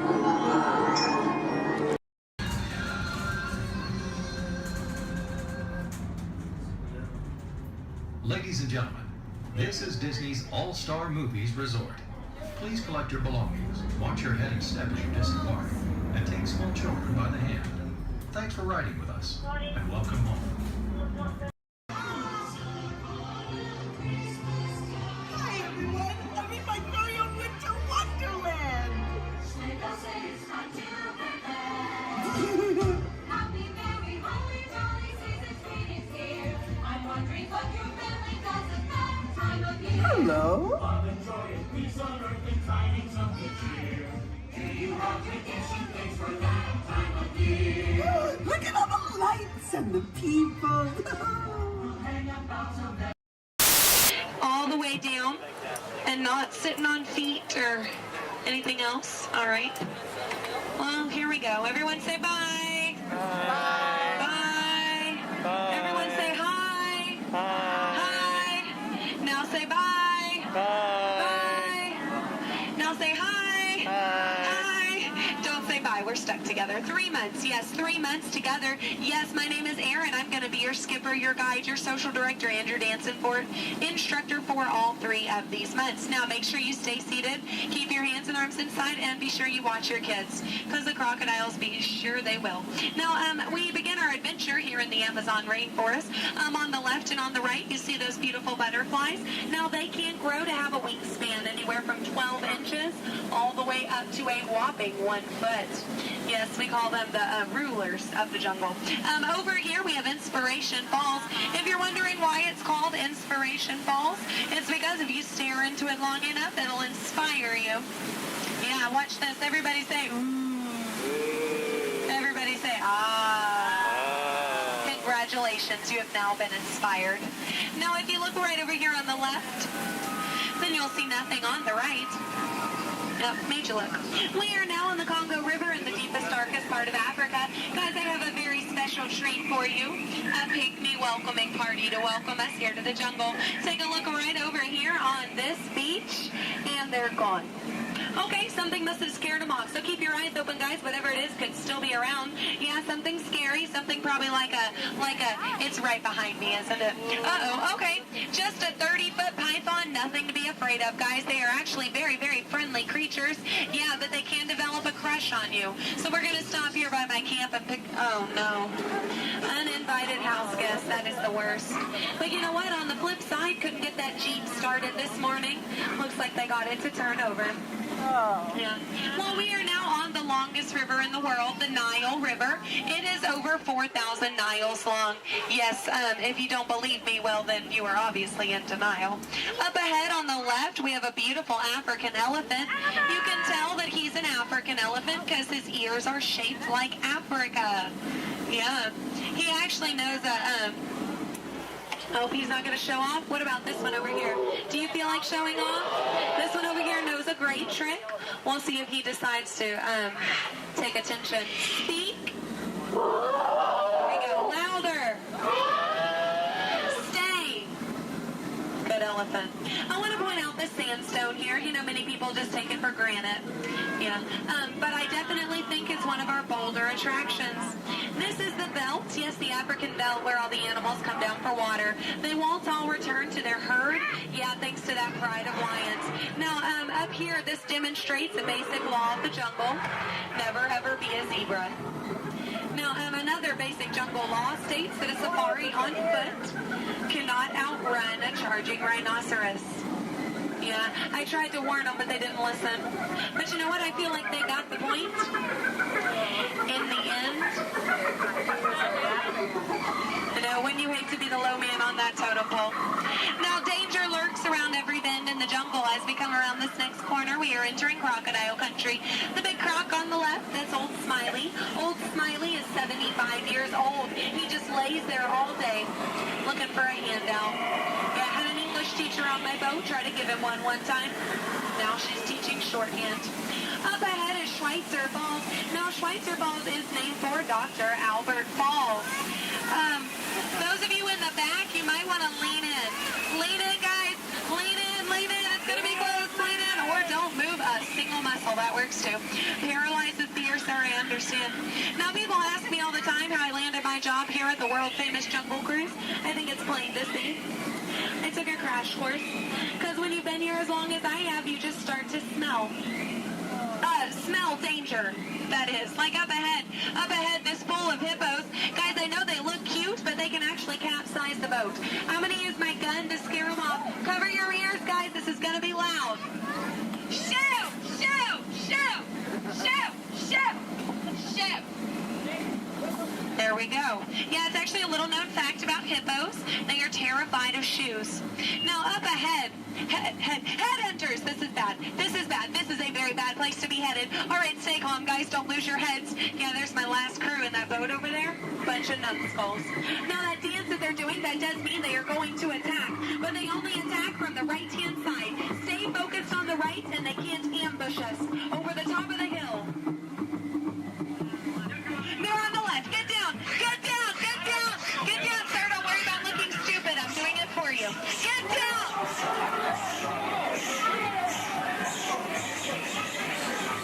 All right, we're safe. We made it. Now, this is it, folks. The 8th wonder of the world. The reason you rode the Jungle Cruise today. The backside of water.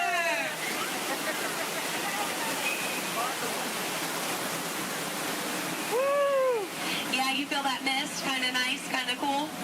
That is the largest concentration of bacteria in the jungle. You're welcome. Well, we are now in Southeast Asia, deep in the heart of Cambodia. Up ahead, we have a temple. Uh-oh.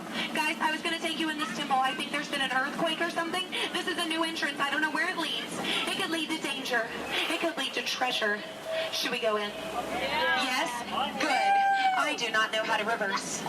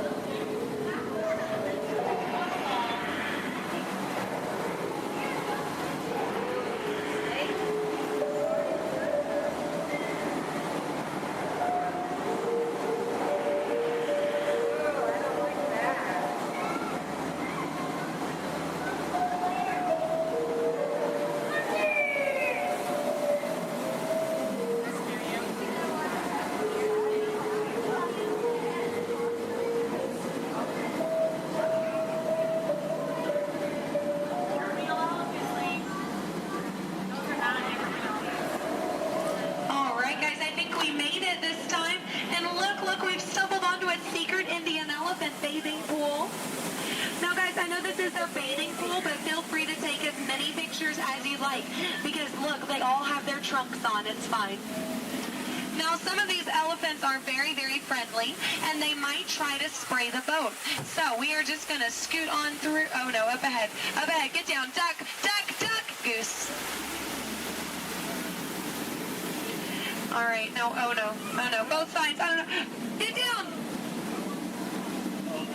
You fell for it twice. Yeah. No, that one over there, don't worry. He always forgets to pack his trunk. Now, guys, I'm going to take this time to point out some of my favorite jungle plants. That one. That one. And that one. There we go. Those are my favorites. Any questions? No? Good. Over here on the left, you'll see our dear friend Trader Sam. Trader Sam is actually our resident head salesman here in the jungle. Yeah, due to the economy lately, sales have been shrinking. But he is offering a special 2 of his heads for just 1 of yours. Yeah, think about it, because, you know, any way you slice it or dice it, you're going to come out ahead. Yeah. All joking aside, Sam is a really lucky guy. He was the only man from his entire tribe to go to college. Yeah, he actually got kicked out, though, before getting his degree. He got caught trying to butter up one of his professors. Yeah. But he's a nice guy. He actually threw a dinner party last night. Yeah, he invited all the skippers. I got there 20 minutes late, though. All I got was the cold shoulder. Nothing left but finger foods.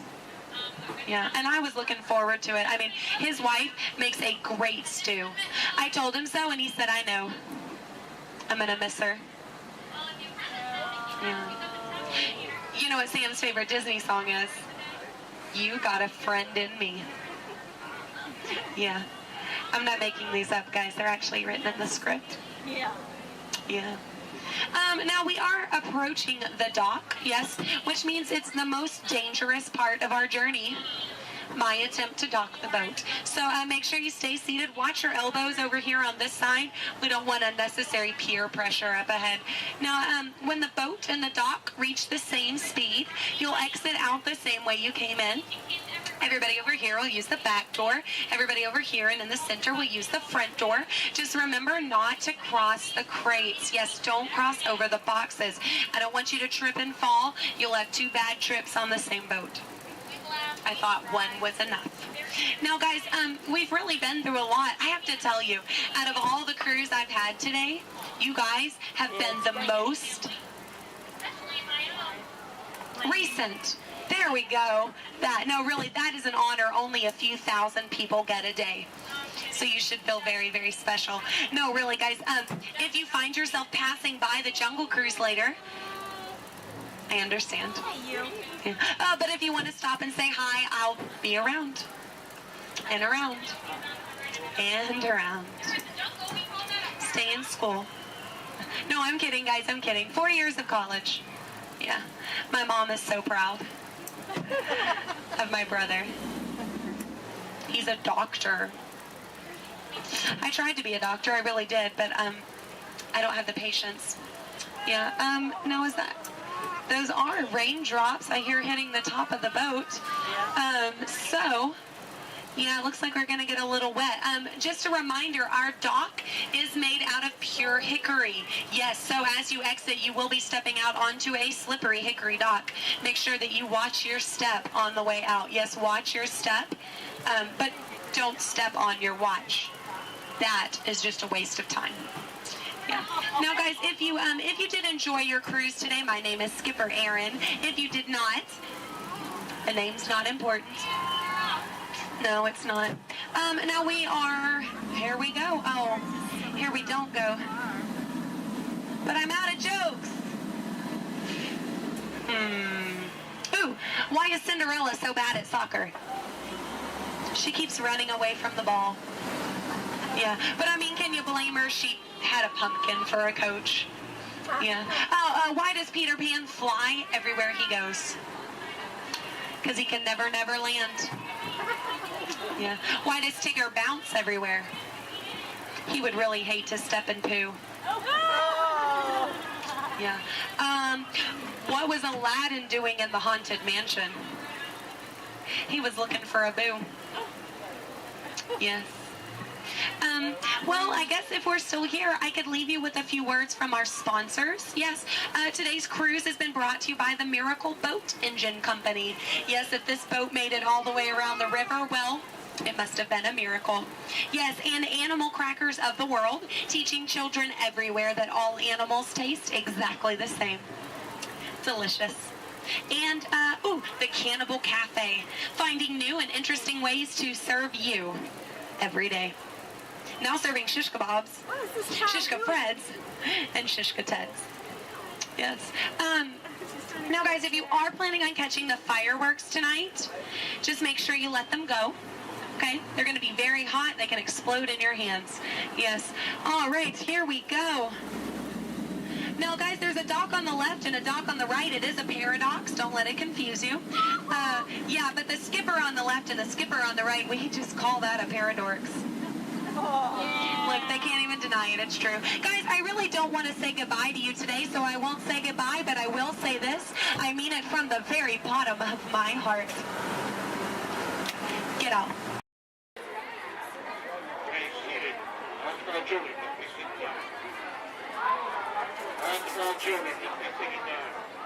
Next up, North Square.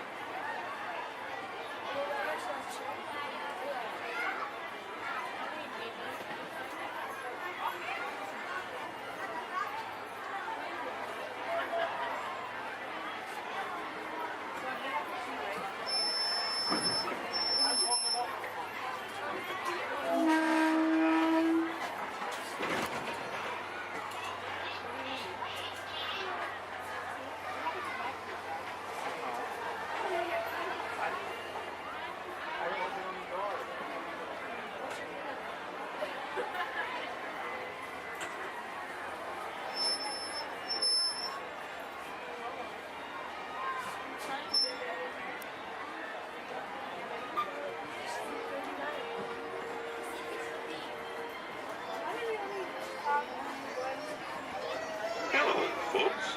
Welcome aboard the Disneyland Railroad. We're now embarking on a grand circle tour of the Magic Kingdom, with stops at New Orleans Square, Mickey's Toontown, and Tomorrowland, followed by a visit to the Grand Canyon and Primeval World. We got a lot of traveling ahead of us, so remember, for a safe trip, you need to stay seated, keeping your hands, arms, feet, and legs inside the train. And please, watch your children. Bienvenidos a bordo del Disneyland Railroad. Para su seguridad, permanezca sentado y mantenga las manos, brazos, pies y piernas dentro del tren. Y cuide a los pequeños. Gracias.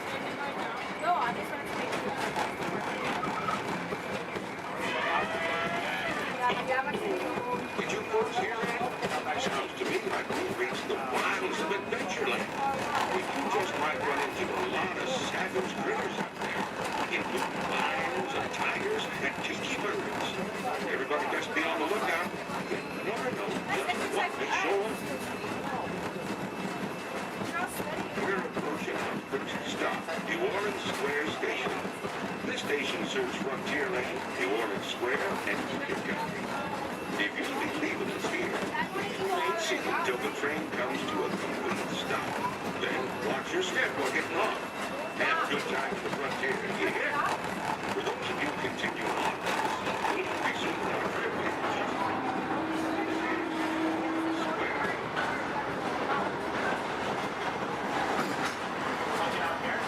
Mom, you want to get up here?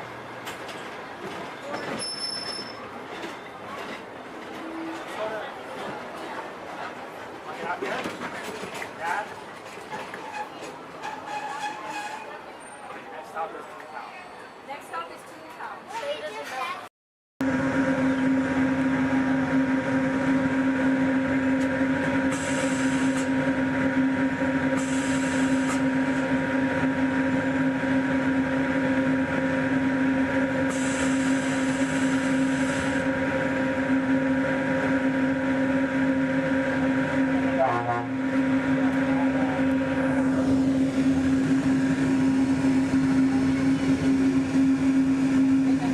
Hello, everyone. Welcome aboard the Disneyland monorail. We are now beginning a 2.5-mile journey to downtown Disney Station and back. For a safe trip, remain seated, keeping your hands, arms, feet, and legs inside the cabin. Be sure to watch your children, and no smoking, please. Bienvenidos. Para su seguridad, permanezca sentado y mantenga las manos, brazos, pies y piernas dentro del tren y cuide a los niños. Por favor, se ruega no fumar. You're riding aboard a Mark 7 monorail, the latest generation of Disneyland monorails. When Walt Disney introduced this attraction in 1959, it was the first daily operating monorail system in the Western Hemisphere. Just ahead is Disney's California Adventure, where you can live the ultimate California dream through attractions and live shows that are as diverse as the Golden State itself. The Towering Hotel is home to the Twilight Zone Tower of Terror, where you can literally take a thrilling drop into Hollywood history. The bear-shaped rock formation is part of the Grizzly Peak Recreation Area, a haven for outdoor adventures. Beyond it,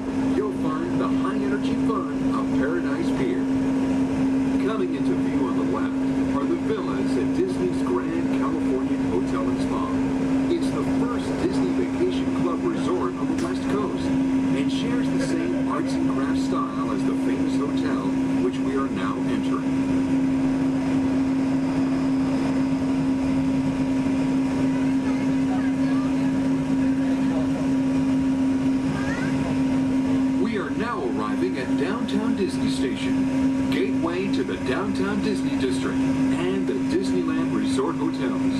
If you will be leaving us here and returning later today, please hold on to your park ticket and have your hands stamped as you leave the station. You may reboard the monorail for a return trip to Tomorrowland up until 1/2 hour prior to Disneyland closing. Please remain seated until the monorail comes to a complete stop and the doors have opened. Then gather your belongings, lower your head, watch your step, and exit to the left of the monorail. Thanks for traveling with us today, and we hope you enjoy your visit to the Disneyland Resort. For those of you continuing with us, we'll begin our return trip to Tomorrowland in just a few minutes. Thank you.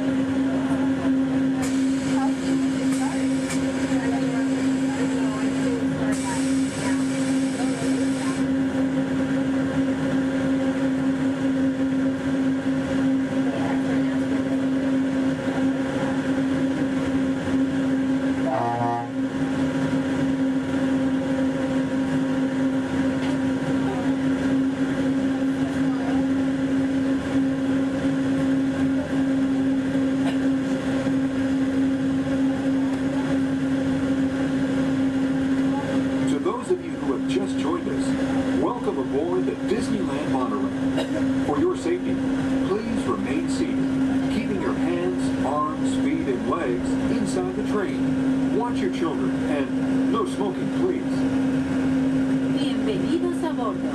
Para su seguridad, permanezca sentado y mantenga las manos, brazos, pies y piernas dentro del tren y cuide a los niños. Por favor, se detenga. Gracias. We're now en route to our final stop, the Tomorrowland monorail station. Along the way, you can get a bird's-eye look at the Downtown Disney District, Disney's Grand California Hotel and Spa, and Disney's California Adventure. To the left of the monorail is the main entrance of Disneyland, the happiest place on Earth. Disneyland is truly an American original. Since its opening in 1955, it has hosted more than 500 million guests from around the world, including presidents, kings, and celebrities. It is the original Disney theme park, created and enjoyed by Walt Disney himself. To the right is our transportation plaza, where you'll find taxis, hotel shuttles, and public transit stops. We're about to enter Disneyland. Some of the clearances are pretty tight up ahead, so be sure to remain seated, keeping your hands and arms inside the cabin.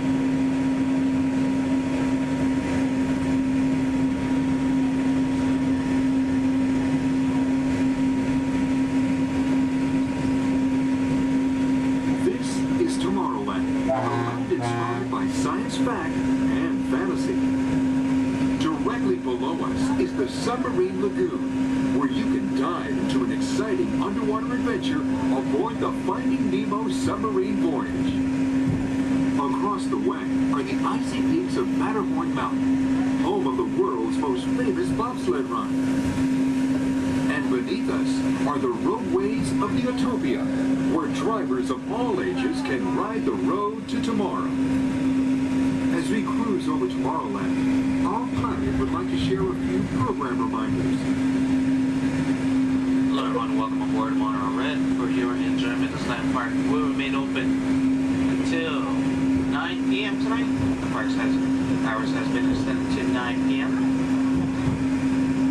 Our last monorail tonight will be at 9 p.m.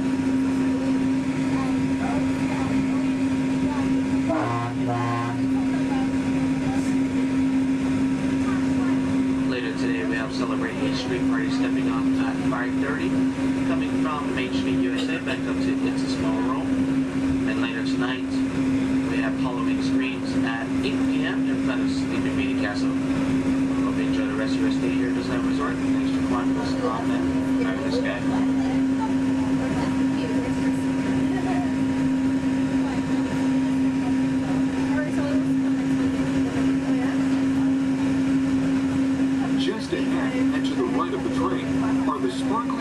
spires of one of Disney's most beloved attractions. It's a small world. Beyond it is the wacky world of Disney's classic cartoon characters, Mickey's Toontown. We're now riding alongside the happiest kingdom of them all, Fantasyland, home to Pinocchio, Snow White, Peter Pan, and other storybook characters. Last time I went, one of the guys got really close to the little boys right here. He freaked me out, and I hit him, and I was like over it. I've never like that. I don't think about that. I haven't hard time. I think we'll look at those every. We're now approaching the Tomorrowland monorail station, our final destination. Please remain seated until the monorail comes to a complete stop. Then, collect your belongings, watch your head, and step carefully from the train. On behalf of all of our crew, thanks for traveling with us, and we hope you'll have a happy and memorable visit here at Disneyland. This is the Tomorrowland monorail station.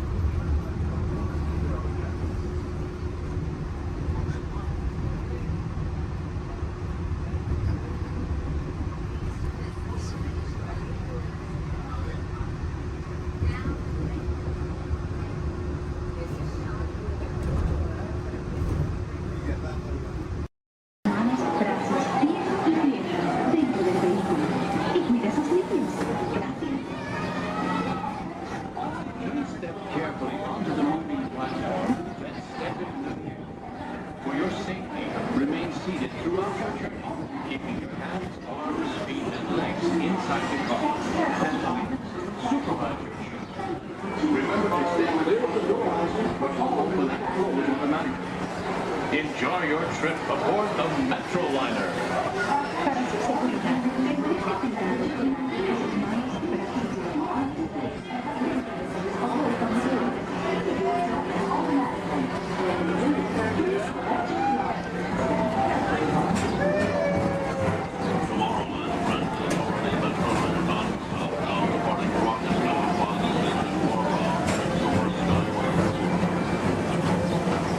Welcome aboard, TTA travelers. We hope you enjoyed Tomorrowland Transit Authority's Super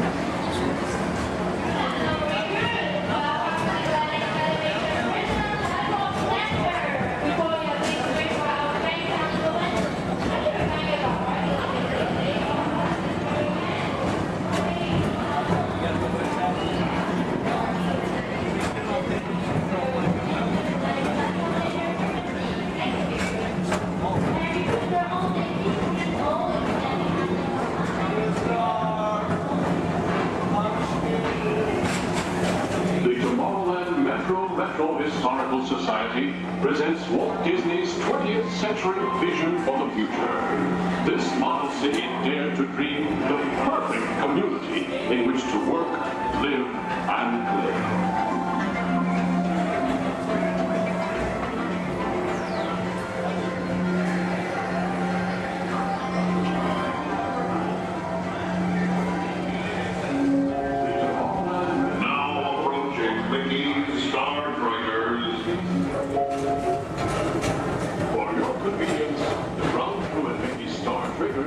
Be glad to rocket ship to many planets in the galaxy. Hi there, Tomorrowland travelers. This is Mr. Johnson and Sky Eagle Hovercraft 1, bringing you the latest Tomorrowland traffic report. As usual, everything is perfect on Tomorrowland Superhighway. Back to you at DTA Center.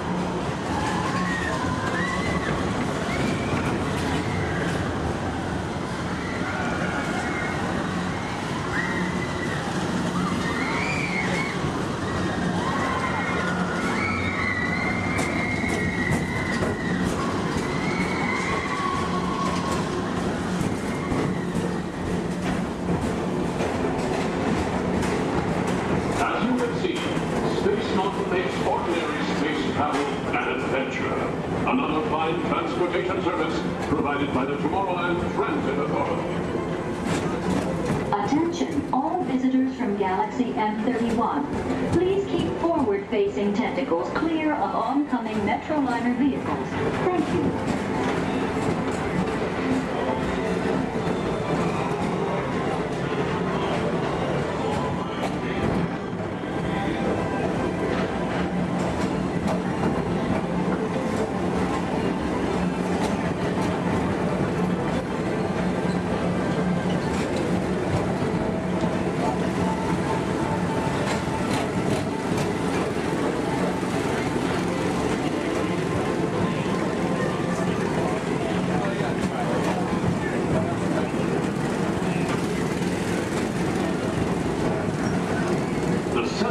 Rocket Tower Plaza is the League of Planets Astro Orbiter. This symbol of universal harmony and interplanetary fellowship provides all beings with an exhilarating spin around the planets.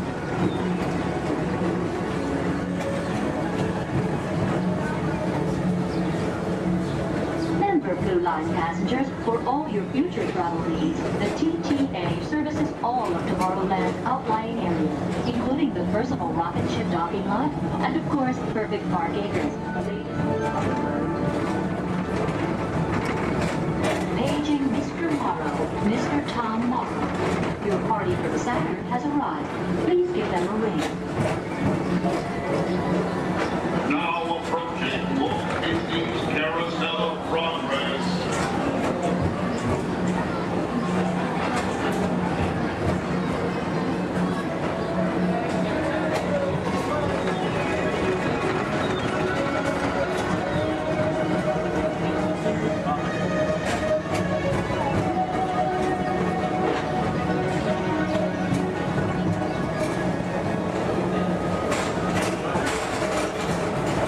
Citizens of Tomorrowland, join Buzz Lightyear on a daring space mission to save the universe from the evil Emperor Zurg. Report to Star Command and Buzz Lightyear, Space Ranger Spin!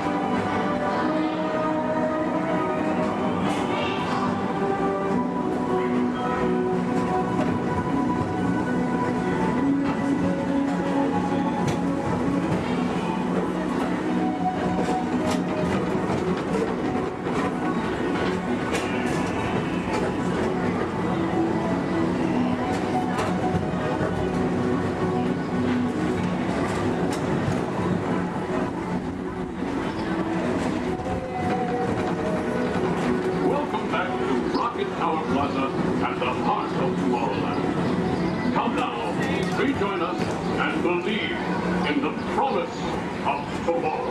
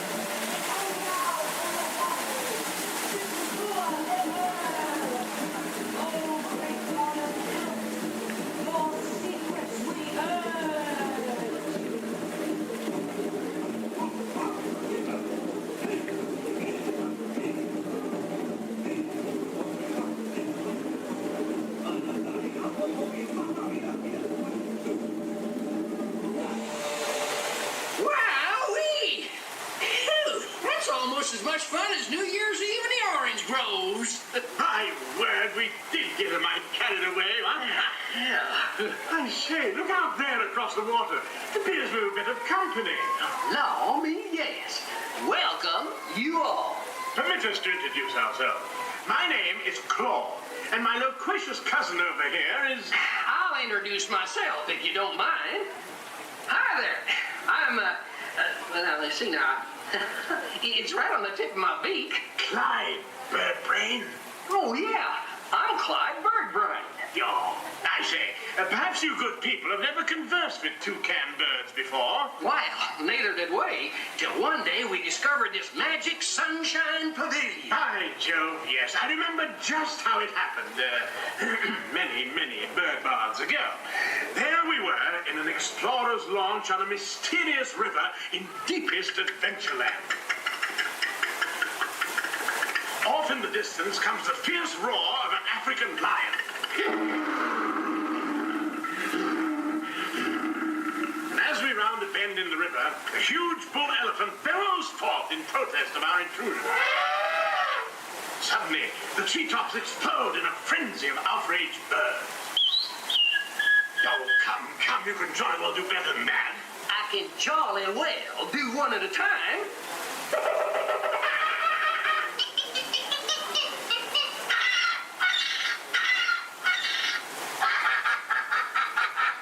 Meanwhile, shifty-eyed crocodiles lurk by the water's edge. Lurk, lurk, lurk. And the giant python slithers down from an overhanging limb. What's happened? What's wrong? I can't stand snakes. Don't be ridiculous. I'm only relating a story. All right, Clyde, enough is enough. That wasn't me. I never even opened my beak. Huh? Excuse me, I hate to interrupt with an exciting story, but they're calling us to the show. Land's sakes, it's already showtime? Land's sakes, yes, it's already time for the show. And Claude, I do believe it's your turn to make the announcement. Righto. Ladies and gentlemen, boys and girls, gather up all your cameras, purses, and other articles, and now turn to your left towards the tall doors. When the drums begin, they'll open magically to lead you right into the Sunshine Pavilion. Is everybody ready?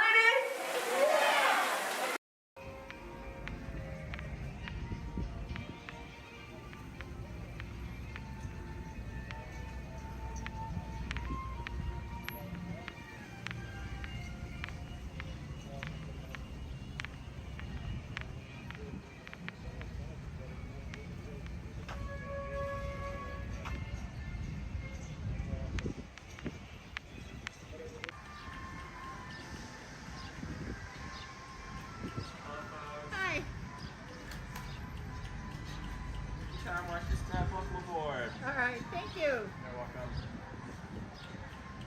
I'll see you on the other side. All right.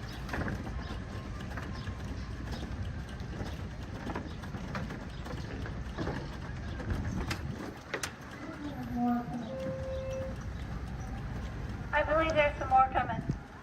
Oh, okay. I'm gonna fill my water bottle in the bottle.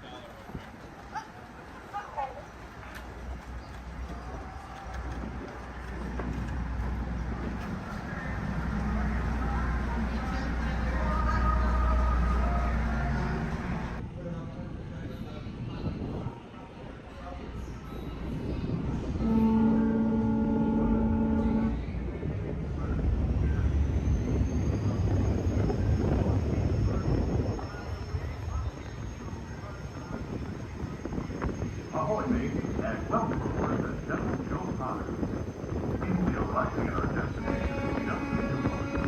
On our way, we'll travel 1 mile on the Grand Bay 17 which took over 3 years to activate. We can ask that one of our board stairs remain clear while the load is in motion. Once again, welcome aboard.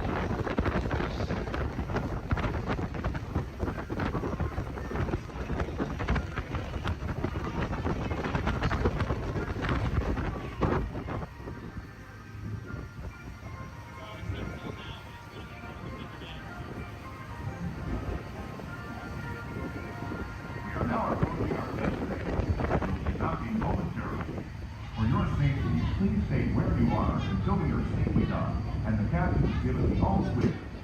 Because this is a free floating vessel, we do have a tendency to bounce around a bit during docking.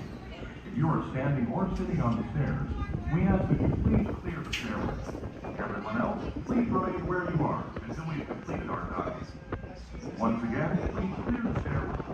You'll be given an all clear when it's safe to travel the stairs and go forward.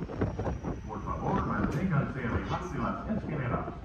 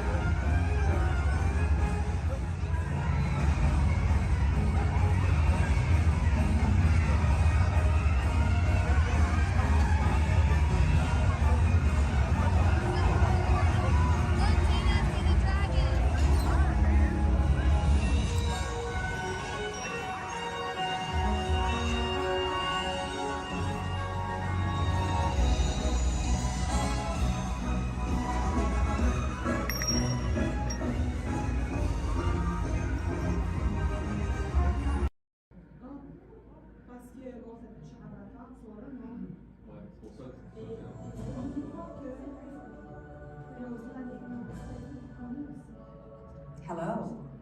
I'm Dr. Marsh, director of the Dino Institute, and I hope you enjoyed those quaint exhibits in the old wing. That's how dinosaurs have been presented to the public since the study of fossils began over 150 years ago.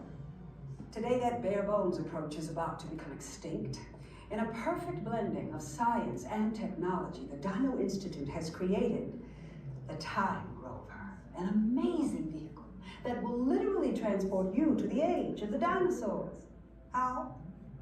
That's proprietary.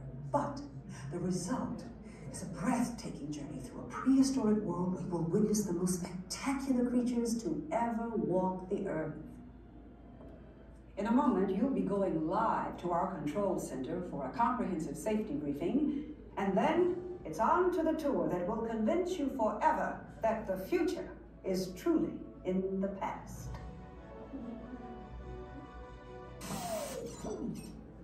Hello there. Welcome to our little trans-dimensional joyride, folks. I'm Dr. Seeker, your friendly controller, and a heck of a paleontologist, if I do say so myself. But let's not talk about me, let's talk about you, and how you can help me make history today with the Time Rover. It's like this. If I can bring you back from the Cretaceous period, it stands to reason that I can bring back a live dinosaur with you. And not just any dinosaur. Take a look at this guy. He's an iguanodon, and I'm certain that he is the key to understanding these magnificent creatures. I tagged him with a locator during an unauthorized field trip. Otherwise, I'd be traveling with you.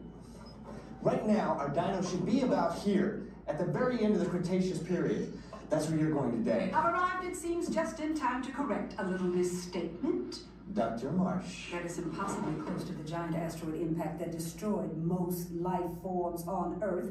Our tours are designed to take you to the early Cretaceous period, and I can assure you that all time rovers have been securely locked on those coordinates. That's right. See? Securely locked. Access denied. Continue. Of course. We were just talking about seatbelts. Plug them in, use them. It can get kind of choppy out there, so keep your hands and arms inside the vehicle at all times. Flash photography? I wouldn't. It alters the homing signal, and that's not good. Oh, and one more thing. Those locked coordinates? We're in. Now, here's the drill. You follow the homing signal to the iguanodon, then I'll enlarge the transport field, and boom, you're back with one additional passenger extra large. And don't worry about that asteroid. You'll be in and out of there before it even breaks the atmosphere. Trust me, what could go wrong? Hey, it's me again. Remember, only you guys are going on this special mission, so don't tell anyone, okay?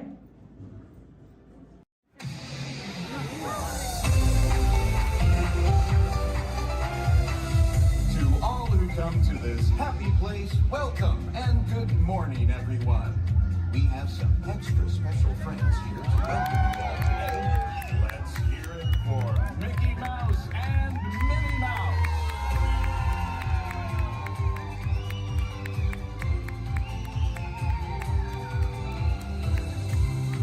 Well, hi, everybody. Good morning. Gosh, it sure is great to see so many amazing friends. It certainly is. Oh, I have a feeling today is going to be the best day ever. You said it, Minnie.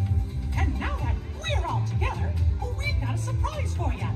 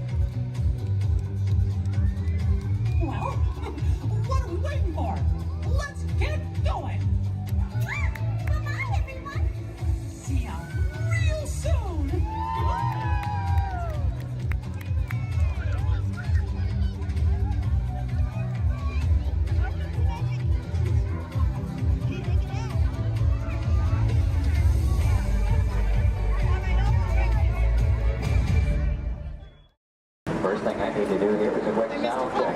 You can hear me up and down the shuttle, please. Give me a wave if you can hear me. All right, thank you. It's important that you need to pass along a few safety reminders here. Please be sure hands, arms, and feet remain inside the vehicle at all times this morning. Most importantly, that you remain fully seated throughout the entirety of our tour. And for the courtesy of those around you, we do ask that please be no smoking at any point. Now, we also have just a little word of caution as well. For those of you on the right side of the shuttle, and that's the side I'm on this morning, now be aware we could be getting a little bit wet on the tour today, okay? However, for those of you on the left side of the shuttle who are smiling about that situation, now realize on the left side, you could get soaked. On the left side is the wet side. If reality you do need to do any seat rearranging, please go ahead. Do that right now before we get underway. Once our shuttle goes into motion, we'll ask everyone to remain fully seated throughout the tour. Left side is the wet side. The I left won't side. promise you so necessarily. However, the best chance to get a little bit wet on this tour is on the left side of the shuttle, so please take that into account. For those of you wanting to get wet today, that'll be your best opportunity. And I'd also like to take the opportunity to welcome you here to Disney's Hollywood Studios. They deploy the counterpart of Walt Disney Studios in Burbank, California. My name is Jerry, and I'll be your guide on the tour today. Behind me at the wheel of our vehicles, our driver Ashley, and she'll be steering us behind the scenes of our working production facilities. We'll be getting underway here in just a few moments. If you would, please listen to these additional safety announcements. Welcome to the Studio Backlot Tour. For a safe trip, please remain seated with your hands, arms, feet, and legs inside the tram. And be sure to watch your children. Thank you. Bienvenidos. Para que tengan un viaje seguro, permanezcan sentados, con las manos, brazos, pies y piernas dentro del tren. Y vigilen a los niños. Gracias. And with that, we are all clear. Thank you.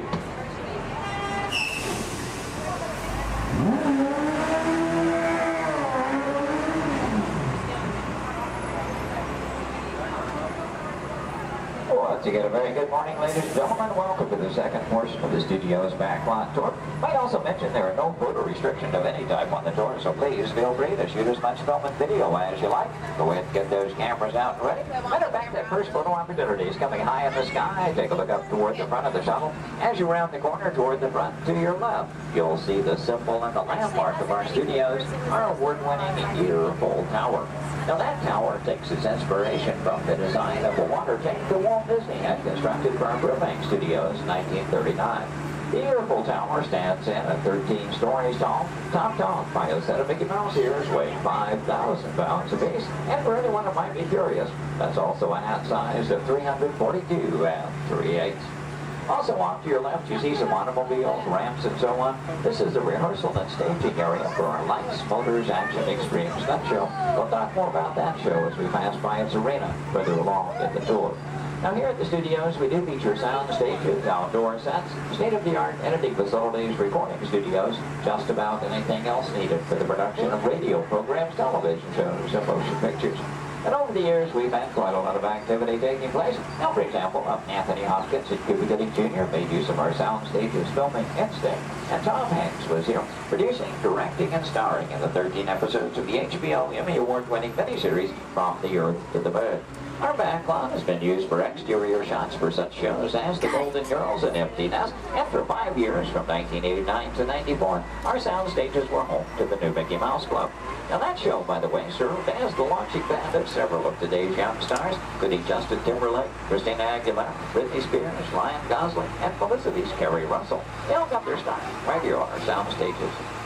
Now, as you make your way around this turn, off to the right, you'll see 2 surviving P-40 aircraft from Touchstone Pictures Pearl Harbor, starring Ben Affleck and Josh Hartnett. Taken from the mold of a real P-40 Warhawk, these full-scale replicas are produced in fiberglass over a steel frame. You might be interested to know there were actually only 16 of those full-scale replicas produced for the filming of Pearl Harbor. If you've seen that movie, you know there were a lot more P-40s than that on the screen. The remainder were all computer-generated. We're now entering one of our most glamorous departments. This is the world of creative costuming, and notice the window displays on the left. Now here in costuming, the process begins with artist designs, From there on, seamstresses and tailors take over. They may use as much as 1 1/2 million yards of fabric each year to produce more than 25,000 garments. In the display cases, you see original costumes from such films as National Treasure, Book of Secrets, Disney Channel's High School Musical 2, costumes from Step Up Through the Streets, and in Real Life, and from Enchanted with Amy Adams and Patrick Dempsey.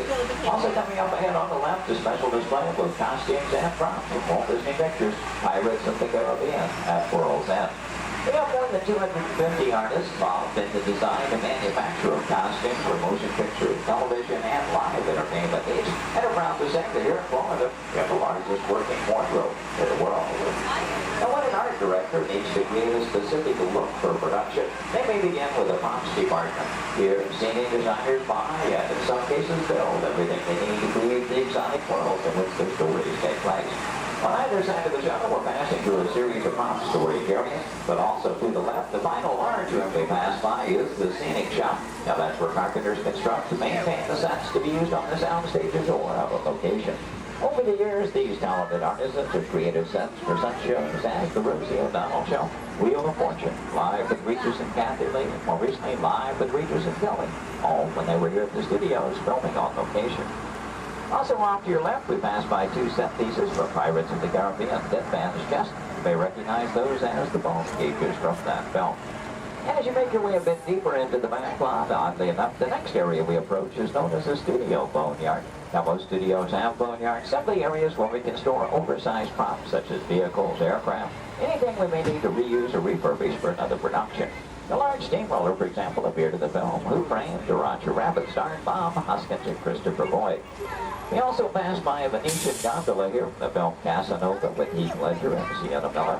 And that's followed by 2 model airplanes. Now, the first of those 2, the larger, used in the filming of exterior shots for Flight Plan, which starred Jodie Foster. The second one, you may notice the wording, the jailbird on the nose, from the 1997 film Con Air with Nicolas Cage and John Malkovich. The new period motorcycles on the end, used by director Steven Spielberg in Indiana Jones and The Last Crusade, starring Harrison Ford and Sean Connery.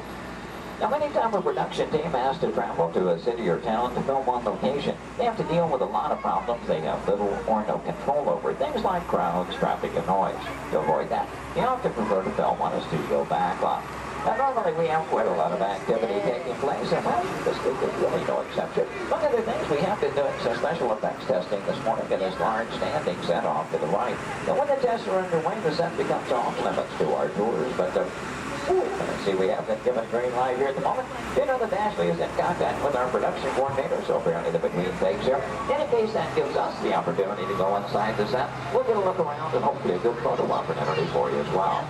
Now, we will be going over a bumpy bridge, so please hold on to loose items like cameras and purses, and especially hold on to small children, please. For the safety of everyone, please remember to remain fully seated throughout the entirety of our tour. Now, this is a large standing set, and that's the type of set designed to be used over and over again. This one is modeled after an actual canyon in Southern California, the special effects sector we call the Master of the Canyon. The large tanker truck is another large prop like those out in the boatyard area. Not an easy task to get that truck into place. We actually had to hoist it up over the canyon wall and lower it with a crane. You know, one of the reasons that production teams like to film on a backlot is because of the things they can recreate and that even influence the weather. As a matter of fact, one of the effects they were testing earlier today was a rain effect. And, I wonder, anybody still upstairs? You might run the canyon's rain effect for us? We would appreciate that. Now, why might we need such an effect? Well, let's say that our script calls for a real downpour and it happens to be a nice, bright, sunshiny day. Time is money in the movie-making industry, and camera crews can't just wait around for Mother Nature. When it starts to cameras to roll, that's what we want to call. Thank you very much. We appreciate that. Now, this effect is being created by some high-pressure water drops over it, just out of the camera rain. Bringing that water upward and upward and it's switching the motion, giving it another downpour in the fall. Now, we wanted to create a comfort zone of that. We could add some strobe lighting and one in the air. No, I'm sorry. No, wait a minute. Stop. Hold on, everybody. It looks like we're going to be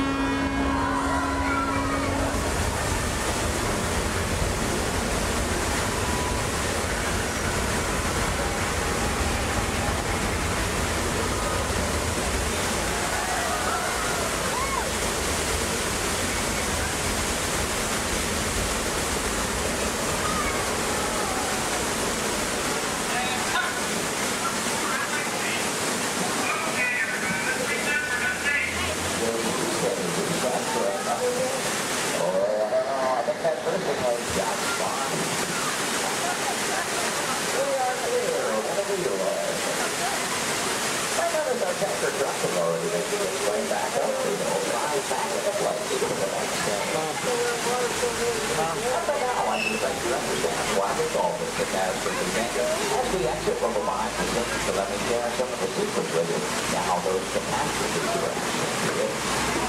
And although our Canyon indicators may get used for production purposes, today's special effects show for the that. This is how created for your enjoyment, so you know special effects.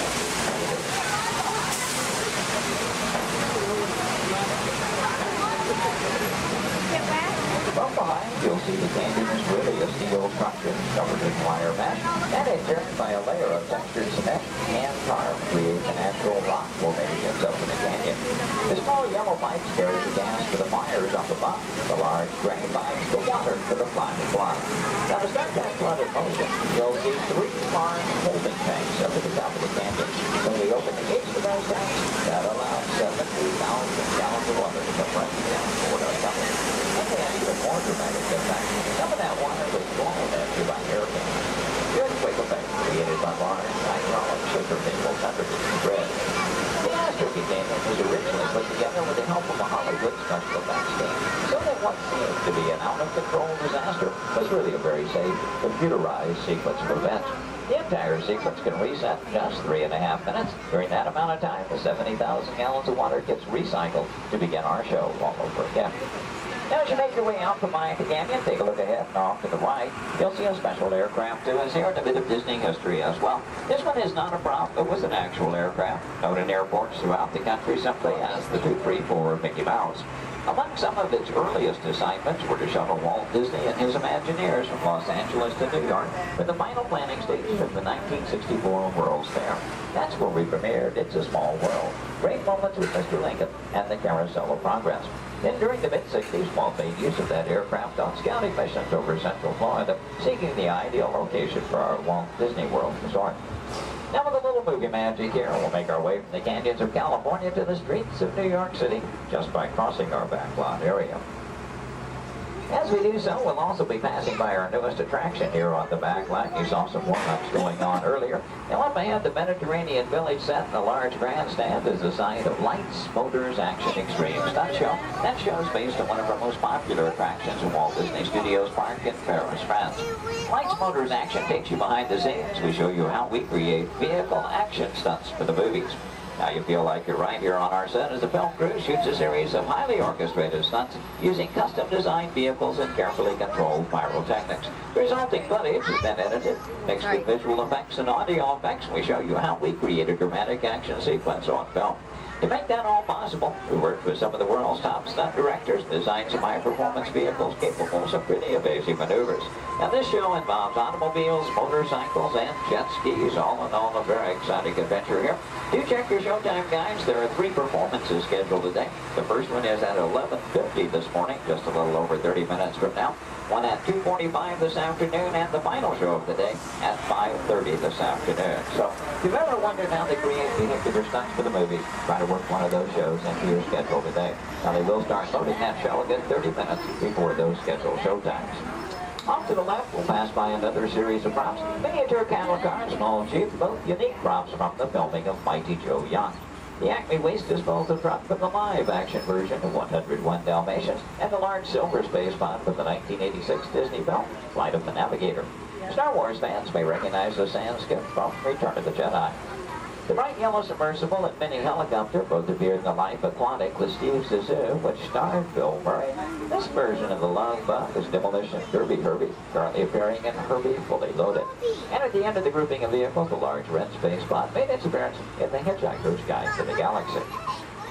Now from the opposite side, you may notice that we're still circling around our Lights, Motors, Action set. Does in fact take up about 8 acres here on our backlot, premiered here on May 5th, 2005.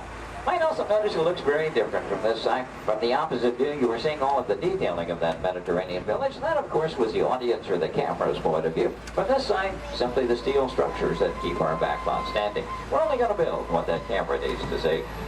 I might also take the opportunity here to mention our Fantasmic show tonight. That's our nighttime spectacular here at the studios. Fantasmic will be presented twice tonight. That will be at 9 p.m. and again at 10:30 p.m. this evening.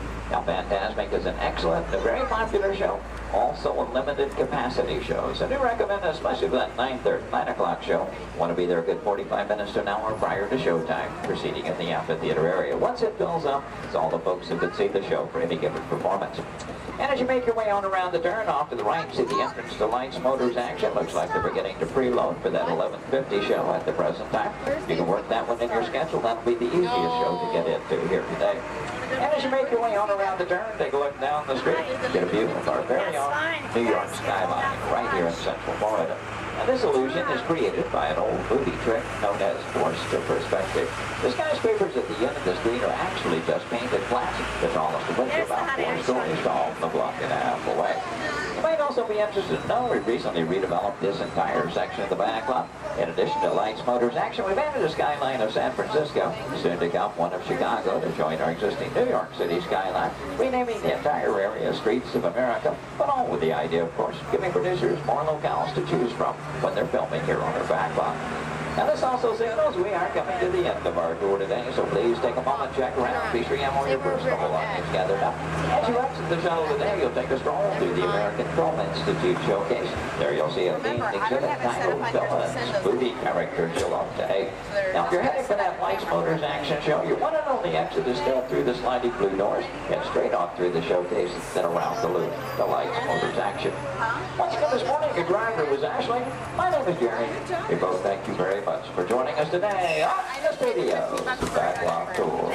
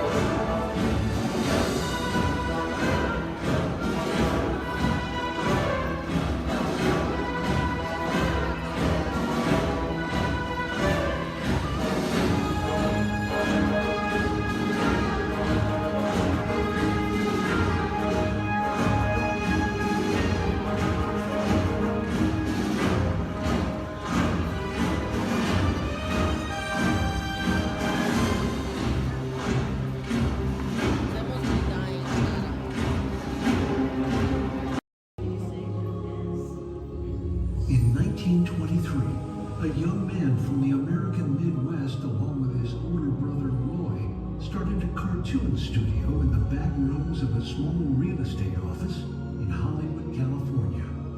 This was the small beginning of a family entertainment company that would create unforgettable stories, characters that become beloved friends, wondrous experiences, and music that has become the soundtrack of our lives.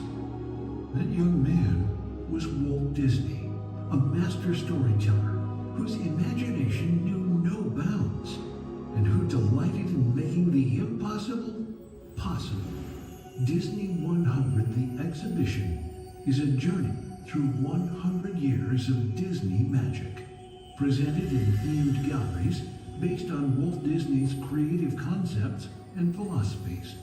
These include storytelling, creating believable characters, the spirit of adventure and discovery, the magic of sound and music, the world around us, real and imagined, curiosity, imagination, and technological innovation, the worldwide wonder of the Disney parks, and an everlasting sense of optimism about the future.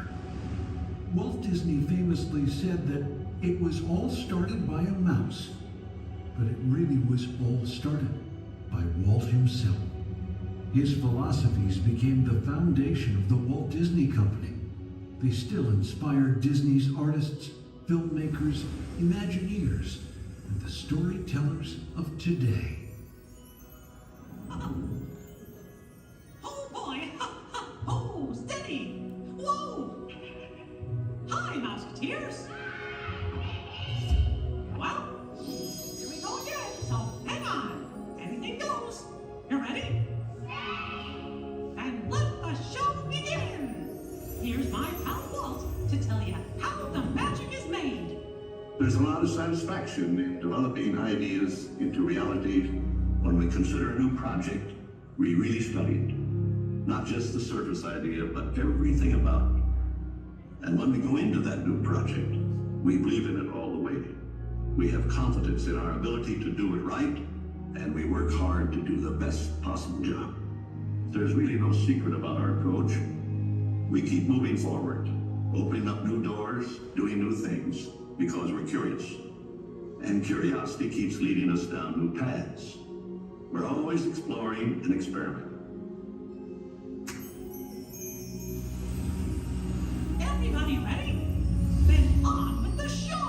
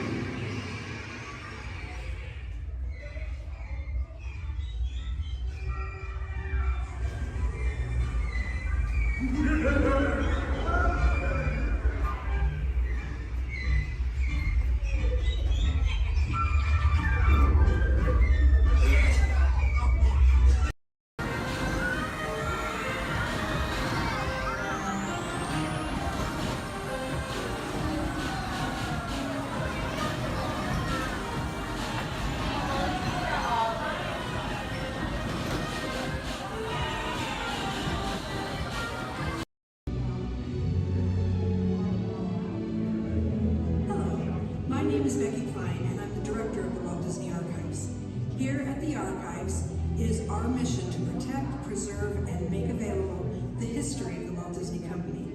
So in celebration of 100 years of Disney magic and entertainment, it's my honor to welcome you to Disney 100, the exhibition. This very special exhibition will travel the world for 5 years in 2 units, one in North America and one in international locations. Both units feature hundreds of iconic Disney artifacts from throughout its history, including props, costumes, models, attraction vehicles, and artwork, as well as our original immersive activities that are sure to please visitors of all ages. We hope you'll enjoy your visit today and look forward with us to the next 100 years of Disney magic.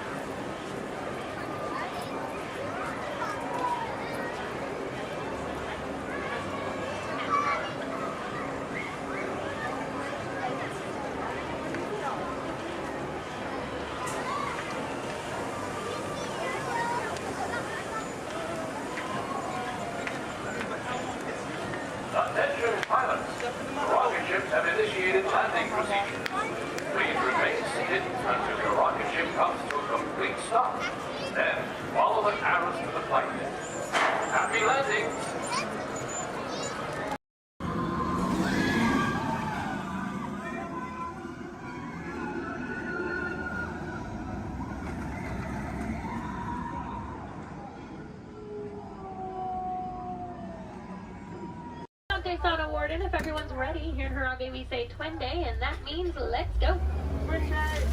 Jumbo friends, my name is Rachel, and I'm going to be your safari guide out on the Harambe Wildlife Reserve.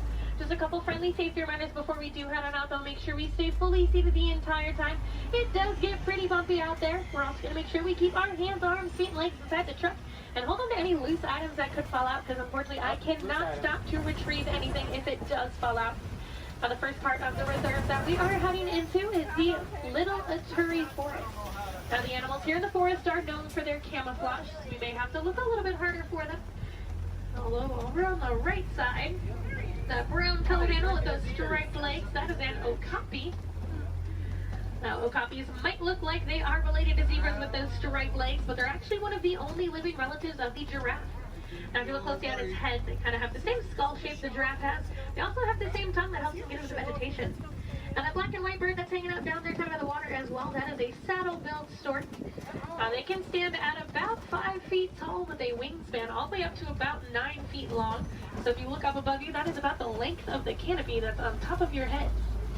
They get their name from the yellow saddle shape on their beak, and they do also mate for life. So once they find their partner, they're with them for the rest of their life. Definitely be on the lookout for another one. There's usually another one that hangs out pretty close.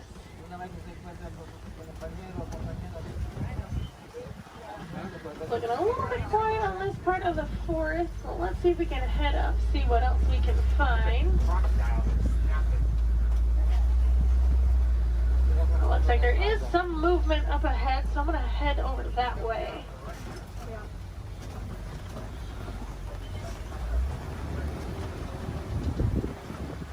Alright, so coming up on the left, you might see there's some light tan colored animals kind of huddled underneath the tree, kind of by that bamboo. Those are greater kudus. And then actually up, kind of under the trees, and then also at the top of the hill up there, those darker brown colored animals with those horns on top of their head, those are bongos. Now, bongos are very shy and reclusive animals. That is how they get their nickname, the ghost of the forest. Both males and females do have those horns on the back of their head. And if you notice they're angled backwards, that's to help them get through any of that thick and tangled brush here in the forest they usually live in. Alright, it looks like we're going to cross over some water, so that means we're heading out towards the Safi River. You're going to want to keep your eyes near the water, looking for any kind of shadowy figures. A lot of times we'll see Nile crocodile or even Nile hippos. Now, hippos will spend most of their time in the water, and even spend about 8 minutes at a time underneath the surface. The average male hippo does come in at about 5,500 pounds, and they do kind of float to the bottom of the water and walk along the bottom rather than swim. Although, to be fair, if I was 5,000 pounds, I'd probably do the same thing. It takes quite a bit of energy for them to swim around. I haven't seen any yet, but they do have a couple spots here in the river, so we'll head up. Now, those white and gray birds that are hanging out on the island, those are pink-backed pelicans. They do get their name from the pink coloration that their feathers get during mating season. That's not actually the feathers that turn pink, though. It's their skin that turns that color. It kind of makes their feathers look good.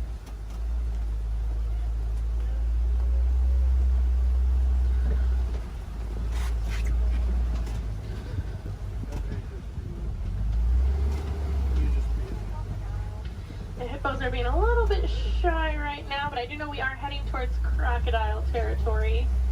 Aha, down there on the left, there are some crocodiles down there. Now, the average Nile crocodile does come in at about 16 feet in length, weighing about 500 pounds. Although they can grow to be about 20 feet long, and I do know there's at least one down there that's a little bit over 700 pounds. Now, when it is super hot, you will see them hanging out with their mouth open. That's because, unlike you and I, they can't sweat. So they do open their mouth. It does help them regulate their temperature, keeps them a little bit cooler. You'll notice a lot of the animals here in Africa actually have some sort of natural cooling capabilities. It does get pretty hot out there. Now, we are going to start making our way out towards the savannah. That does happen to be one of the largest parts on the reserve. It's also home to some of the more famous animals like lions, elephants, and giraffes. So hopefully we'll see some of those out there today. Now, coming up on the right side of the truck now, this tree that almost looks like it was planted upside down. That is a baobab tree, also known as the tree of life or the upside down tree. And they will remain leafless or dormant up to 9 months out of the year, and that's to help conserve any kind of water or energy the tree does have. And I'm already seeing quite a bit of movement down there, so we're going to head down, get a little bit closer to everything. Now, unlike the animals in the forest, the animals out here on the savannah do rely on speed and agility to protect themselves. Even giraffes can run at about 30 miles per hour. That is a pretty funny run if you've ever seen it. Kind of see the head move way before you see any other part of the body move. Alright, coming up, those animals with those really big horns hanging out there on the right, those are Ankole cattle, also known as the Watusi cattle, after the Watusi tribe that did first domesticate them. They are one of the only domesticated animals here on the reserve, and those horns might look really big and heavy, but they are actually mostly hollow with kind of a honeycomb structure on the inside, so they are fairly light. Now these zebras that are hanging out here pretty close, these are Hartman's mountain zebras. If you look closely underneath their neck, you'll see a little flap of skin. That is called a dewlap. Now that does help them regulate their temperature. They're also the only zebra species that has it, so it does help us identify them as Hartman's mountain zebras. Now a group of zebras is called a dazzle. And if you've ever wondered if a zebra is black with white stripes or white with black stripes, just look at their nose. If they have a black nose, they're black with white stripes, and if they have a white nose, they are white with black stripes. Alright, we are going to slowly start making our way towards those giraffes.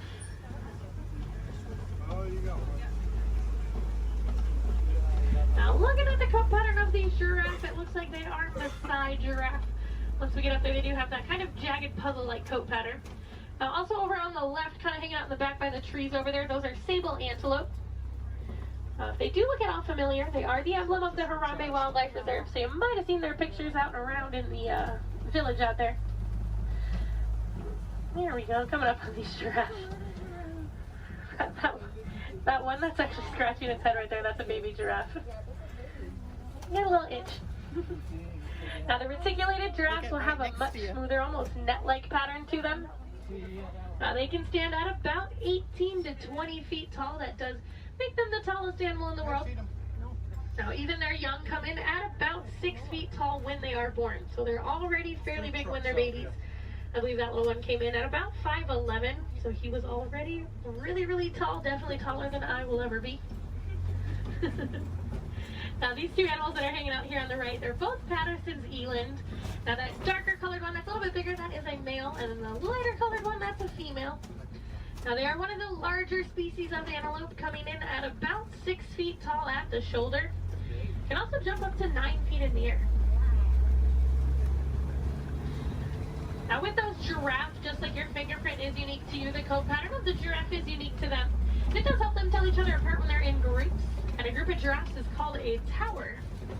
Seems to be a pretty fitting name for something so tall. They do also only sleep for about 30 minutes a day.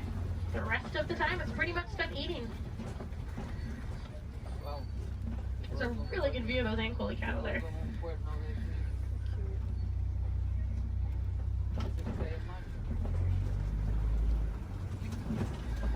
Alright, let's see if we can head up a little bit farther into the savannah, see what else we can find.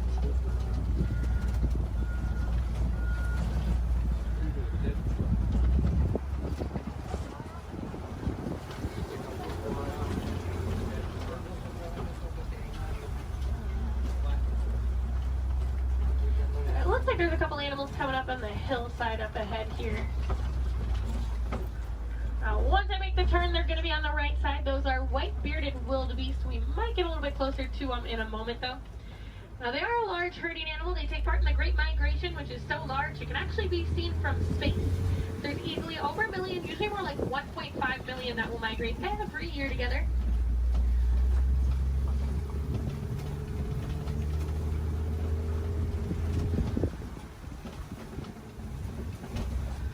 There they are. You can kind of see them there. Now we are also coming up on some knockdown trees just up ahead, so we're going to head over that way. Usually that is a pretty good indicator that there's an elephant or two nearby. Now elephants are known as nature's bulldozers, so you can always kind of assume. Actually, it looks like there is one up ahead of us. I'm going to see if we can get a little bit closer to it.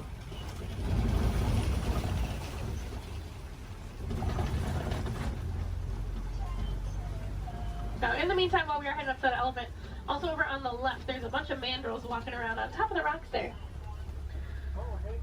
Now, mandrills are one of the largest species of monkeys. An adult male can come in at about 100 pounds. They do have those vibrant blue cheeks, and as they get more excited or even more angry, they actually get even more blue. Well, it's a view of an elephant. Probably not the best view. I do know there is usually another herd of them that like to hang out a little bit farther up as well, so we'll see if we can head over that way, maybe get more of a frontal view of an elephant. That would be nice. Now, as male elephants grow older and more mature, they do get kicked out of the herd by the female elephants. They can live in solitary or smaller groups of male-only elephants. They do tend to get a little bit too rough with the young ones, and the females are not a huge fan of that. Well, you can kind of see that one a little bit better. Now, we can also tell that's an African elephant, not only because we're in Africa, but if you look at the ear shape, it almost looks like the continent of Africa. Makes it super easy to identify. Let's see if we can head up and find the herd. Thanks to our team's conservation efforts, they found that elephants are afraid of bees. So because of that, farmers have been putting up beehives around their crops. It's a much safer alternative for the elephants. It keeps them farther away from the crops, but it also keeps our locals and our farmers happy. Now, I thought it was so funny that such a large animal was afraid of such a tiny little insect. And it's actually the noise that the bees make. So elephants do have really sensitive ears, and that buzzing noise bothers their ears more than anything.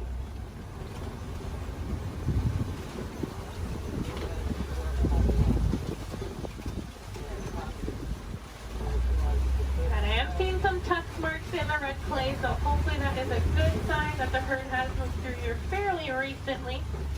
Now, just like you and I might take a multivitamin every day, the elephants do eat that red clay. It gives them a little more nutrients they may not always get from their daily diet. Female elephants do also have one of the longest gestation periods, coming in at about 22 months. So I'm not sure I blame the females for wanting to kick the males out after a while. Personally, I might do the same thing if I had to go through that. Looks like there were a few of them moving up ahead, so we're going to see if we can get a little bit closer to them.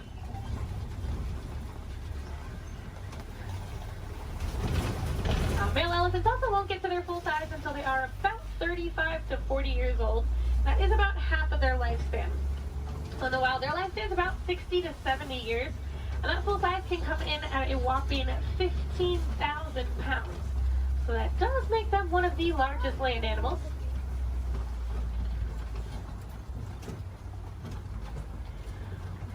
And they do also have really sensitive skin, so you will see them throwing dirt and mud up on their back. That acts as a natural sunscreen for them. You're also going to see them flapping those really big ears that they have, as those ears are home to a bunch of blood vessels on the inside. So just doing that, it does actually activate those blood vessels and can even cool their body temperatures down about 10 degrees. We might be able to see when we start going around this curve here. Now, in the meantime, we are coming up on some greater flamingos as well. Now, those greater flamingos actually start out as a gray color, and as they get older, they get their vibrant pink color from their diet, which does consist mostly of beta-carotene, like brine shrimp. If you actually look on a couple of them, the back of their head and neck, you can still see some of the gray feathering on some of them. Now, they are one of the lighter colors of flamingo species, as well as one of the largest. You might have seen their cousins, the lesser flamingos, out on Discovery Island when you were coming in today. They're quite a bit brighter in color than these ones, but they're also a little bit smaller. And if you didn't see them, they like to hang out the very front of the tree line, kind of down to the left-hand side.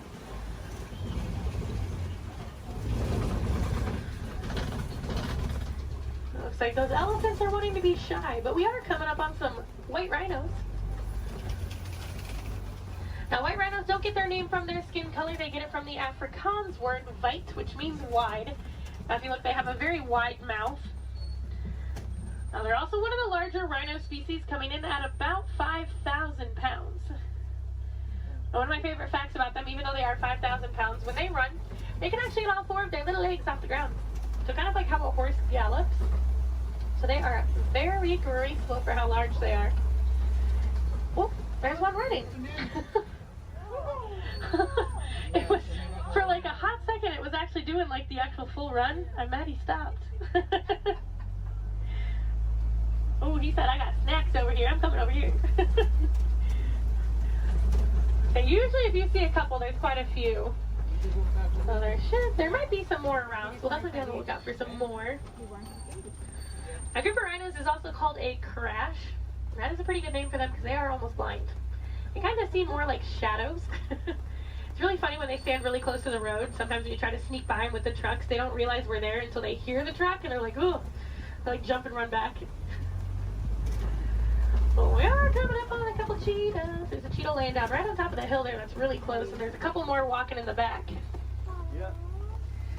Now, cheetahs are one of the fastest land animals. They can go from about 0 to 60 miles per hour in just about 3 seconds.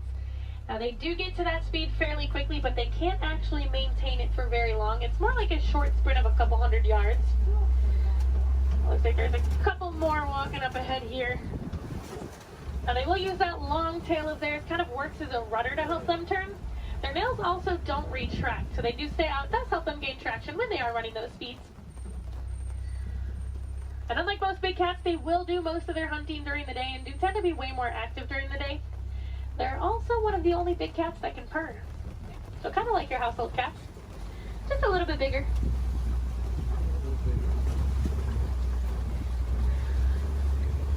Oh, it looks like there's some lions hanging out on top of the Kobe rock. Oh, they're so pretty. Like there's a male and a female here, and there's another female up ahead a little ways. Now, lions do sleep about 16 to 20 hours a day, so we're pretty lucky that we're actually seeing them kind of moving. I mean, they're not moving around, but they have their heads up and not sleeping. Now, they do tend to be more nocturnal and will do most of their hunting at night, and it's actually the females that will go out and do the hunting while the males stay back and protect the pride. Now, during the day, their eyesight is pretty much identical to ours, but at night, it gets about 6 times better. So they have super good eyesight at night. Now, when they vocalize, they can vocalize up to 5 miles away. You can hear it. So if you do plan on staying here all the way up until park close, I highly recommend while you're walking out to your car, keep your ears open because sometimes you will actually hear them vocalizing. It's really cool.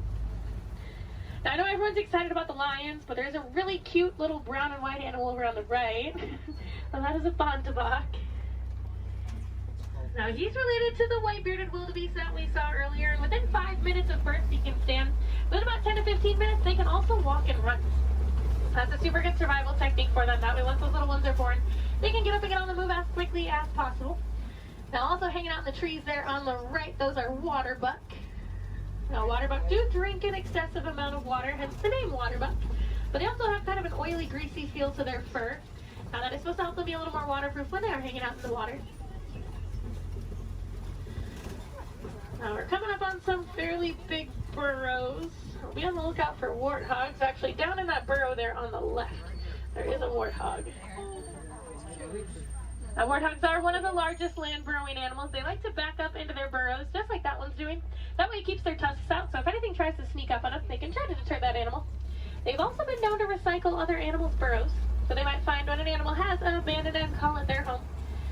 Isn't the ever so lovely ostriches over there, too? Now, while we are heading over there, it looks like those ostriches have also dropped some eggs there on the right. Now, individually, each one of those eggs can weigh about 3 pounds, and they are so strong that just about any one of us can stand on them and absolutely nothing would happen. Are you guys going to stay off of the road, or no? Okay. Now, ostriches are the largest species of bird. They are flightless birds, though. They use those wings to help them turn, kind of like how the cheetah uses its tail. As they can run speeds of about 30 to 40 miles per hour, so they are fairly quick. They always look so confused, too.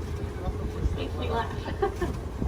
They are notorious for long animal stops, so when you can sneak by them when they're that close to the road, it's your lucky day. Alright, it looks like the warden's post is coming just up ahead of us. That does unfortunately mean our safari is coming close to an end. But the warden has adopted some Nigerian dwarf goats that like to hang out here. Now, they do help our warden keep the grass looking nice and the weeds down low, and in return they produce some milk that the villagers here find very sweet and actually high in value. So that does allow the village to rely less on the wildlife out there. They are small, but they won't get any bigger than that. They are full-grown adults. And they are one of the many examples of how humans and animals can live in harmony together. It just takes a little bit of effort from us. Some small things that you guys can do at home but make a huge difference for these animals. Planting some native trees or plants in your yard. Maybe building a few bird houses here and there, or even some bat boxes. A lot of these animals, including the elephants that we saw, are losing their habitats due to mining for metallic ore, otherwise known as coltan. And that's found in many of your small electronics, so things like cell phones, laptops, tablets, anything like that. So next time that brand new shiny iPhone comes out and you guys decide to go and purchase it, just make sure you recycle the old one. That will help keep mining down to an absolute minimum and saving those habitats for those beautiful animals out there. And if I have any wilderness explorers on board, you guys have been on board the Simba 1. That's SIMBA 1. And I am going to get you guys back up to that dock that we originally came from, so you're going to have to bear with me for just a little bit longer. Hopefully we should be able to buzz through some of the docks fairly quickly.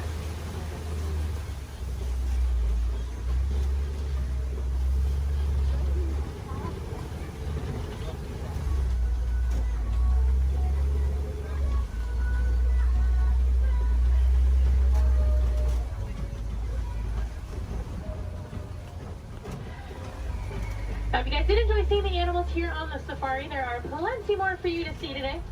Now, actually, when you guys get off of the truck, when you hop down that little pathway there and go down the hill, if you guys take an immediate left, you'll actually be on the Gorilla Falls Exploration Trail. Now, over there, they have naked mole rats, meerkats. They have an underwater hippo viewing pool where you can usually get a little bit closer view of some hippos, as well as silverback gorillas. If you're heading over to Asia, right behind Tully River Rapids, you'll find the Maharaja Jungle Trek. Now over there they have Sumatran tigers, Komodo dragons, bats, and a whole bunch of different exotic bird species. Now both of those trails are about a 15 to 20 minute walking trail though, so you do want to give yourself a little bit of extra time. Now ECV, strollers, wheelchairs, any of that can go through those. You don't have to park them, so you can bring them with you. And if anyone has Disney Plus at home, if you have not seen it already, there's actually a whole series on there called The Magic of Disney's The Animal Kingdom. And they do go into way more detail about the animals here on the safari, as well as the ones over at Epcot and Animal Kingdom Lodge. I know they have episodes on the giraffes, the lions, the rhinos, the elephants. You get to hear from the keepers that do actually take care of them on a day-to-day basis, so you get to know them a little more on a personal level. You might even get to know some of those names. So next time you come and ride the safari, you can impress your friends and family by knowing those. On that note, no two safaris are ever the same as well, and the animals will always make sure of that. So if you guys are here on another day, or even later on in the evening, definitely come back and check us out. You might see some different animals out there. Sometimes you'll actually see the hippos. We didn't really get good luck with the hippos today. But you might see some hyenas. They do tend to be a little more nocturnal, so they'll tend to come out a little bit later. And you might see the lions actually up and moving around. You never know. They'll probably have a different safari guide as well, so you might learn some different facts you guys didn't hear from me this time around. As you guys are walking around the park too, I encourage you guys to be super aware of your surroundings. A lot of times you'll walk past different animal habitats and you guys won't even know it. On front of the trail life, you'll see those lesser flamingos that I kind of touched on a little bit. You'll see some kangaroos hopping around, some vultures, all kinds of stuff. And then towards the front of the park, actually one of my favorite animals likes to hang out there, the giant anteater. Now that's like if you're heading out of the park when you go over the bridge and there's like the spot where you can go on the left side and the right side to exit. She likes to hang out on the right side. So if you go down there, she tends to kind of hide those. So you have to look into her habitat a little bit to see her. But she's usually there. Alright, it looks like this truck ahead of us is just about loaded, so they should be on their way. So it's a really good time. Double check your rows. Make sure you do have everything. You don't want to leave anything behind because I will be heading out on another safari as soon as I drop you guys off. So it'll take a little bit of time to get those items back to you. The warden knows we are on our way, so we should be able to get cleared into that dock here fairly quickly.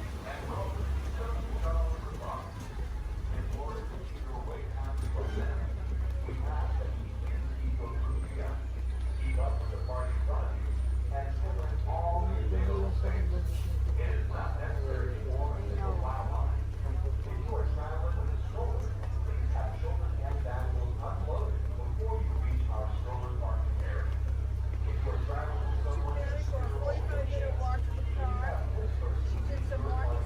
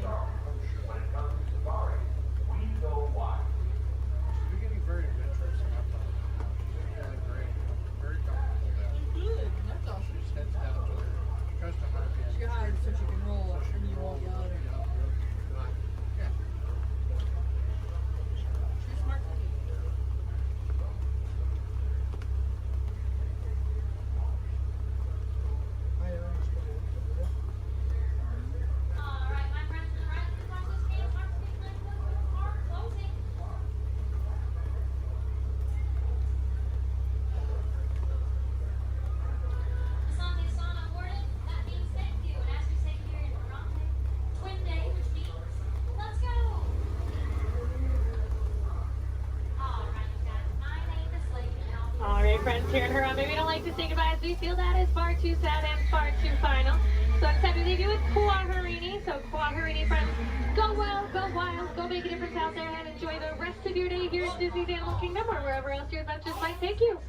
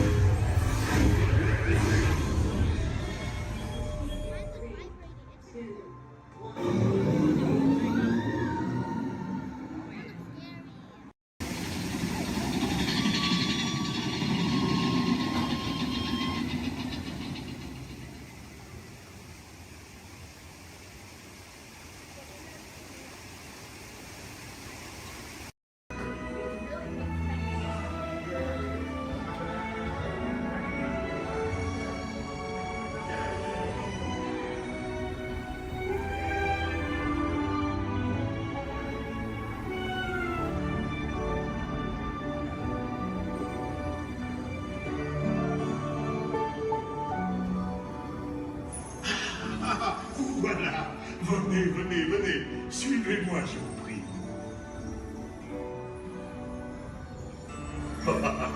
Chef Larry is waiting for you.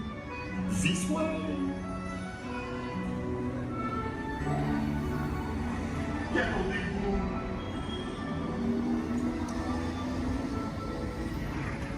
Oh, les erreurs, les invités pour le dîner. Here. Hein? Vous l'aurez pas idéal. Coco vin? Non. Simple omelet? Too simple. What? Mais oui, that's it!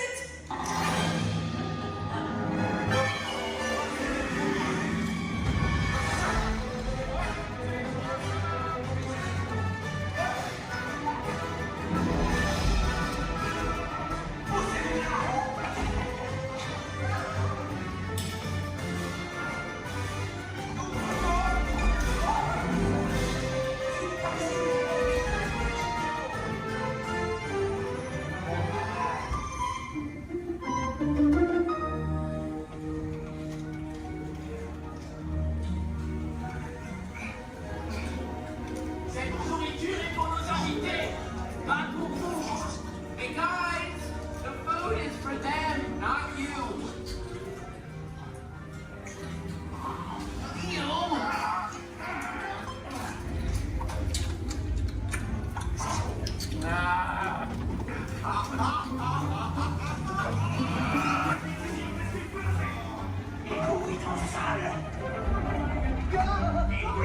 What are you doing? Que manigancez-vous? Out of my way!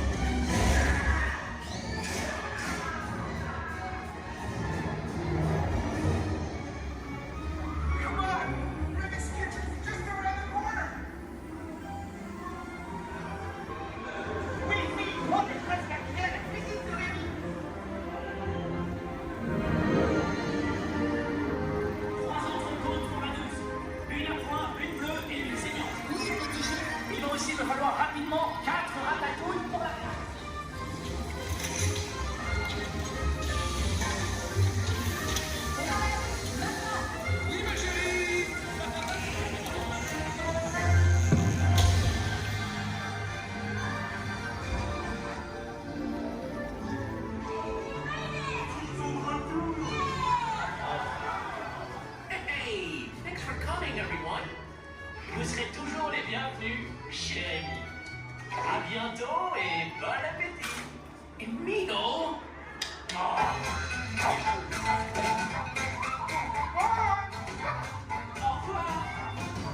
Little for you, and this way, you are always welcome at Bistro Shade.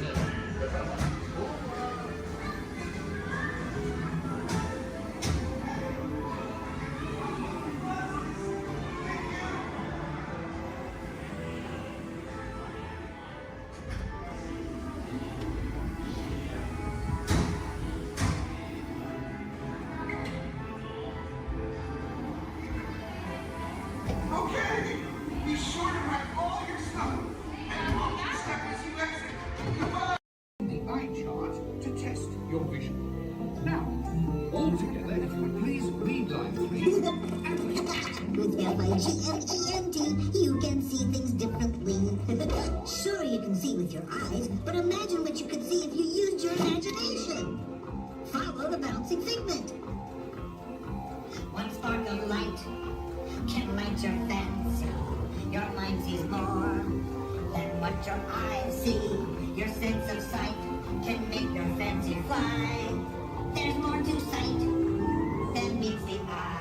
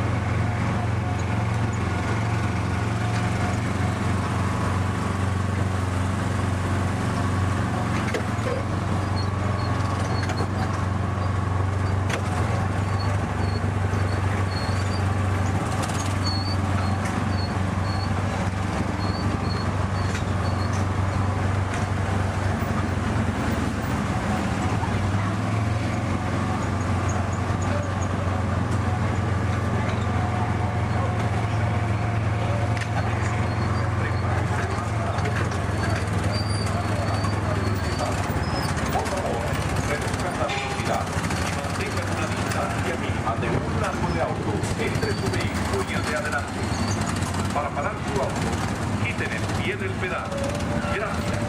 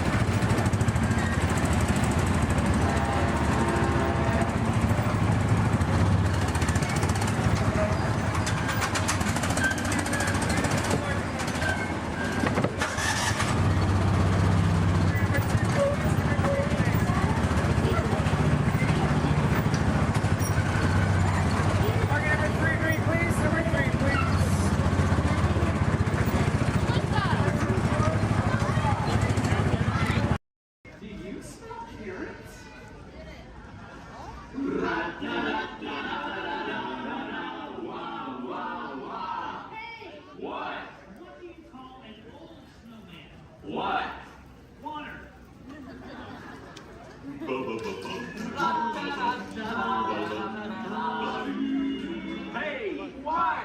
Where does a snowman keep all his money? Where? In a snowbank.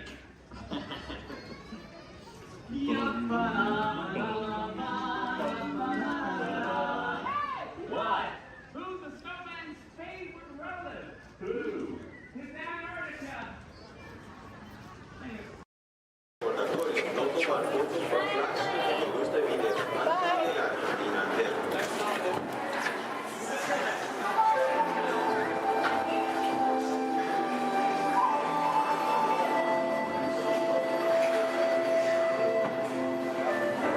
Welcome to a voyage of discovery and awareness. The richness, the diversity, the often surprising nature of living with the land. Our journey begins as dramatic and sudden changes are sweeping over the land. The approaching storm may seem violent and destructive to us, but to nature, it's a new beginning in the cycle of life.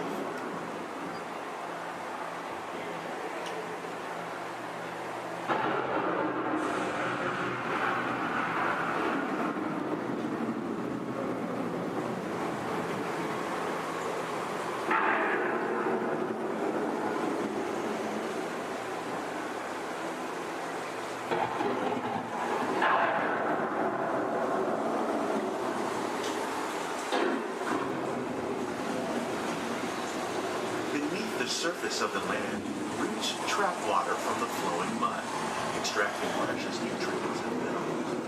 These elements, when combined with sunlight, create the diverse living systems of our planet.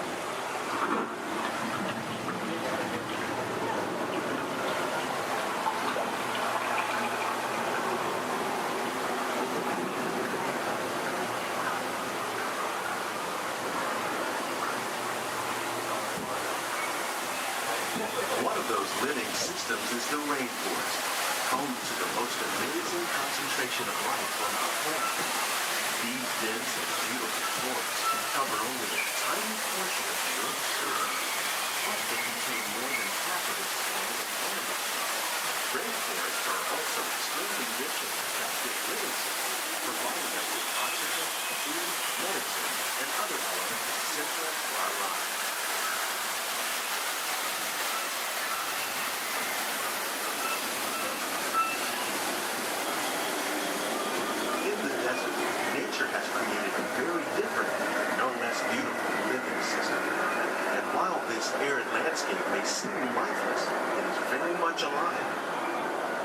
and animals that have learned to survive in these harsh conditions make use of what little water they can find and avoid the scorching heat. The American prairie once appeared as desolate as the desert, but over time, rainwater and nutrients gradually penetrated the hard surface of this land. Even the hooves of the mighty buffalo helped create the rich soil that would one day become home to the American farm.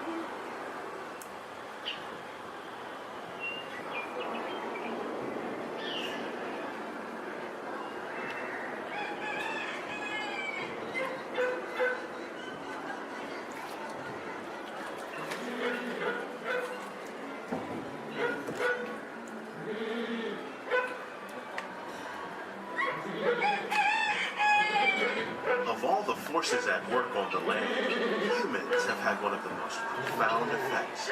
The need to produce food for a growing world led to the misuse and sometimes overuse of the land. In our search for more efficient ways to grow food, we often fail to realize the impact of our methods.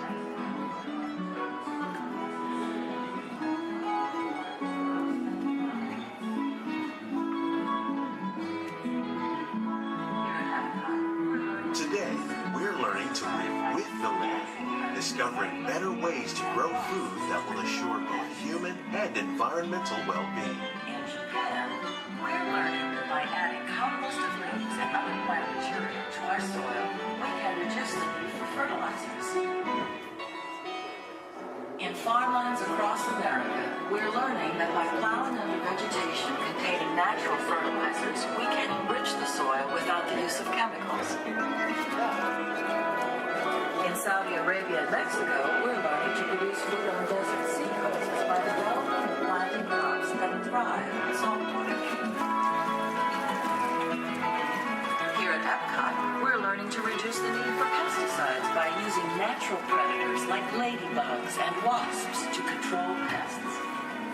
How will we meet tomorrow's growing needs for food production, yet still respect the needs of the land? Some of the answers are being discovered just ahead. To help us maintain these carefully controlled ecosystems, and for your safety, please remain seated in your boat at all times.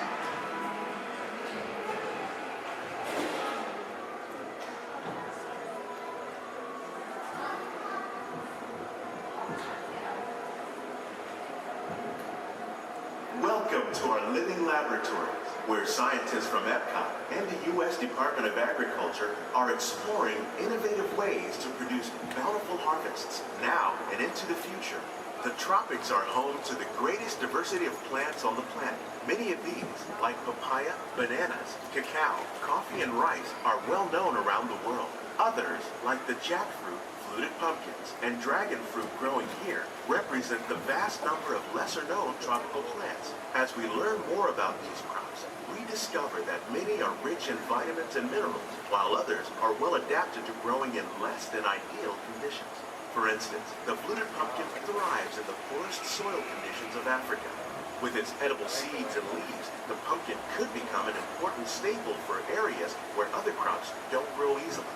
The unique-looking dragon fruit is actually a member of the cactus family. The fruits are high in vitamin C, rich in antioxidants, and have a light, sweet taste. The fruit originated in Mexico or Central America, but is already becoming popular in Asia. It could become a source of important nutrients for people living in many areas of the world. These and many other lesser-known crops may one day be as popular as the bananas growing on both sides of the boat. More than 28 million tons of bananas are eaten annually, making it the most popular fruit in the world.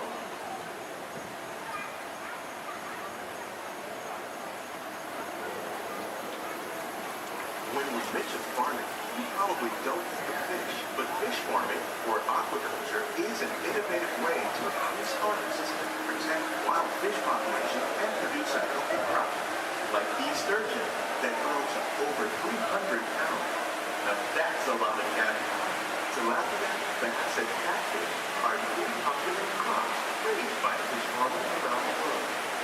Most are grown in open ponds, but innovative recirculation systems like ours can conserve water and environment. More than 200 different species of aquatic animals and plants have been successfully farmed. Even these American alligators can be successfully raised in controlled environments. Nearly half of all fish consumed worldwide is now raised on farms, making aquaculture an important part of our efforts to produce enough products and protect natural resources here at the land. We grow about 5,000 pounds of fish each year, many of which are featured in restaurants around Walt Disney World. This greenhouse is full of some of the best ideas for improving plant yields. Disease and pests are two of the biggest problems facing farmers around the world. By careful selection and crossbreeding, we can grow crops like these sunflowers and winter melons that are more resistant to pests and diseases. Scientists have even been able to breed plants that can flourish in marginal areas where water and nutrients are in short supply. The result of these efforts is higher yields with less impact on the environment.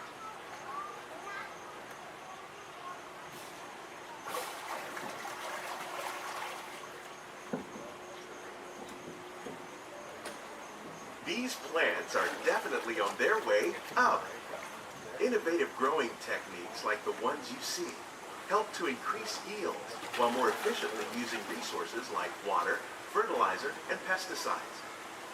We're growing these nutritious sweet potatoes above ground. This method increases yields, produces larger potatoes, and can be used where rich soil is in short supply. We're growing lettuce using our nutrient film system. This technique precisely controls and recycles water and nutrients. With it, we can produce over 27,000 heads of lettuce a year in this one small area.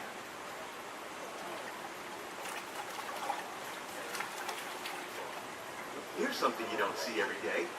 Tomatoes growing on trees. These plants were originally developed by Chinese scientists. Tomato trees live longer and produce many more tomatoes.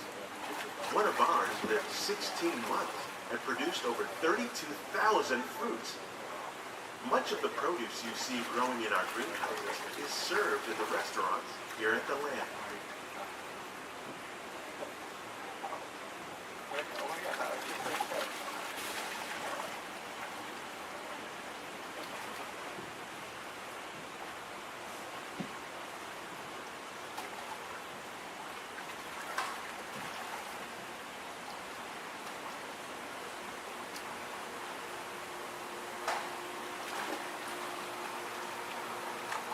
The future of agriculture includes some high-flying ideas like the ones you see here. The aquaponics system on your left integrates hydroponics with aquaculture. The fish provide a source of natural fertilizer for the plants, and the plants help keep the water clean for the fish. It's another great way to produce more while using less resources. In our lab, Epcot scientists are working with the U.S. Department of Agriculture on a number of innovative projects. The goal of these efforts is to produce higher yielding and better quality plants.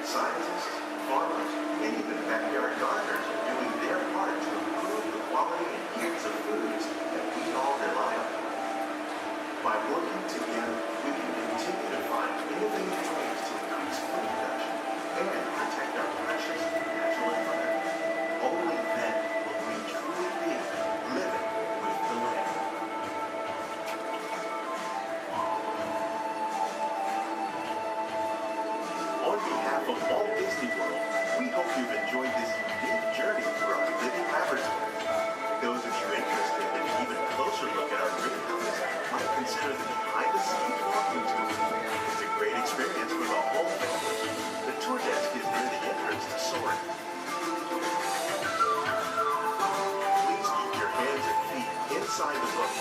Remain seated until the boat comes to a complete stop.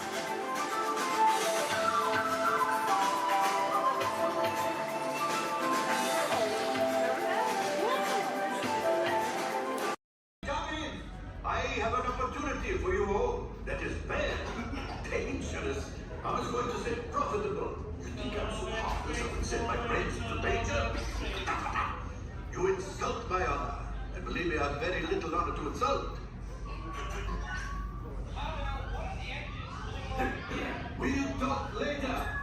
I'll do everything around here. Hello, my friends. I am Hondo Onaka, and this is Onaka Transport Solutions. Today, I am offering the opportunity of a lifetime. I need flight crews to transport this valuable merchandise across the galaxy. Pilots to navigate, engineers to operate the ship, and gunners to defend the shipments. And that is where you come in.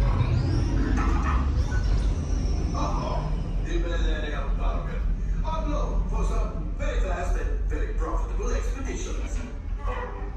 Chewbacca, my fine furry friend! Yes, as we agreed, you let us use the ship, we'll get you the supplies you need. It's a win-win. You help the resistance, and I get all the profits. The first order will never know we were there. Okay, time to go, so, alright. We better go before he changes his mind.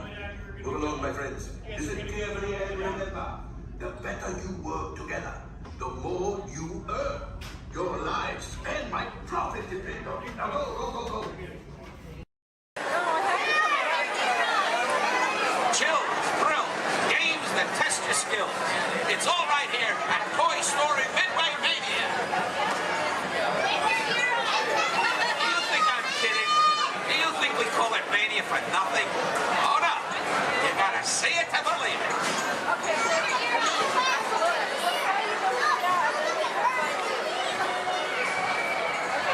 Who out there can hear me? Raise your hand. Good. Who out there can't hear me? Raise your hand. Look over here. We got a bunch of wise guys.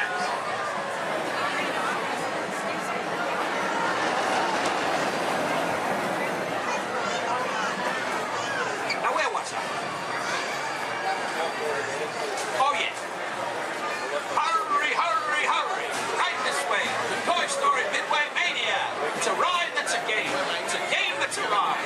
Step right up and see what's inside. Now where was I? Hurry. Right this way. The Toy Story Midway Mania. It's a ride that's a game. It's a game that's a ride. Step right up and see what's inside.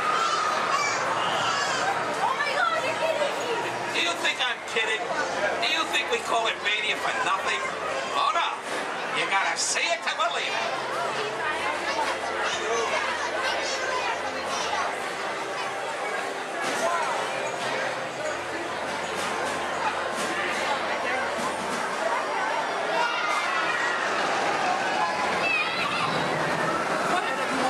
I think I hear Andy coming.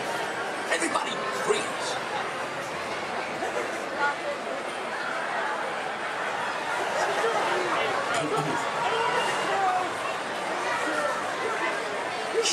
Greetings, everyone. We are pleased to announce that tonight, Disney's California Adventure will remain open until 10 p.m. for your enjoyment. Again, Disney's California Adventure will remain open until 10 p.m. this evening. It's okay, folks. Hold so long.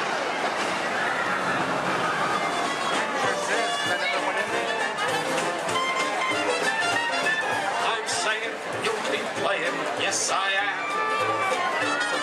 With Woody, Buzz, Bo Peep, and Rex and Ann. My toy friends, they adore you, so they built the place in for you. Step right up, folks. I tell you, everybody can. Now I'm saying, you'll be playing. Yes, I am. Listen, pal, I'm saying, you'll be playing.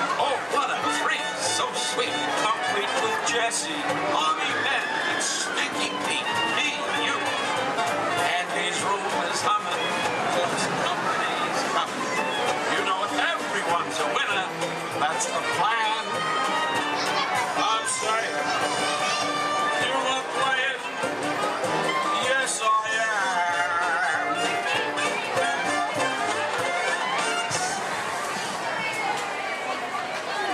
Thank you, thank you.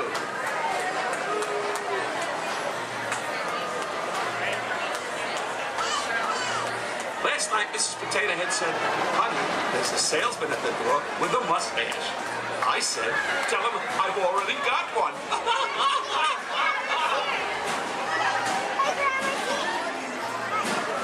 Check out my new hat. It cost me an arm and a leg. Next time.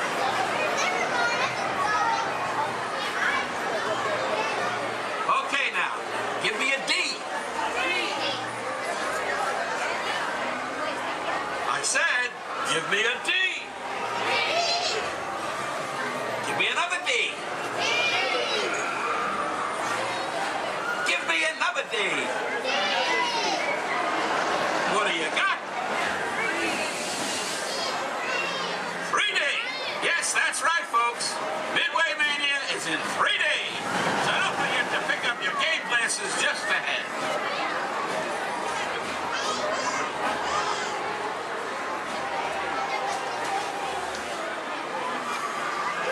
Hey, young man.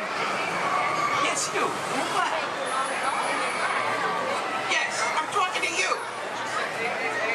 Have you played Toy Story Midway Mania before? Well, you're in for a real treat. All the toys are inside, setting up the carnival play set. Even a couple of little green men that the missus insisted on adopting. Don't get me wrong. They're cute. I just want to say, any time we grave.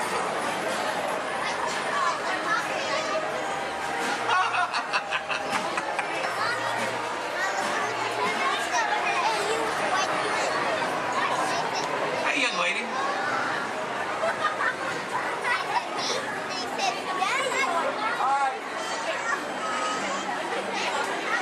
Who's your favorite?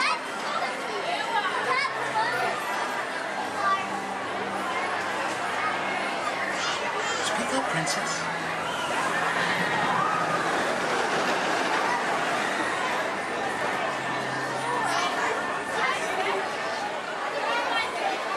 Take your time, kid.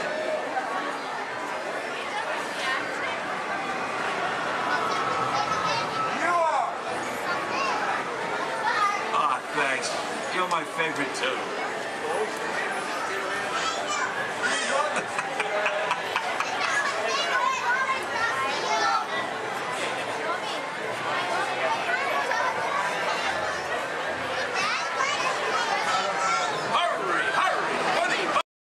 My name is Alexis. How's everyone doing this wonderful evening? Good.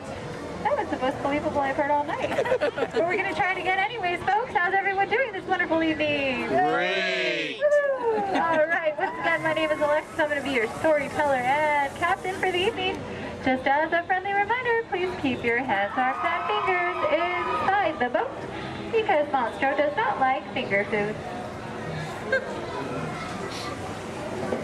Oh, my folks, it looks like we are being swallowed by Monstro the whale. This is the very same whale that swallowed Pinocchio. But not to worry, folks, because Pinocchio was a smart little puppet. He lit a fire in here that made Monstro sneeze, and Monstro sneezed so hard that he blew his tail right off. Now, Monstro's not half as scary as he used to be. Haha. Around the bend to your left, you'll find the cave of the big bad wolf. And across the way, the homes of the three little pigs, the one made of straw, the one made of sticks, and the one made of 100% wolf-proof brick. Just beyond this bridge to your left, you'll find the village of Alice in Wonderland. Alice's home is the one in the corner with the thatched roof, and if you follow the small cobblestone walkway, you'll find the home of the White Rabbit. This is where Alice settled down and began her adventures in Wonderland. To the right in the center of the canal, you'll find London Park, made famous by the film Peter Pan.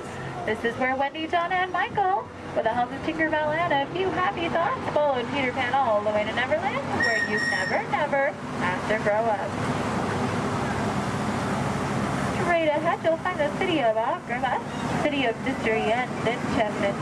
The busy marketplace below is where Aladdin and Jasmine first met, and Aladdin, being that prince of thieves that he is, he not only stole bread that day, he stole Princess Jasmine's heart. Aww. And it's underneath these rose-covered arches where Aladdin and Jasmine took their first magic carpet ride into a whole new world.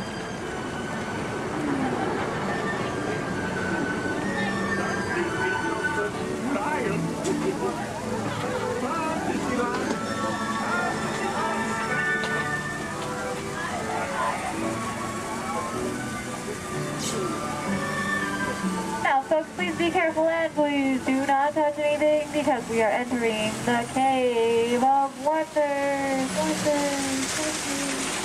As Aladdin and Abu discovers this cave holds one treasure more important than all the others, a magic lamp complete with its very own genie.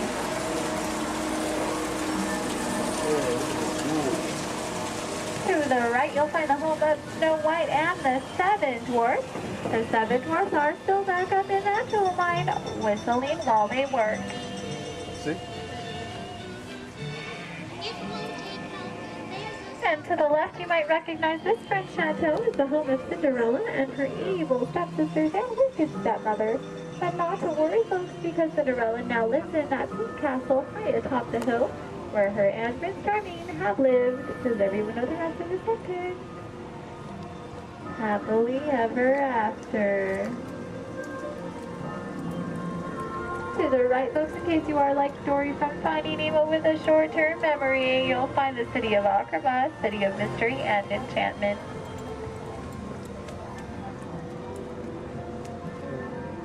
To the left, you'll find the world-famous patchwork quilt. This patchwork quilt is comprised completely out of desert flowers, and it, along with every other plant and tree here in Storybook Land, are 100% real. They have just been miniaturized by a process known only by Tinkerbell and a few of our Disneyland gardeners.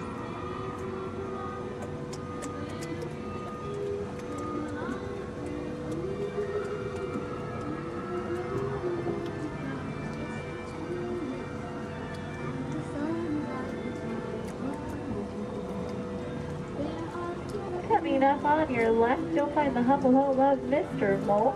And just beyond that, the not-so-humble home of Mr. Toad. Doesn't look like either of them are home right now. I've heard it's because they're on some wild ride. Bordering the canal to your left, you'll find the Three Dutch Windmills. The windmill in the center is best known for sheltering the local animals in Disney's animated film, The Old Mill. Straight ahead, below those Alpine mountains, you'll find the village of Geppetto and Pinocchio. That workshop near the waters where Geppetto made his wish for Pinocchio to become a real live boy.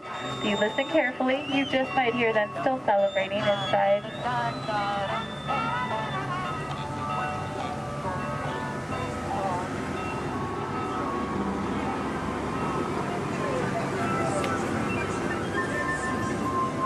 Coming up on your right, you'll see the ship of Prince Eric. The sandy beach nearby is where Ariel took her first steps on land and saved Prince Eric. That castle on top of the beach is where her and, you guessed it, Prince Eric, now lives happily ever after. And it is behind this waterfall that you'll find the Kingdom of Princess. This is an river up and it's still the home of the bunch of Austin Saunders. Folks, it looks like our journey is coming to an end. For those of you closest to the dock, please remain seated with your hands, arms, and fingers inside the boat. Thank you for joining us here in Storybook Land. We hope you have enjoyed your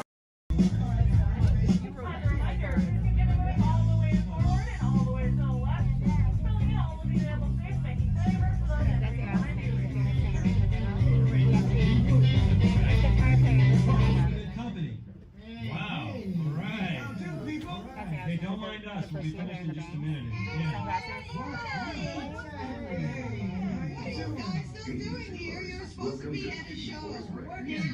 I'd like to introduce our local manager. Thrilling high-speed roller coaster test ride that includes sharp turns, upside-down maneuvers, Okay, come on, guys. Sorry, folks, we gotta go. Come on. Chris, can you grab my blacklist, Paul? Hey, wait a minute. We can't leave these people here like this. We can't? No!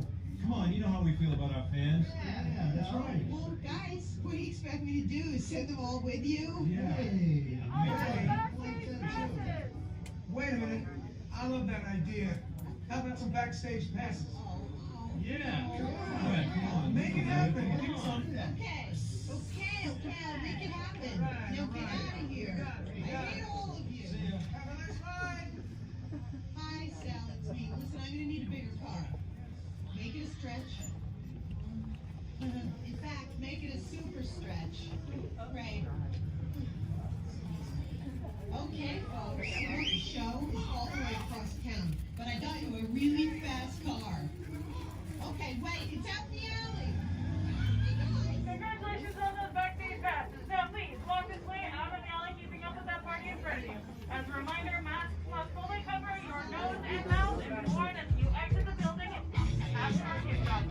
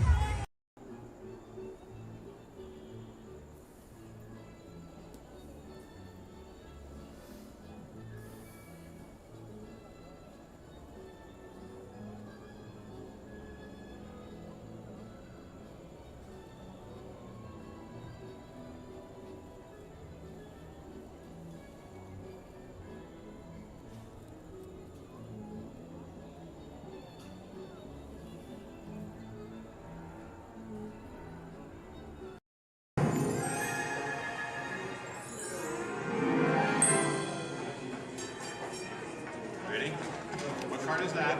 Okay, keep your eye on it. Wait, please. Blow on it.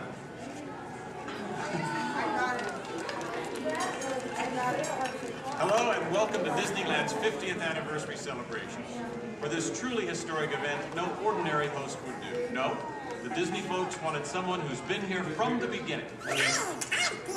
They wanted a household name. A name that means family entertainment. Donald, calm down. You're just too animated. I'm referring, of course, to me, Steve Martin. Oh, really? Well, I don't remember him calling that show the Donald Duck Club. Now just waddle along. As I was saying, the Disney folks came to me because I began my career right here at the Magic Shop at Disneyland. That's me, Disneyland class of 1960. Magician, prestidigitator, and seller of fake vomit.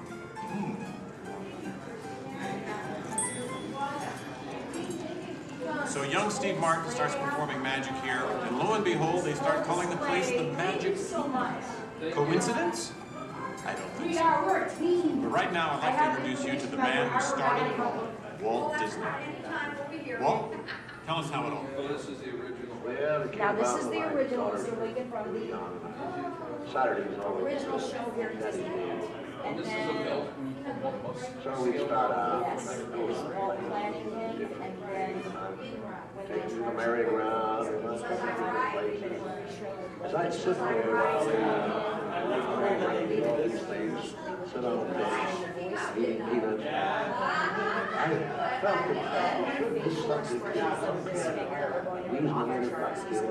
parents and the children could have fun together.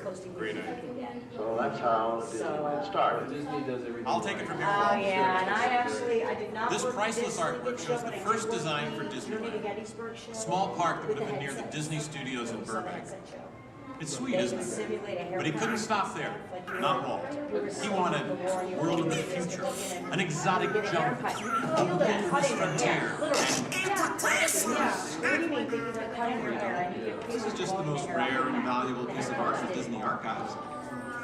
It's the painting that sold the concept of Disneyland to the bankers. It was a painting. You got us really. Thank you, and just get this lobby just open this morning, so you were here day one. It's just open today. Then Walt heard about an orange grove in Anaheim. Thank you. An hour away from any major city, at the end of a dirt road. Talk about impossible dreams. If I could take you back in time. Wait a minute. What am I saying? I'm a magician.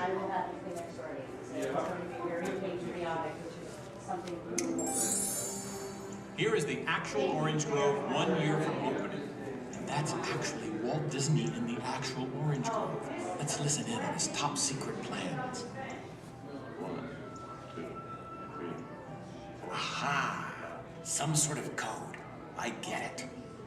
Walt also had a code for all the trees on the property. Red ribbons for the big trees he wanted to save for Disneyland, and green ribbons for the ones he wanted removed. But, as fate would have it, the bulldozer driver was colorblind! Oops. So, Disneyland, less than a year from opening.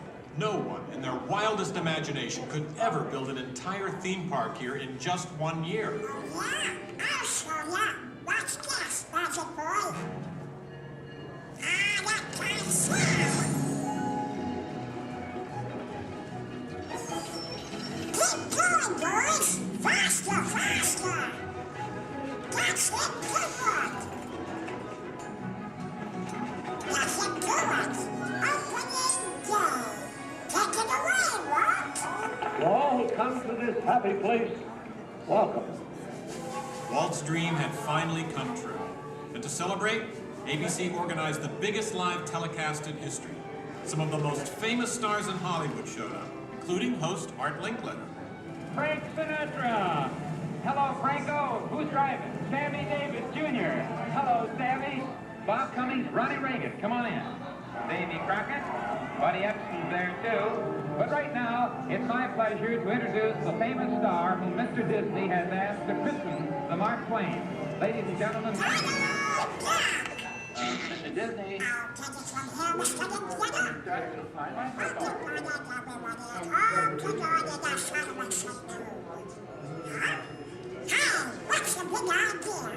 I'm translating. Nobody can understand what you're saying. Cannot. Not. I'll show you. Ignore the duck. As I was saying, the lands that America saw on the Disneyland television show became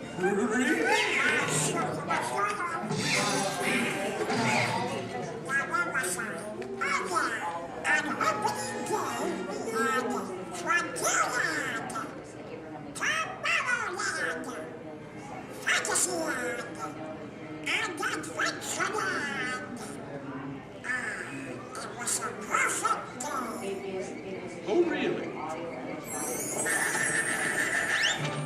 I wouldn't say perfect. It was 100 degrees in the shade, and the freshly poured asphalt was still wet. 11,000 people were invited, but 28,000 showed up. Newspapers predicted the worst for Walt and his park, and only 90 days later, 1 millionth guest walked through the gate. Disneyland not only survived, it thrived. First great one was with Mr. Lincoln Show, and then we had another show that left in 2008 that was called The Journey Again. We've been down since 2005. We've been doing the Steve Martin Show. This is honoring Disneyland's 50th year. So this film is what's left. So it's going to continue.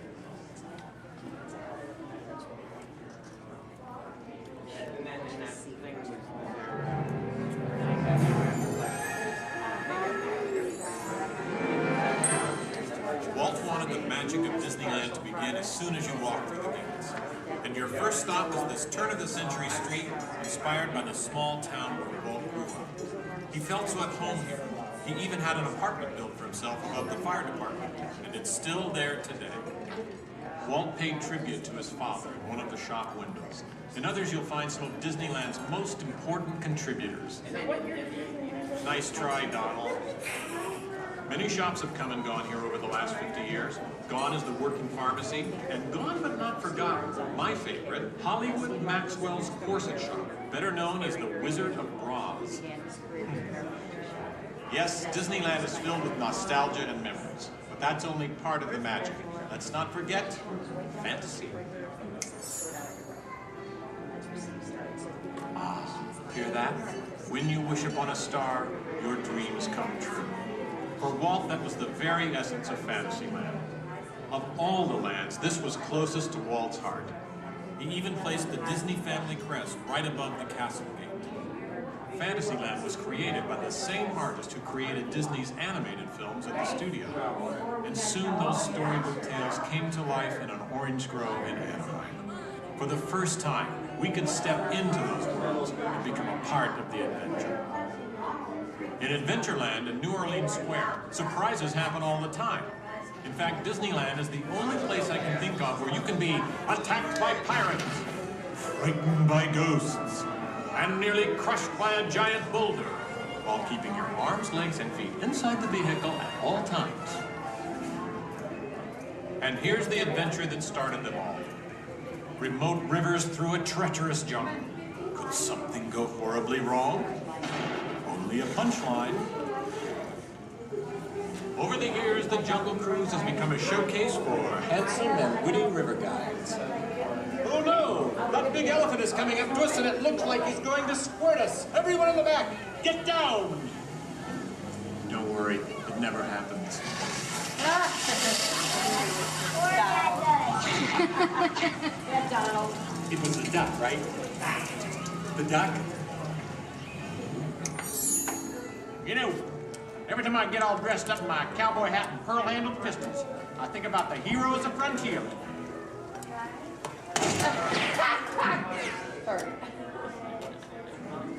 You see, Walt believed it was important to pay tribute to the pioneers who blazed a trail across frontier America, and I agree. especially when it involves saloon girls and blazing six-guns. In Frontierland, you could meet popular Disney heroes of the day, like Davy Crockett and Zorro. For a while, there was an authentic American Indian village. And in the little mining town called Rainbow Ridge, you could board a mine train or pack mule to explore nature's wonderland. And then the West got a whole lot wilder. Big Thunder Mountain Railroad was a thrilling addition to Disneyland's growing mountain range. The first peak was the Matterhorn, one of Disneyland's first e-ticket attractions. But the most out-of-this-world mountain of them all is right here in Tomorrowland. When Disneyland first opened, Tomorrowland gave us a preview of the amazing, futuristic world of 1986. Okay, so the 1980s didn't turn out that way, but Tomorrowland is really about imagining the possibilities of the future. So we got to go to the moon before real astronauts did. We got to travel through the mighty microscope on atommobiles, beyond the realm of normal magnification.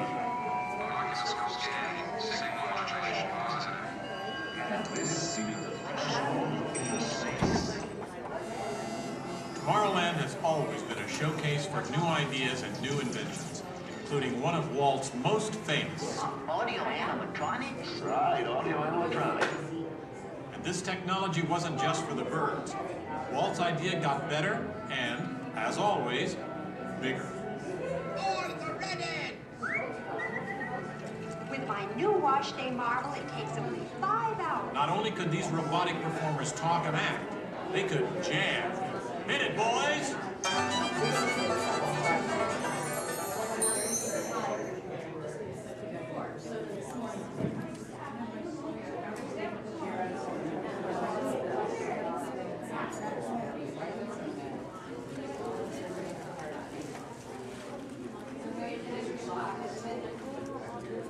I was going to call him the same thing.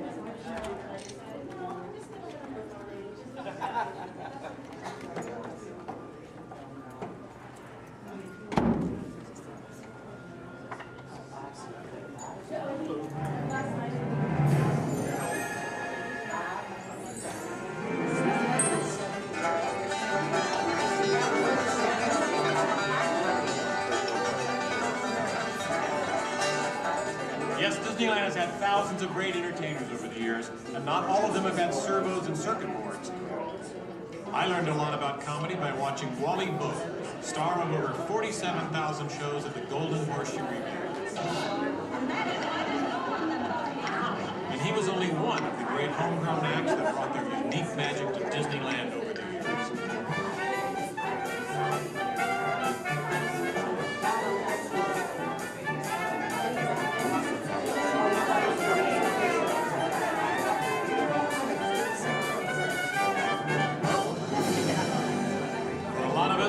Disneyland's best magic trick happens every day at dusk, when all the lights come on and the Magic Kingdom is transformed before our very eyes.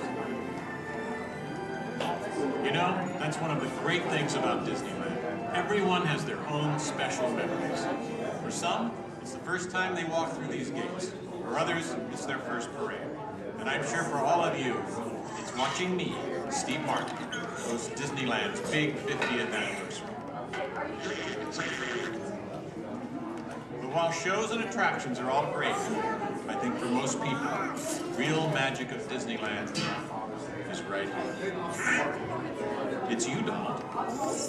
Yes, it's you and Mickey and all the rest of the gang who always make us feel like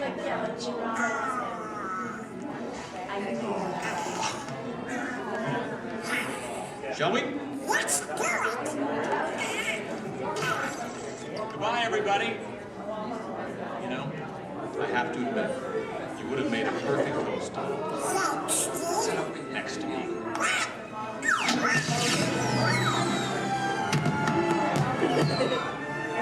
All come to this happy place. Welcome. Disneyland is your land. Here age relives fond memories of the past. And here youth may savor the challenge and promise of the future. Disneyland is dedicated to the ideals, the dreams, and the hard facts that have created America, with the hope that it will be a source of joy and inspiration to all the world.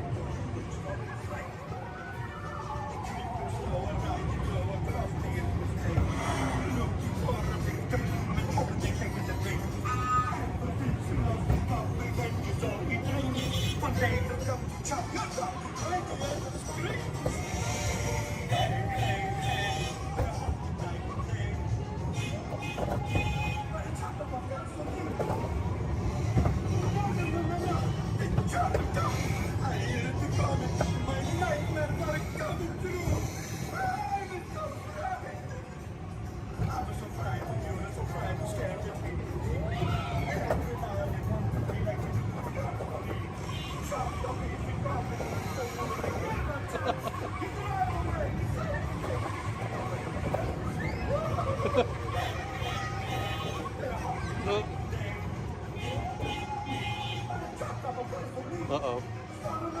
Wow!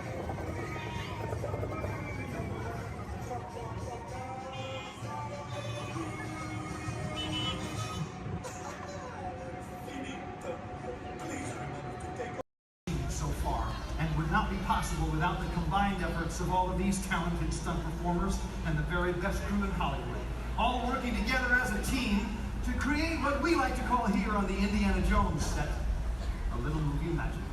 Right, guys? Let's do it. You got it, boss. All right. Ready to hill. Thank you very much, Chaz. You set? We're good, John. Cameras ready, Jason? Standing by. Quiet and set, everybody, please. Roll cameras. Rolling. And speed. 16-3 Charlie, as your flight, take one mark. Playback.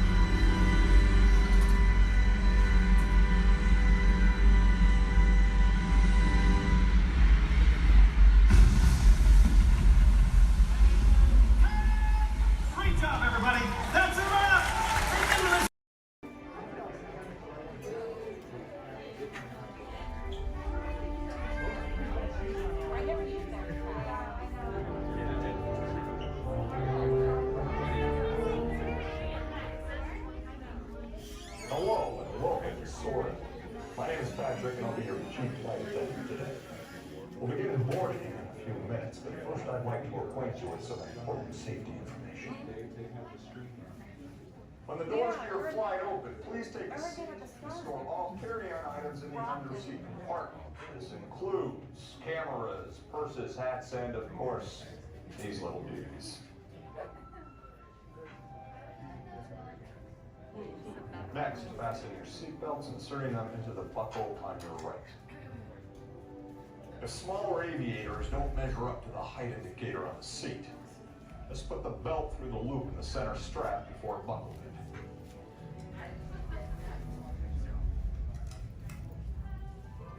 Nice work, pal. Soon you will be airborne.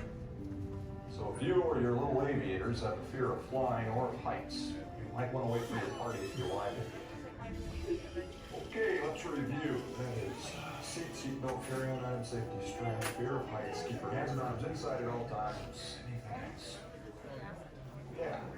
Have a nice flight. All right, my friends, we're going to load row 3, followed by 2, then 1. Row 3, please follow me. 2, you're going to follow 3. 1, you're going to follow 2.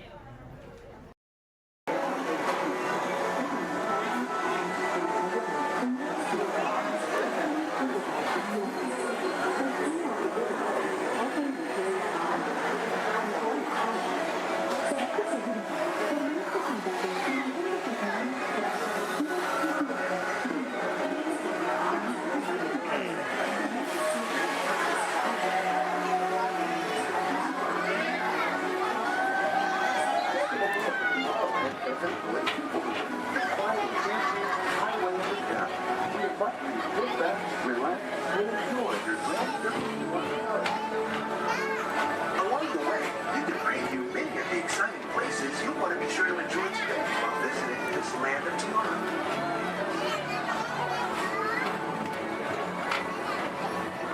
The People Mover is the perfect vehicle for people watching, so keep your eyes peeled. You never know who you might see.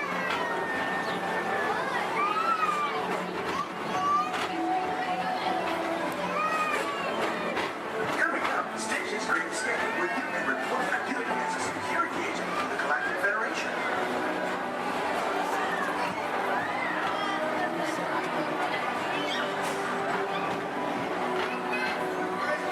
mission is to keep X-626, the biggest mischief maker in the galaxy, under control.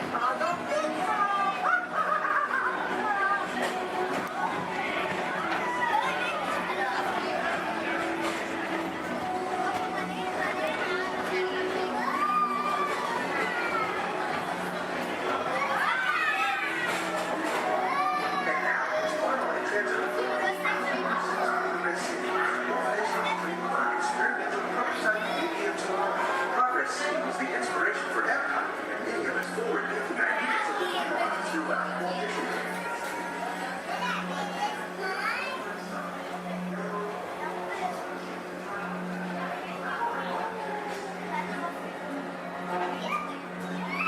If your future includes shopping, then you'll want to visit Mickey Star Traders, where you'll find the greatest goods from around the galaxy.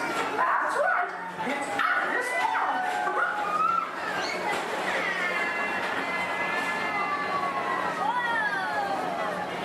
At the Disneyland Speedway, put the pedal to the metal and speed towards the checkered flag in your very own race car. Young or old, this is your chance to drive in the fast lane without worrying about getting a speeding ticket.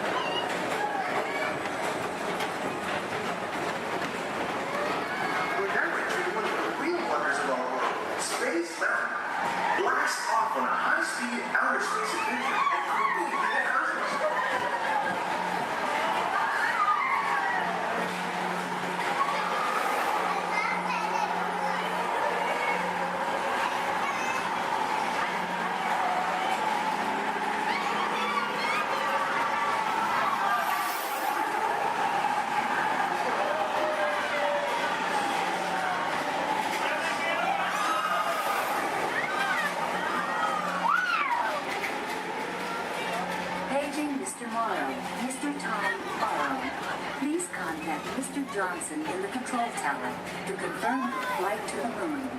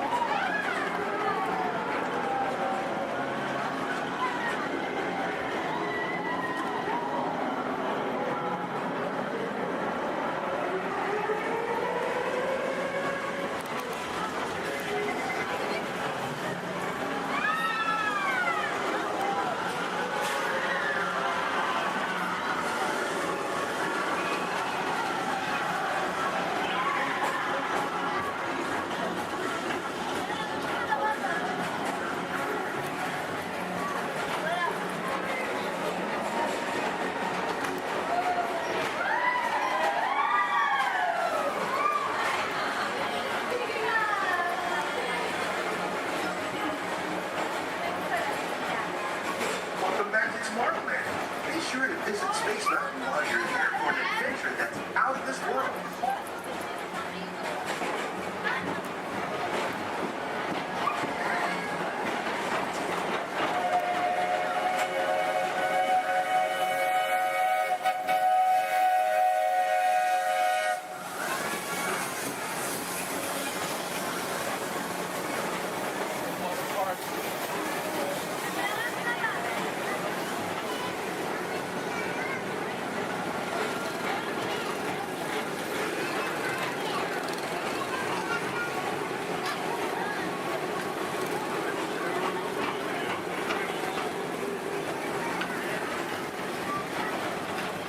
What a different high-flying adventure. Hop on board the Astro Orbiter. Pilot your own spacecraft as you take a spin around the planet and ascend to otherworldly heights.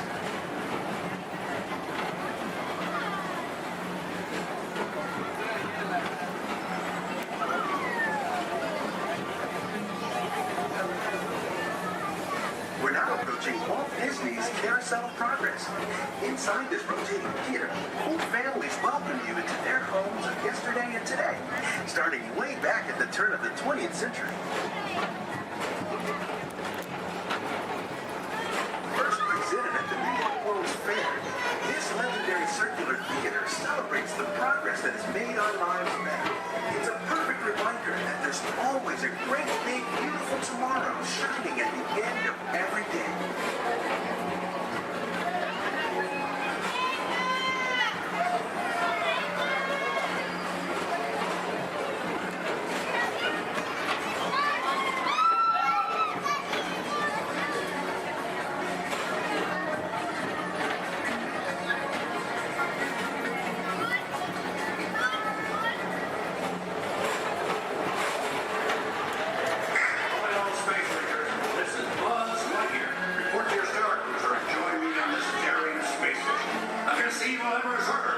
As an honorary space ranger, you'll use your own personal laser cannon to save the entire galaxy.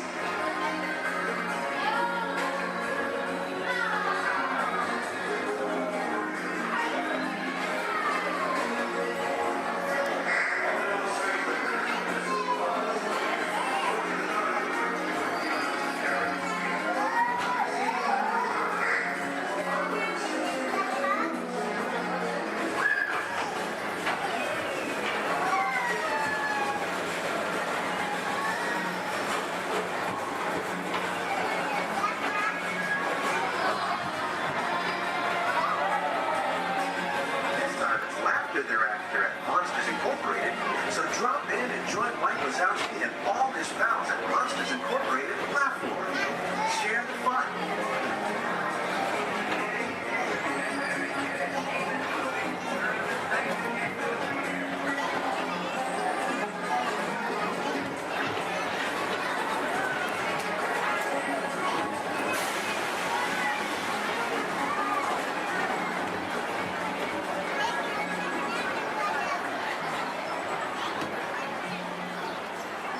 Thank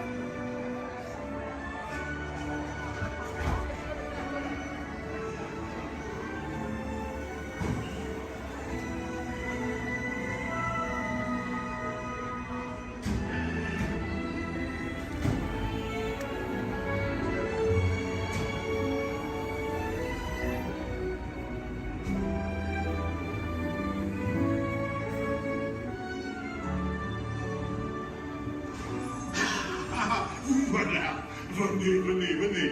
Suivez-moi, je vous prie.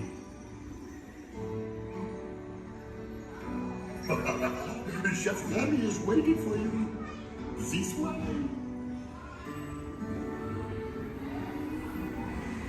Qu'attendez-vous?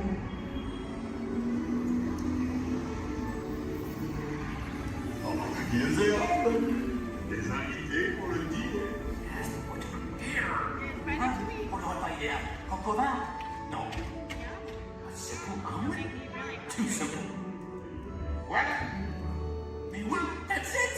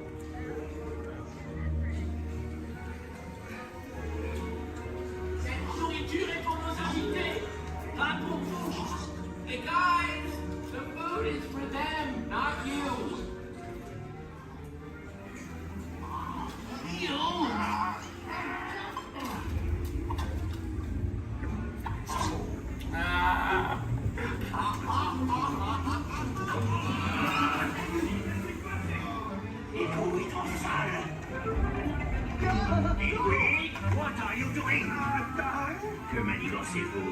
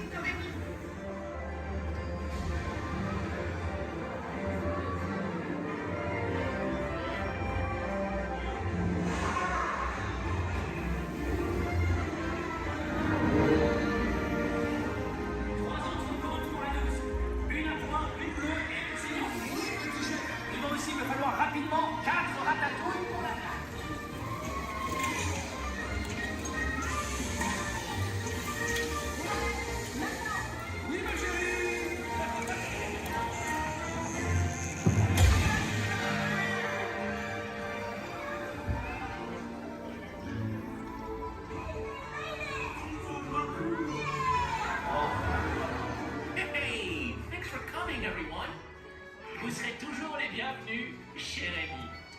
À bientôt et bon appétit. Et Mino. Au revoir.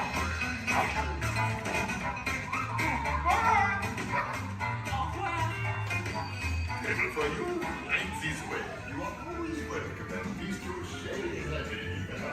Au revoir.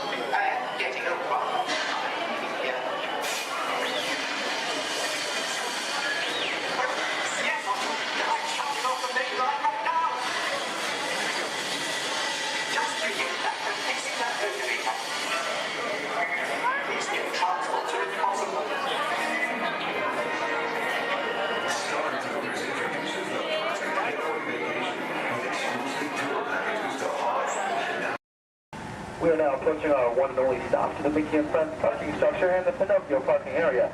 For your safety, we ask you please remain seated until the champ has come to a full and a complete stop. As soon as that happens, I'll instruct you to lower your head, watch your step, and exit to the driver's left-hand side, and the driver's left-hand side only. But until then, please do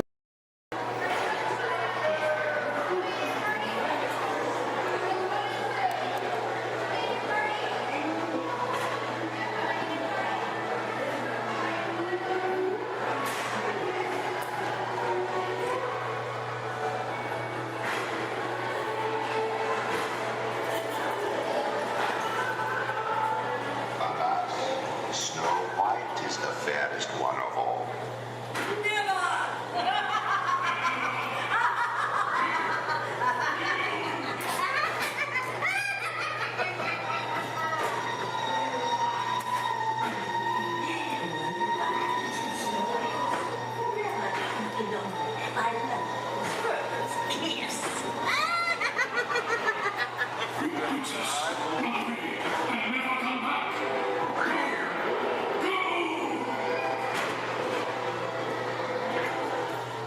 You'll find Snow White in the cottage of the sun.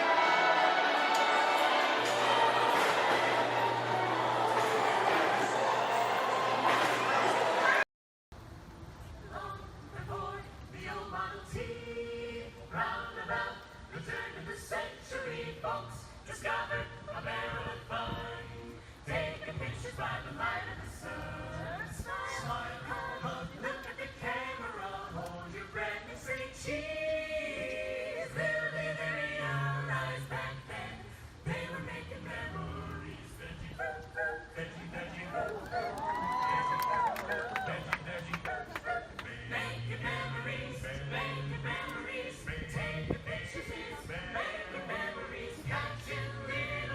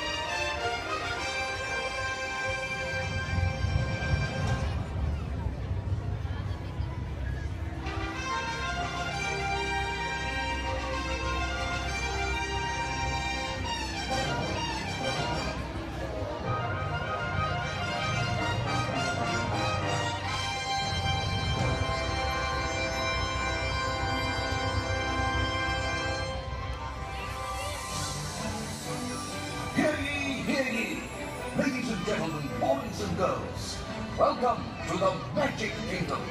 You are warmly invited to join Mickey Mouse and his Fantasyland friends for a magical celebration in the streets. Dreams will come true, hearts will soar, and you will become a part of the magic.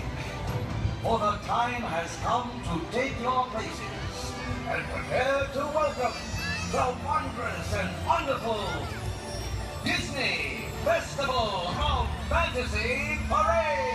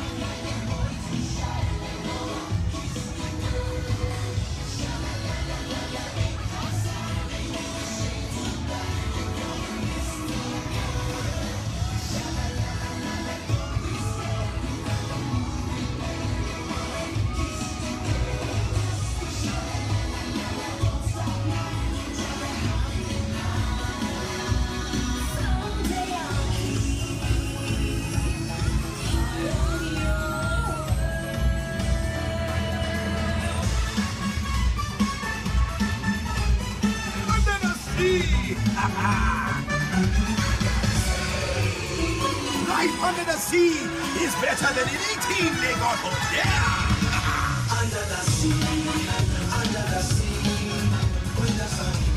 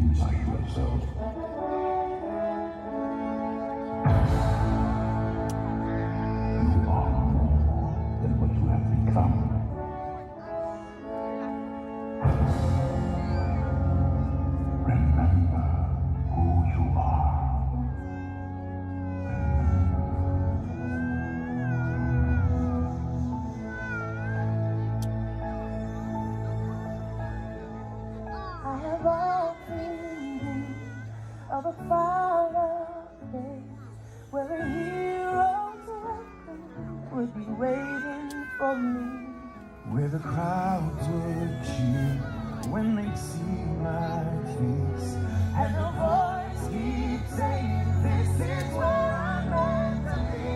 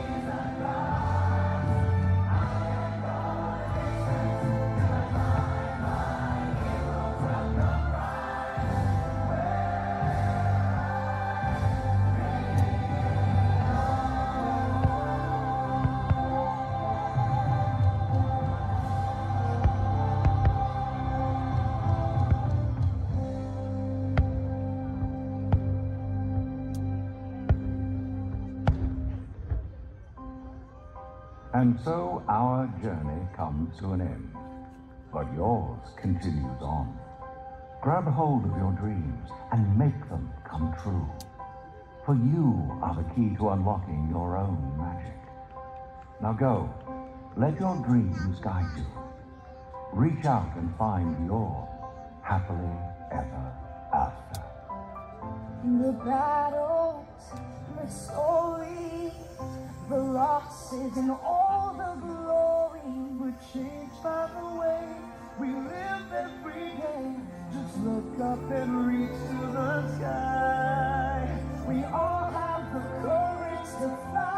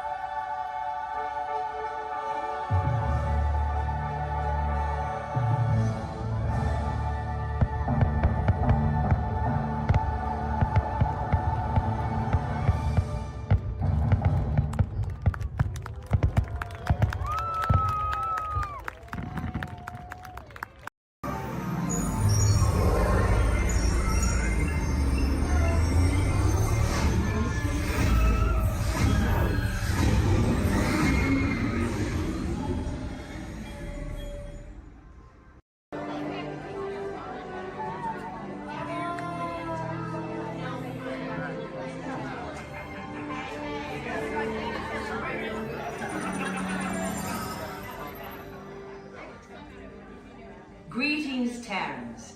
I am Nova Prime Irani Rayab, Commander of the Nova Corps. On behalf of all Xandarians, I hope you have enjoyed exploring the wonders of Xandar. As you have seen, your world and ours were born of the same moment, one which you refer to as the Big Bang. As such, we are all galactic neighbors in a vast universe which we and countless others share. For you to travel to Xandar would take 2.5 million years, assuming you had a ship that could fly at the speed of light. So we decided to come to you.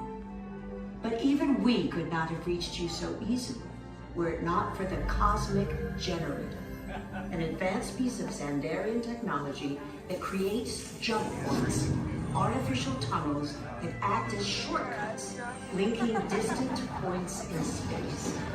It is our desire to share this wondrous technology with your people so that together we might explore new worlds and create a brighter tomorrow.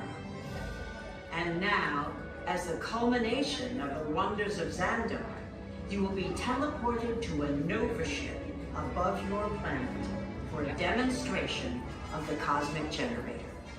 I trust you will find it an unforgettable experience.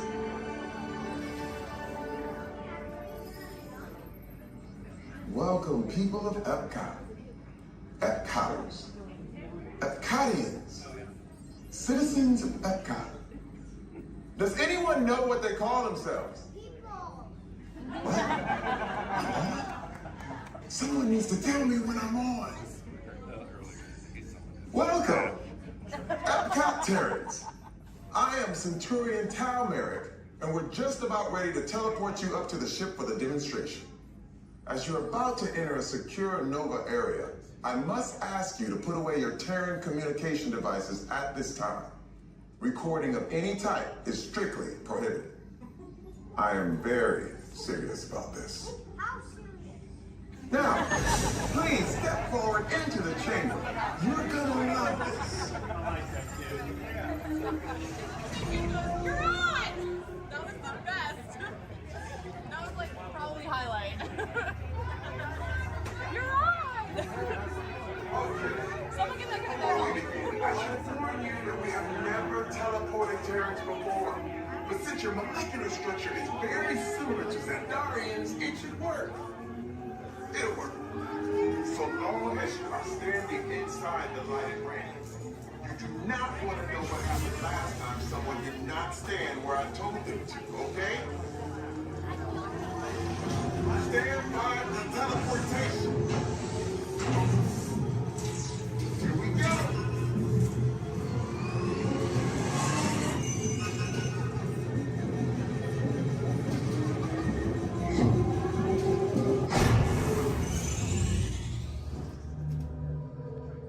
You made it. I mean, of course you did. Nova Prime, they're ready. Excellent. What you see before you is the cosmic generator. And in just a few moments, we'll be activating it so you can experience for yourselves what's happening. I'm not sure. Our power's out. And the cosmic generator is gone. Interior Mod, go to Code Red. Prepare the fleet. And call the Guardians. Now. There is no cause for alarm. Turn off that alarm. I've got an important transmission coming in. Hey, what's up, Nova Corps? Our cosmic generator has been stolen. What? How? Why didn't we think of that? That thing's gotta be worth a fortune. I am Groot. Good question. Yeah, who do you think took it? Perhaps that really big man outside your ship. Oh, that is a big man. I need to alert Nova Prime. I'm watching Terrans for dogs. That's not creepy at all. This species has failed. Wait, whoa, we didn't even know there was a test. He's got the cosmic generator. He's creating a new jump point. Jump point to where? Not where. When? It's some kind of mutant jump point. He's going back to the dawn of time. Dawn of time, why? To erase the error. Well, that doesn't sound good. Your time is over. Wait, what do you mean? What do you mean that's so vague? The jump point is closing. Hey, Nova Dude, you're Nova Corps need to follow that whatever it is until we get there. We can. Our power is down, and I've got to get these Terrans onto evacuation shuttles. I got it. I reprogrammed the shuttles to follow them through the jump point. Wait, What? Look, they're our only chance of keeping track of that whack job until we get the cosmic generator back. Piece of cake. What? There's King. Where's this King? The odds are impossible. Yep. But it's our only shot. Good luck. Are you sure you can control it? Come on, it's me. We got this. We're all toast. First there was cake, now there is toast. This plan is making me so hungry. Terrans, listen up. We need to make our way to the evacuation shuttles now. We'll follow with the fleet and get our power.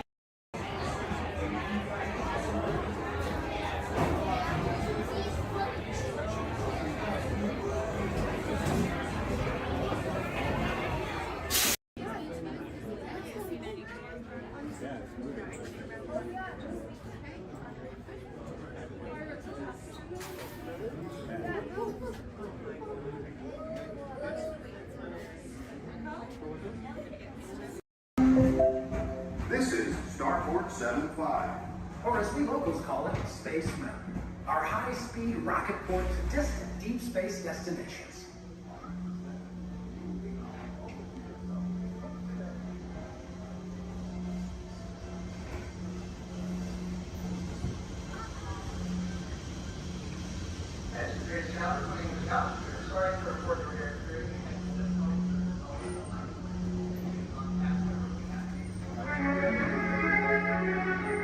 Let relaxation wash over you at the most refreshing retreat in the galaxy, the coral rooms of Pisces 7. You H2O it to yourself. Book today.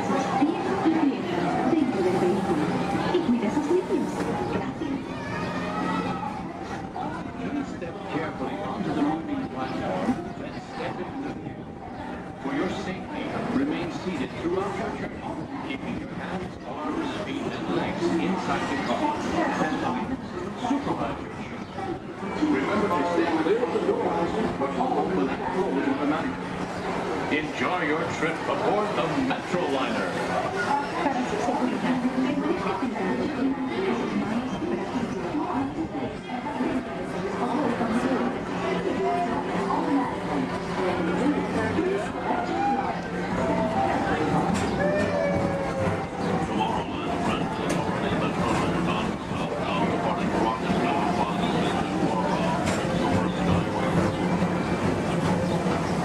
Welcome aboard, TTA travelers.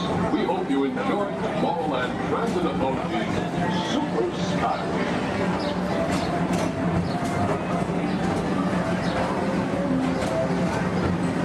Now approaching Tomorrowland Interplanetary Convention Center. The convention center is home to a galaxy of wonders from faraway.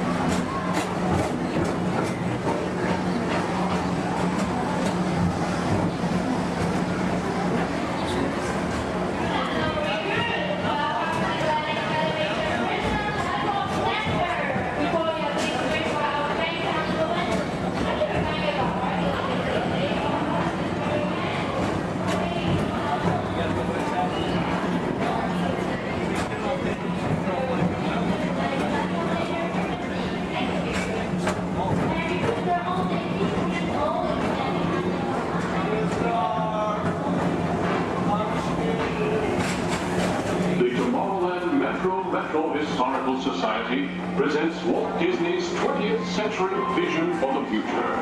This model city dared to dream the perfect community in which to work, live, and play.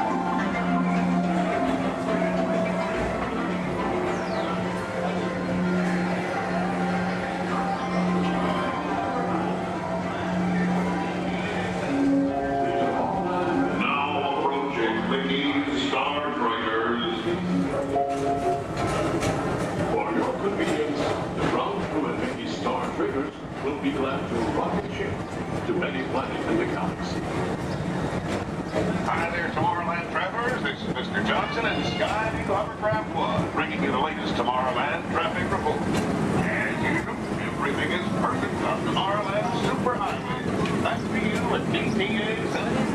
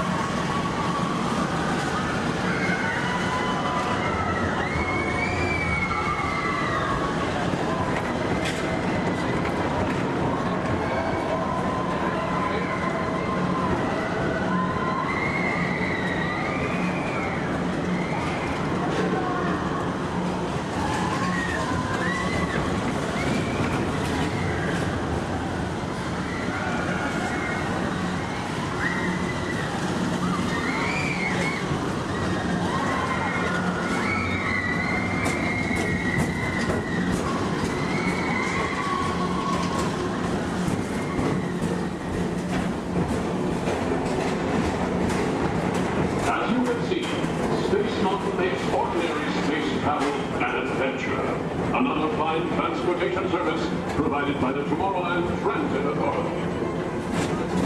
Attention, all visitors from Galaxy M31. Please keep forward-facing tentacles clear of oncoming Metroliner vehicles. Thank you.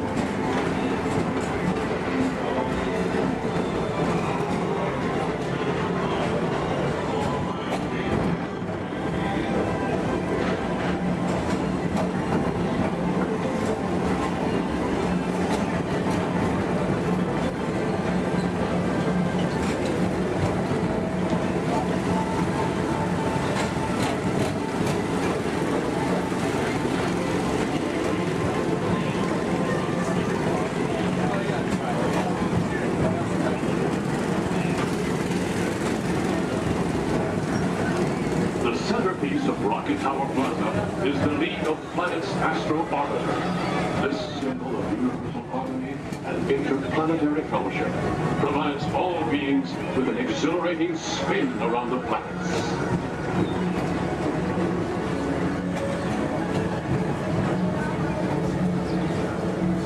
Remember, Blue Line passengers, for all your future travel needs, the TTA services all of Tomorrowland's outlying areas, including the personal rocket ship docking lot, and of course, perfect park acres. Paging Mr. Morrow, Mr. Tom Morrow. Your party for the Saturn has arrived. Please give them a ring. Now approaching Walt Disney's Carousel of Progress.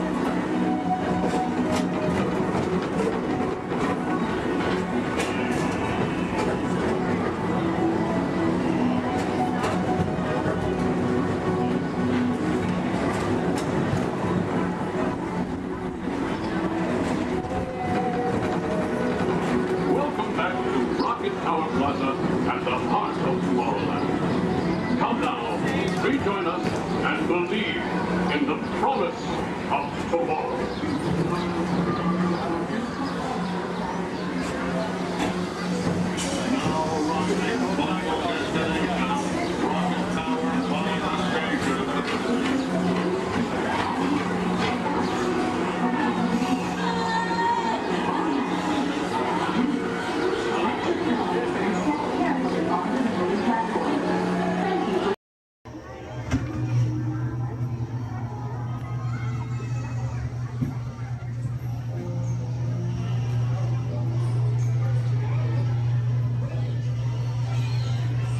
Adventures in Wonderland began when I followed the bike rabbit down the rabbit path.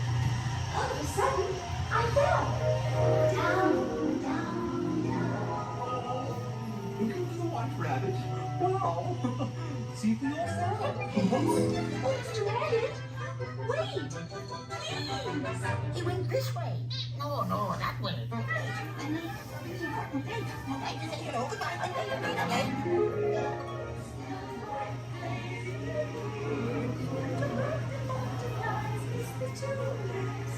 And the sun is like a toy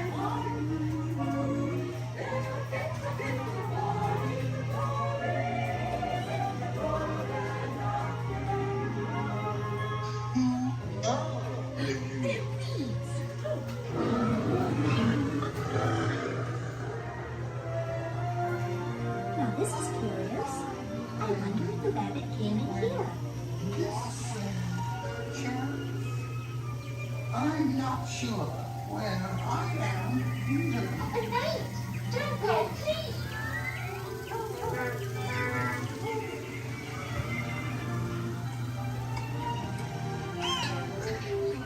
Try this way. We're making a gorgeous red and making a cheery shade because we know they'll cease to grow. In fact, they'll soon be dead. Oh, and yet we go ahead making a gorgeous red. Royal Majesty, the Queen of Hearts, and the King. Shall we play croquet? Rule 42, the Queen will always win.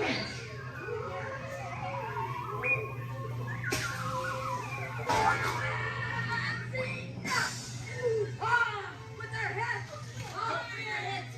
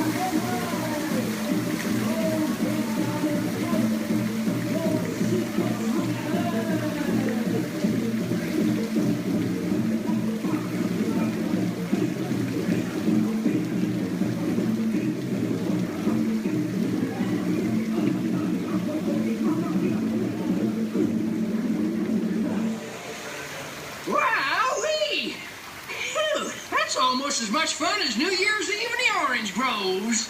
My word, we did get a mite carried away, huh? Yeah. I say, look out there across the water. It appears we're a bit of company. Law me, yes. Welcome, you all. Permit us to introduce ourselves. My name is Claude, and my loquacious cousin over here is... I'll introduce myself, if you don't mind. Hi there. I'm, now, let's see now. It's right on the tip of my beak. Clyde Birdbrain. Oh, yeah. I'm Clyde Birdbrain.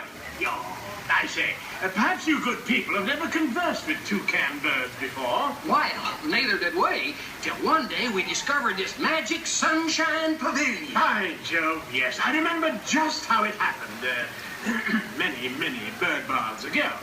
There we were in an explorer's launch on a mysterious river in deepest Adventureland.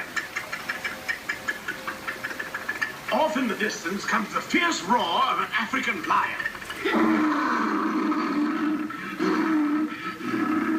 And as we round a bend in the river, a huge bull elephant bellows forth in protest of our intrusion. Suddenly, the treetops explode in a frenzy of outraged birds. Oh, come, you can jolly well do better than that. I can jolly well do one at a time.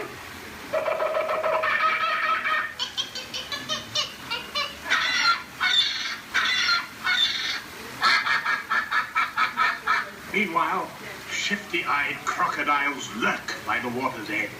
Lurk, lurk, lurk. And the giant python slithers down from an overhanging limb. What's happened? What's wrong? I think snakes.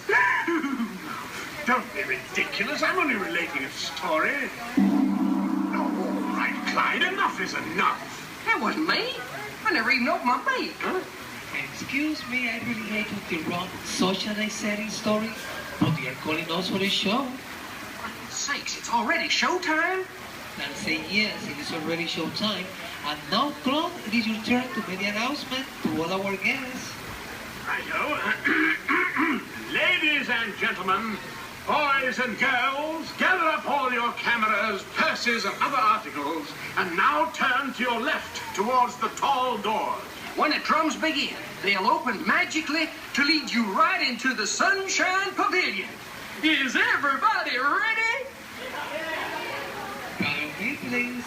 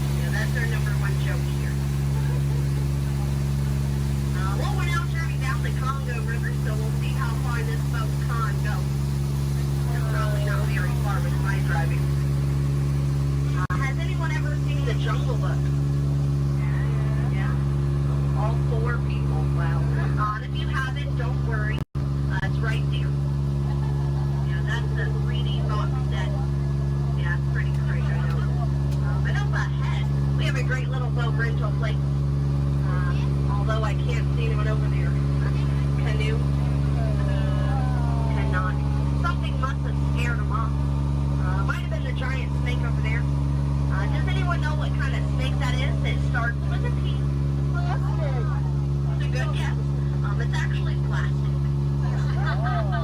Sorry, kid. Oh no. Looks like I have some uninvited house guests. But you know, it's not all bad. I could not get that Jeep started this morning. Yeah, looks like they got it to turn over. Yeah, probably called AAA. I should have thought of that. Yeah, or used a monkey wrench, I don't know. But we're now turning down the Nile River. It's the longest river in the world. It goes on for Niles and Niles and Niles and Niles and Niles and Niles and Niles. And if you don't believe me, you're in disbelief. Right over there we have an African bull elephant.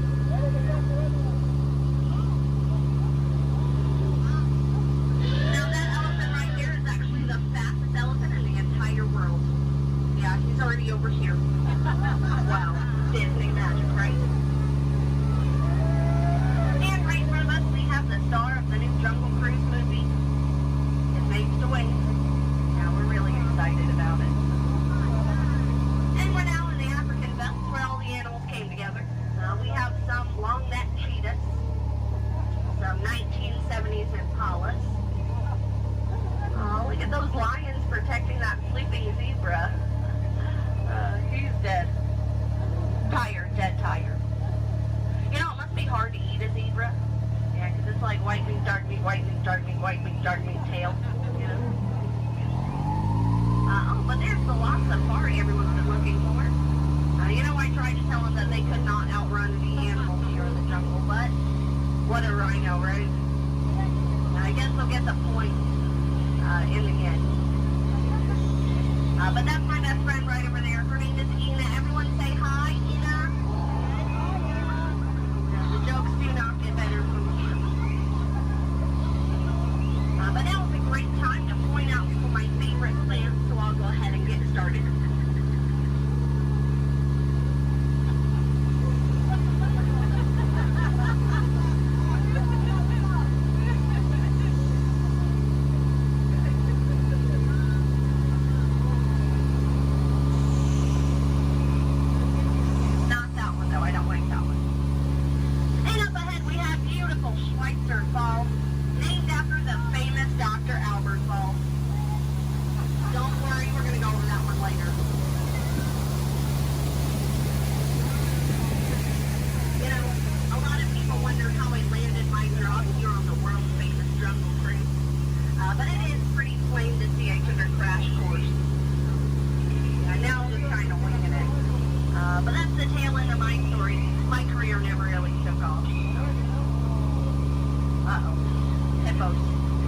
Hungry hippos, and they have lost their marbles.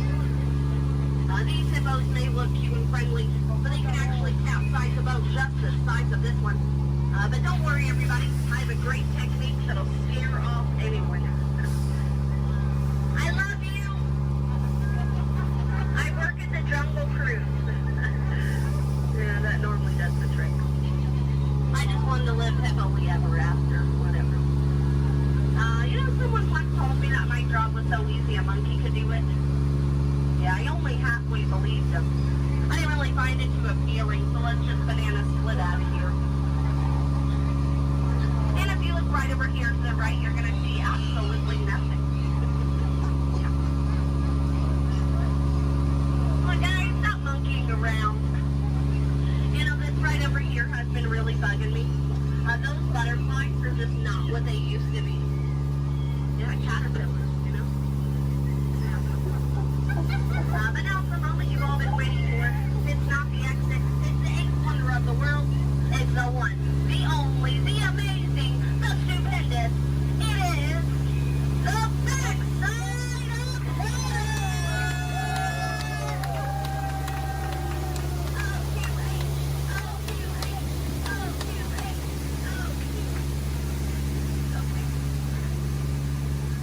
Well, we're now in the Mekong River, deep in the heart of Cambodia.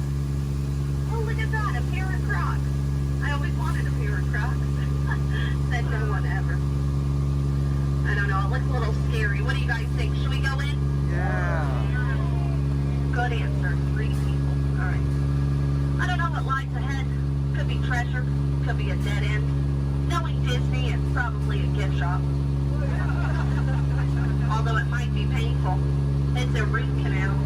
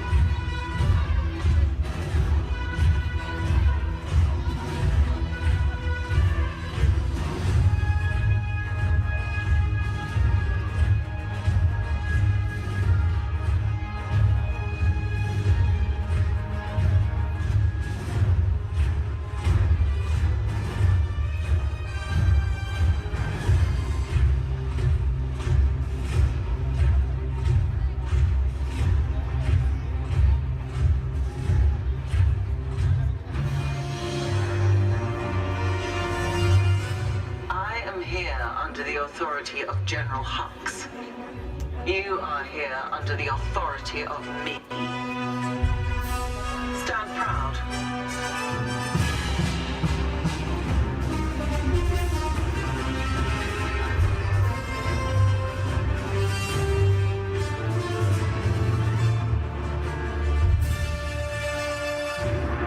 Troops in this division are held to the highest standard. Mine. Show me fearless.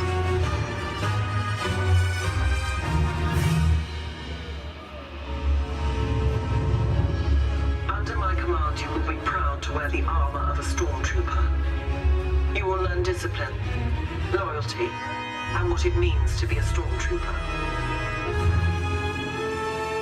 Battle stance.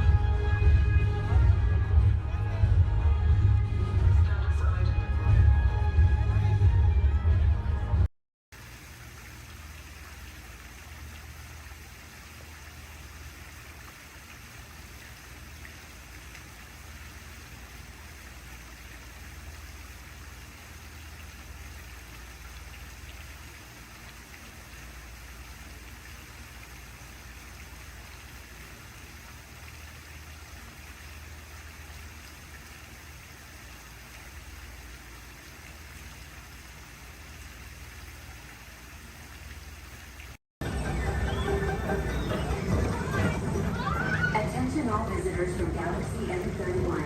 Please keep forward-facing tentacles clear of oncoming vehicles. Thank you.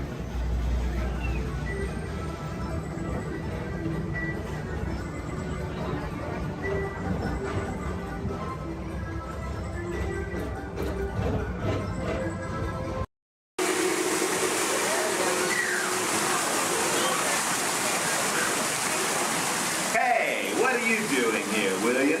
What are you doing here, Morris? I just flew in from Hollywood. My client's the new owner of this birthday. What? Are you cuckoo? My client's the new owner. Disney gave me an exclusive. Co-exclusive, intrigue. did your contract? I gave it a bird's-eye glance. And you call yourself a talent agent? I negotiated my tail feathers off for this deal. Well, my client does not share credit. He's a very big bird. Your client is Big Bird? Not Big Bird, a Big Bird, you bird brain. Well, your dim middle star is now half owner of the Enchanted Tiki Room with my superstar. Think again, Chicky Babe. Stop grousing. Just look at these paying customers waiting to get in. Did you say paying? As in money. As in 10%? Hey, who am I to go against the status quo? Sorry to interrupt, gentlemen, but I would like to inform our guests about tonight's show that will be starting soon. Attendants will be able to start the opening and you will enter into a room of joyous songs and the splendor here at the Enchanted Tiki Room. Mahalo. Wait, our clients are not here. Maybe they hit traffic. Don't say that. Sorry. Anyway, babe, I gotta fly this scoop and migrate back to Hollywood. My birds will call your birds. We'll do lunch. What's the rush? I'm about to sign Donald Duck. Oh, yeah? Big deal, you hockey puck. I've got the mighty Ducks in the wing. You do not. Do too. Do not. Do too. Not. Two. Not. Toe. Not. Toe. You don't. Come Leave me on. alone, Oh, come Yeah. on, will you? Toe, not go, yeah. Level with me. Put the bubble between the Go lines. away, You go go away. ahead. Oh, Go away.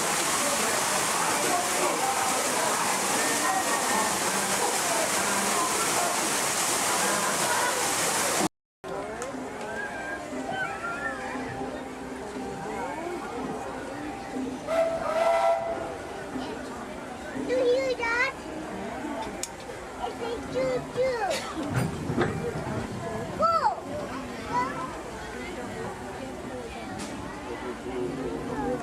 What? We're almost back. We're almost back and we want to get from the trains to Montreal and get the speedy. Hello, everyone. Thanks for joining us on the Disneyland Railroad. For a safe ride, remember to stay seated with your hands, feet, and legs inside the train. And please, watch your kids. ¿Qué tal, amigos? Y bienvenidos a bordo. Para su seguridad, permanezca sentado y mantenga las manos, brazos, pies y piernas dentro del tren y cuide a los pequeños. Gracias. As we steam on through Granite, one more look at the majestic Matterhorn Mountain and the happiest cruise that ever sailed. It's a small world.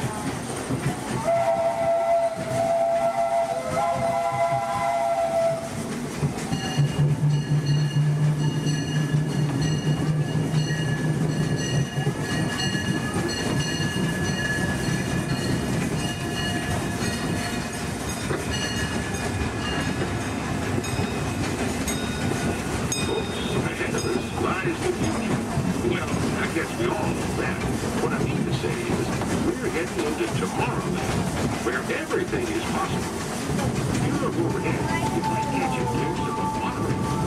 When Disneyland introduced the monorail back in 1959, it was the first daily operating monorail system in the entire Western Hemisphere.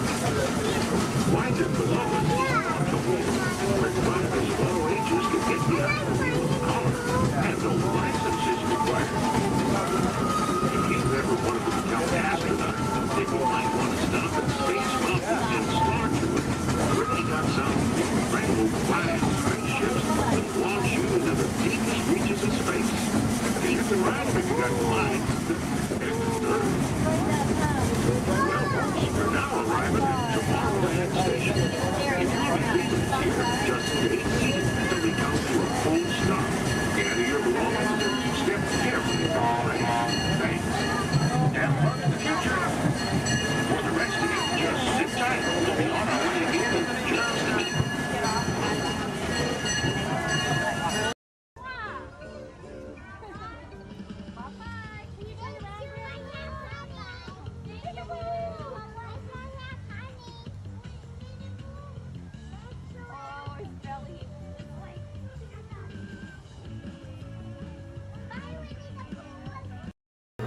Please pay attention to the following safety information. When the automatic doors have opened, please proceed directly across the ramp into the cabin. Continue to move all the way across your aisle, filling in every available seat. The light Galactic regulations require that all carry-on items be safely stowed beneath your seats. To fasten your restraint, use the yellow strap to pull the belt out from the right side of the seat and snap the belt into the buckle on your left. For your safety, remain seated throughout your flight with your restraints securely fastened, and please watch your children. Para su seguridad, permanezcan sentados, con el cinturón de seguridad ajustado, y cuiden a los pequeñitos. Do not put on your flight glasses until instructed to do so by a crew member. One final reminder, smoking and photography are never permitted on any Star Tours flight. If you have any questions, don't hesitate to ask a Star Tours agent. You'll be boarding in just a few moments. Thank you. Now, sit back, relax, and enjoy living with the land. Por su seguridad, permanezca sentado con sus manos y brazos, pies y piernas dentro del banco y cuida a los pequeñitos. A manera de recordatorio, no tomar foto con flash y luz de video antes de llegar a Disneyland.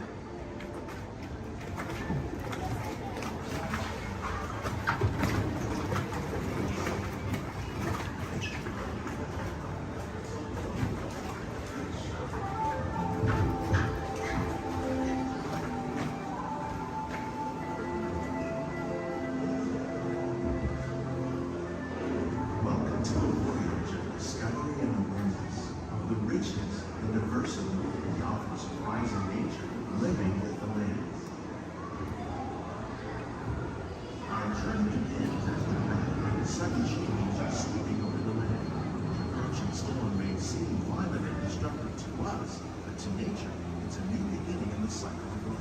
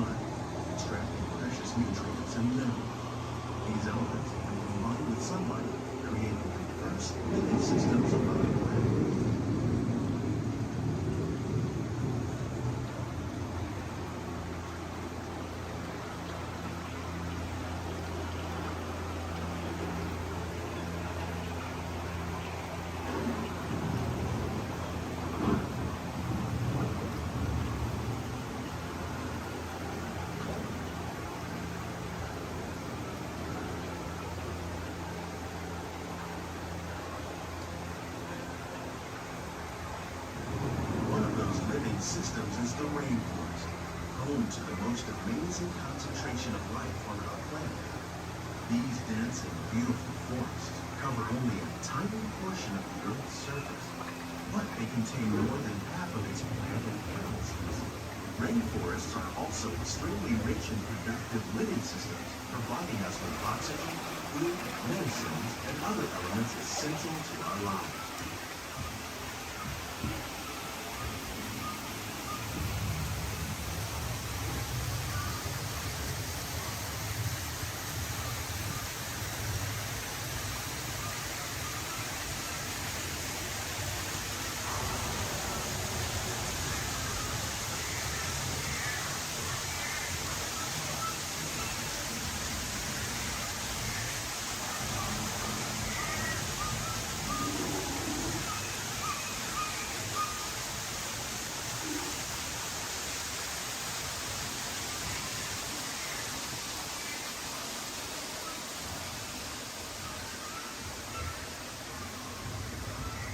In the desert, nature has created a very different, no less beautiful living system. And while this arid landscape may seem lifeless, it is very much alive. The plants and animals that have learned to survive in these harsh conditions make use of what little water they can find and avoid the scorching rays of the relentless sun.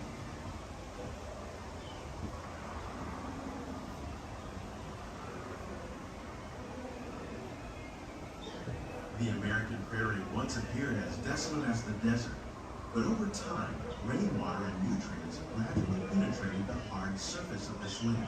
Even the hooves of the mighty buffalo helped create the rich soil that will one day become home to the American farm.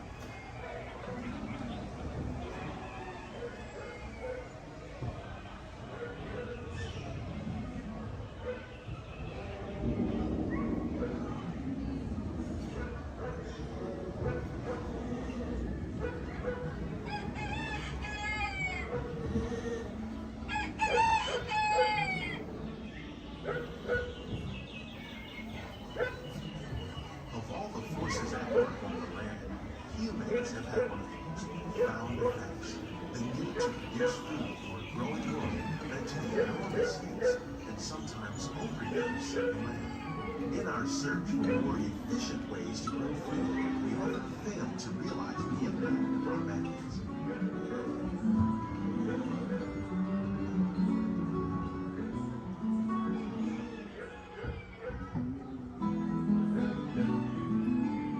Today, we're learning to live with the land, discovering better ways to grow food that will assure both human and environmental well-being.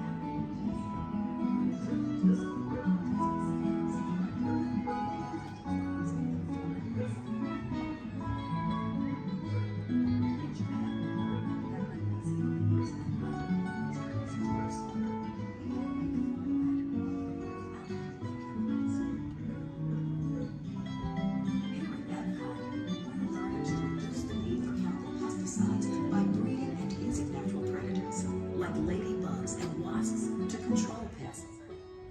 In the farmlands across America, we're learning that by plowing under vegetation containing natural fertilizers, we can enrich the soil without the use of chemicals. In arid regions, we're learning to produce food on desert seacoasts by developing and planting crops that thrive on salt water. In Japan, we're learning that by mixing leaves and other living materials into our soil, we can make farmland more fertile without the need for chemicals. Here at Epcot, we're learning to reduce the need for chemicals. How will we meet tomorrow's growing needs for food production, yet still respect the needs of the land? Some of the answers are being discovered just ahead. To help us maintain these carefully controlled ecosystems, and for your safety, please remain seated in your boat at all times.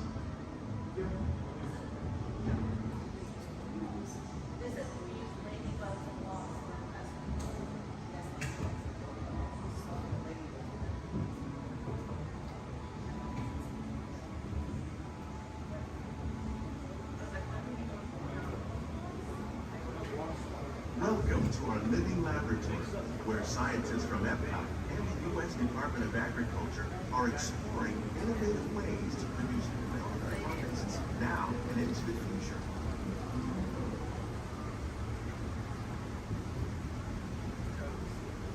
The tropics are home to the greatest diversity of plants on the planet.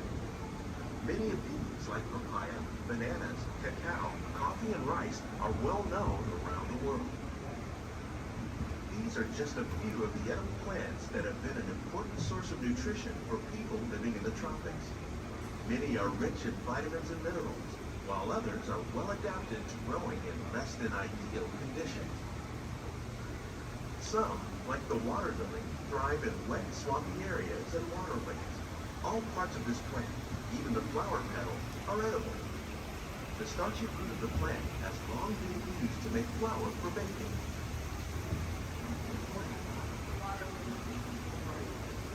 One day, many of these lesser-known tropical plants may be as important as the bananas growing on both sides of the boat. More than 28 million tons of bananas are eaten annually, making it the most popular fruit in the world.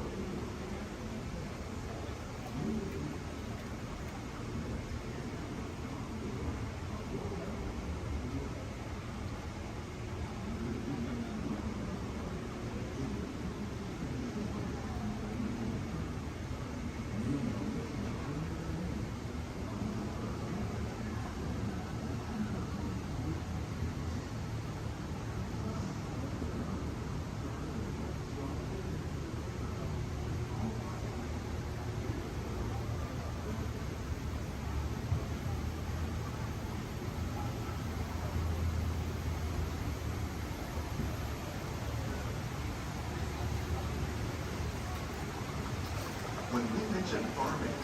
You probably don't think of fish, but fish farming, or aquaculture, accounts for nearly half of all the seafood consumed globally. Tilapia, bass, and catfish, like the ones you see here, are 3 of the more popular crops raised by fish farmers. The sustainable system we're using here recycles the water in the tanks. As a result, we're able to save millions of gallons each year. Our small fish farm produces nearly 5,000 pounds of fish each year to serve in restaurants around Walt Disneyland. Innovations like this one can play an important role in our efforts to produce bountiful harvests and still protect natural resources.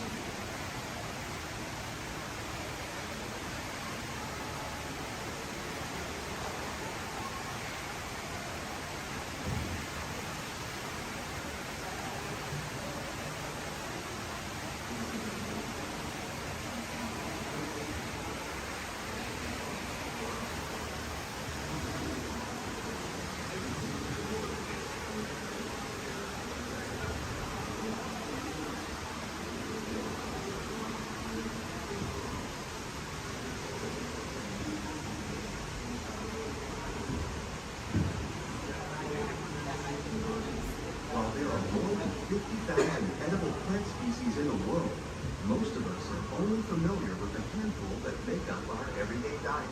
The common grains growing here, maize, sorghum, and millet, plus rice, account for nearly 2/3 of our global food consumption.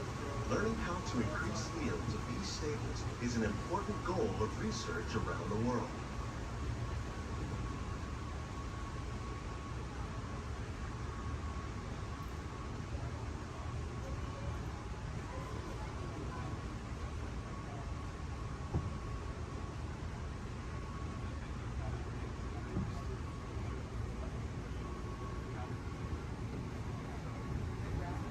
These plants are definitely on their way up.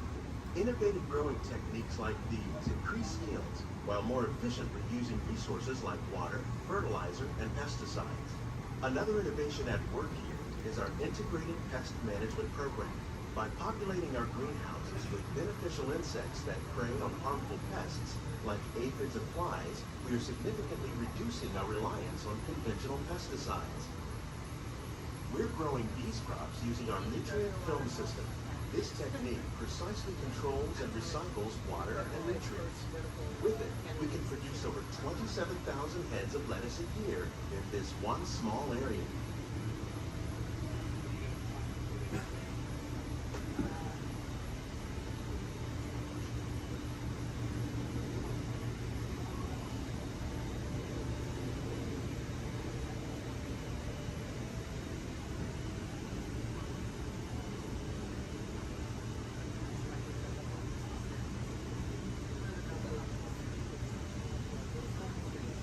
Some of our best ideas have been inspired by nature, like these fruit and vegetable trees. By growing these ground plants vertically, we can increase yields and better control diseases. These crops taste as good as they look. In fact, we serve more than 15 tons of produce from our greenhouses in restaurants here at the Land every year.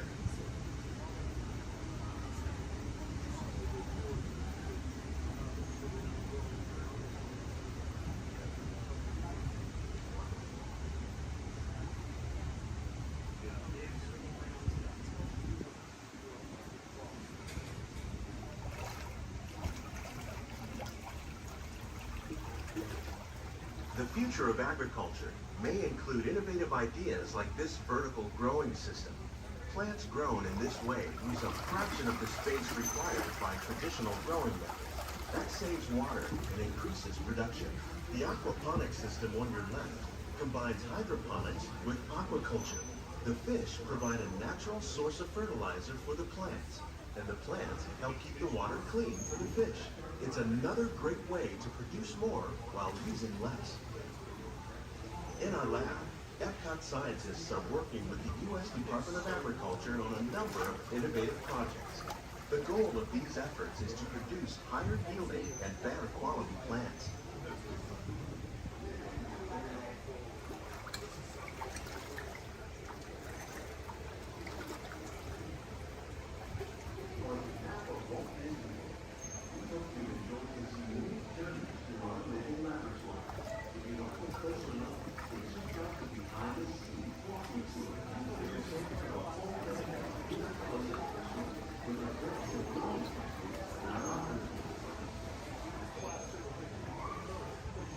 Please keep your hands and feet inside the boat and remain seated until the boat comes swimming on the side.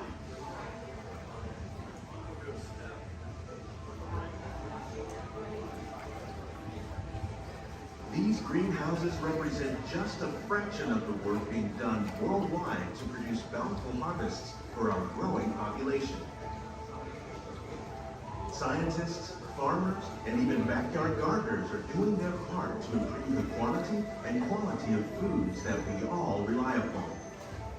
Together, we can continue to find more ways to increase food production and protect our precious natural environment.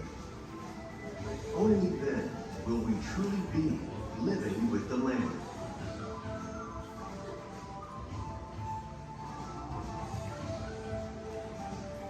On behalf of Walt Disney World, we hope you've enjoyed this unique journey through our living laboratory. If you'd like a closer look, then check out the behind-the-scenes walking tour. A chance for the whole family to get up close and personal with the plants and growing techniques in our laboratory. Please keep your hands and feet inside the boat and remain seated until the boat comes to a stop.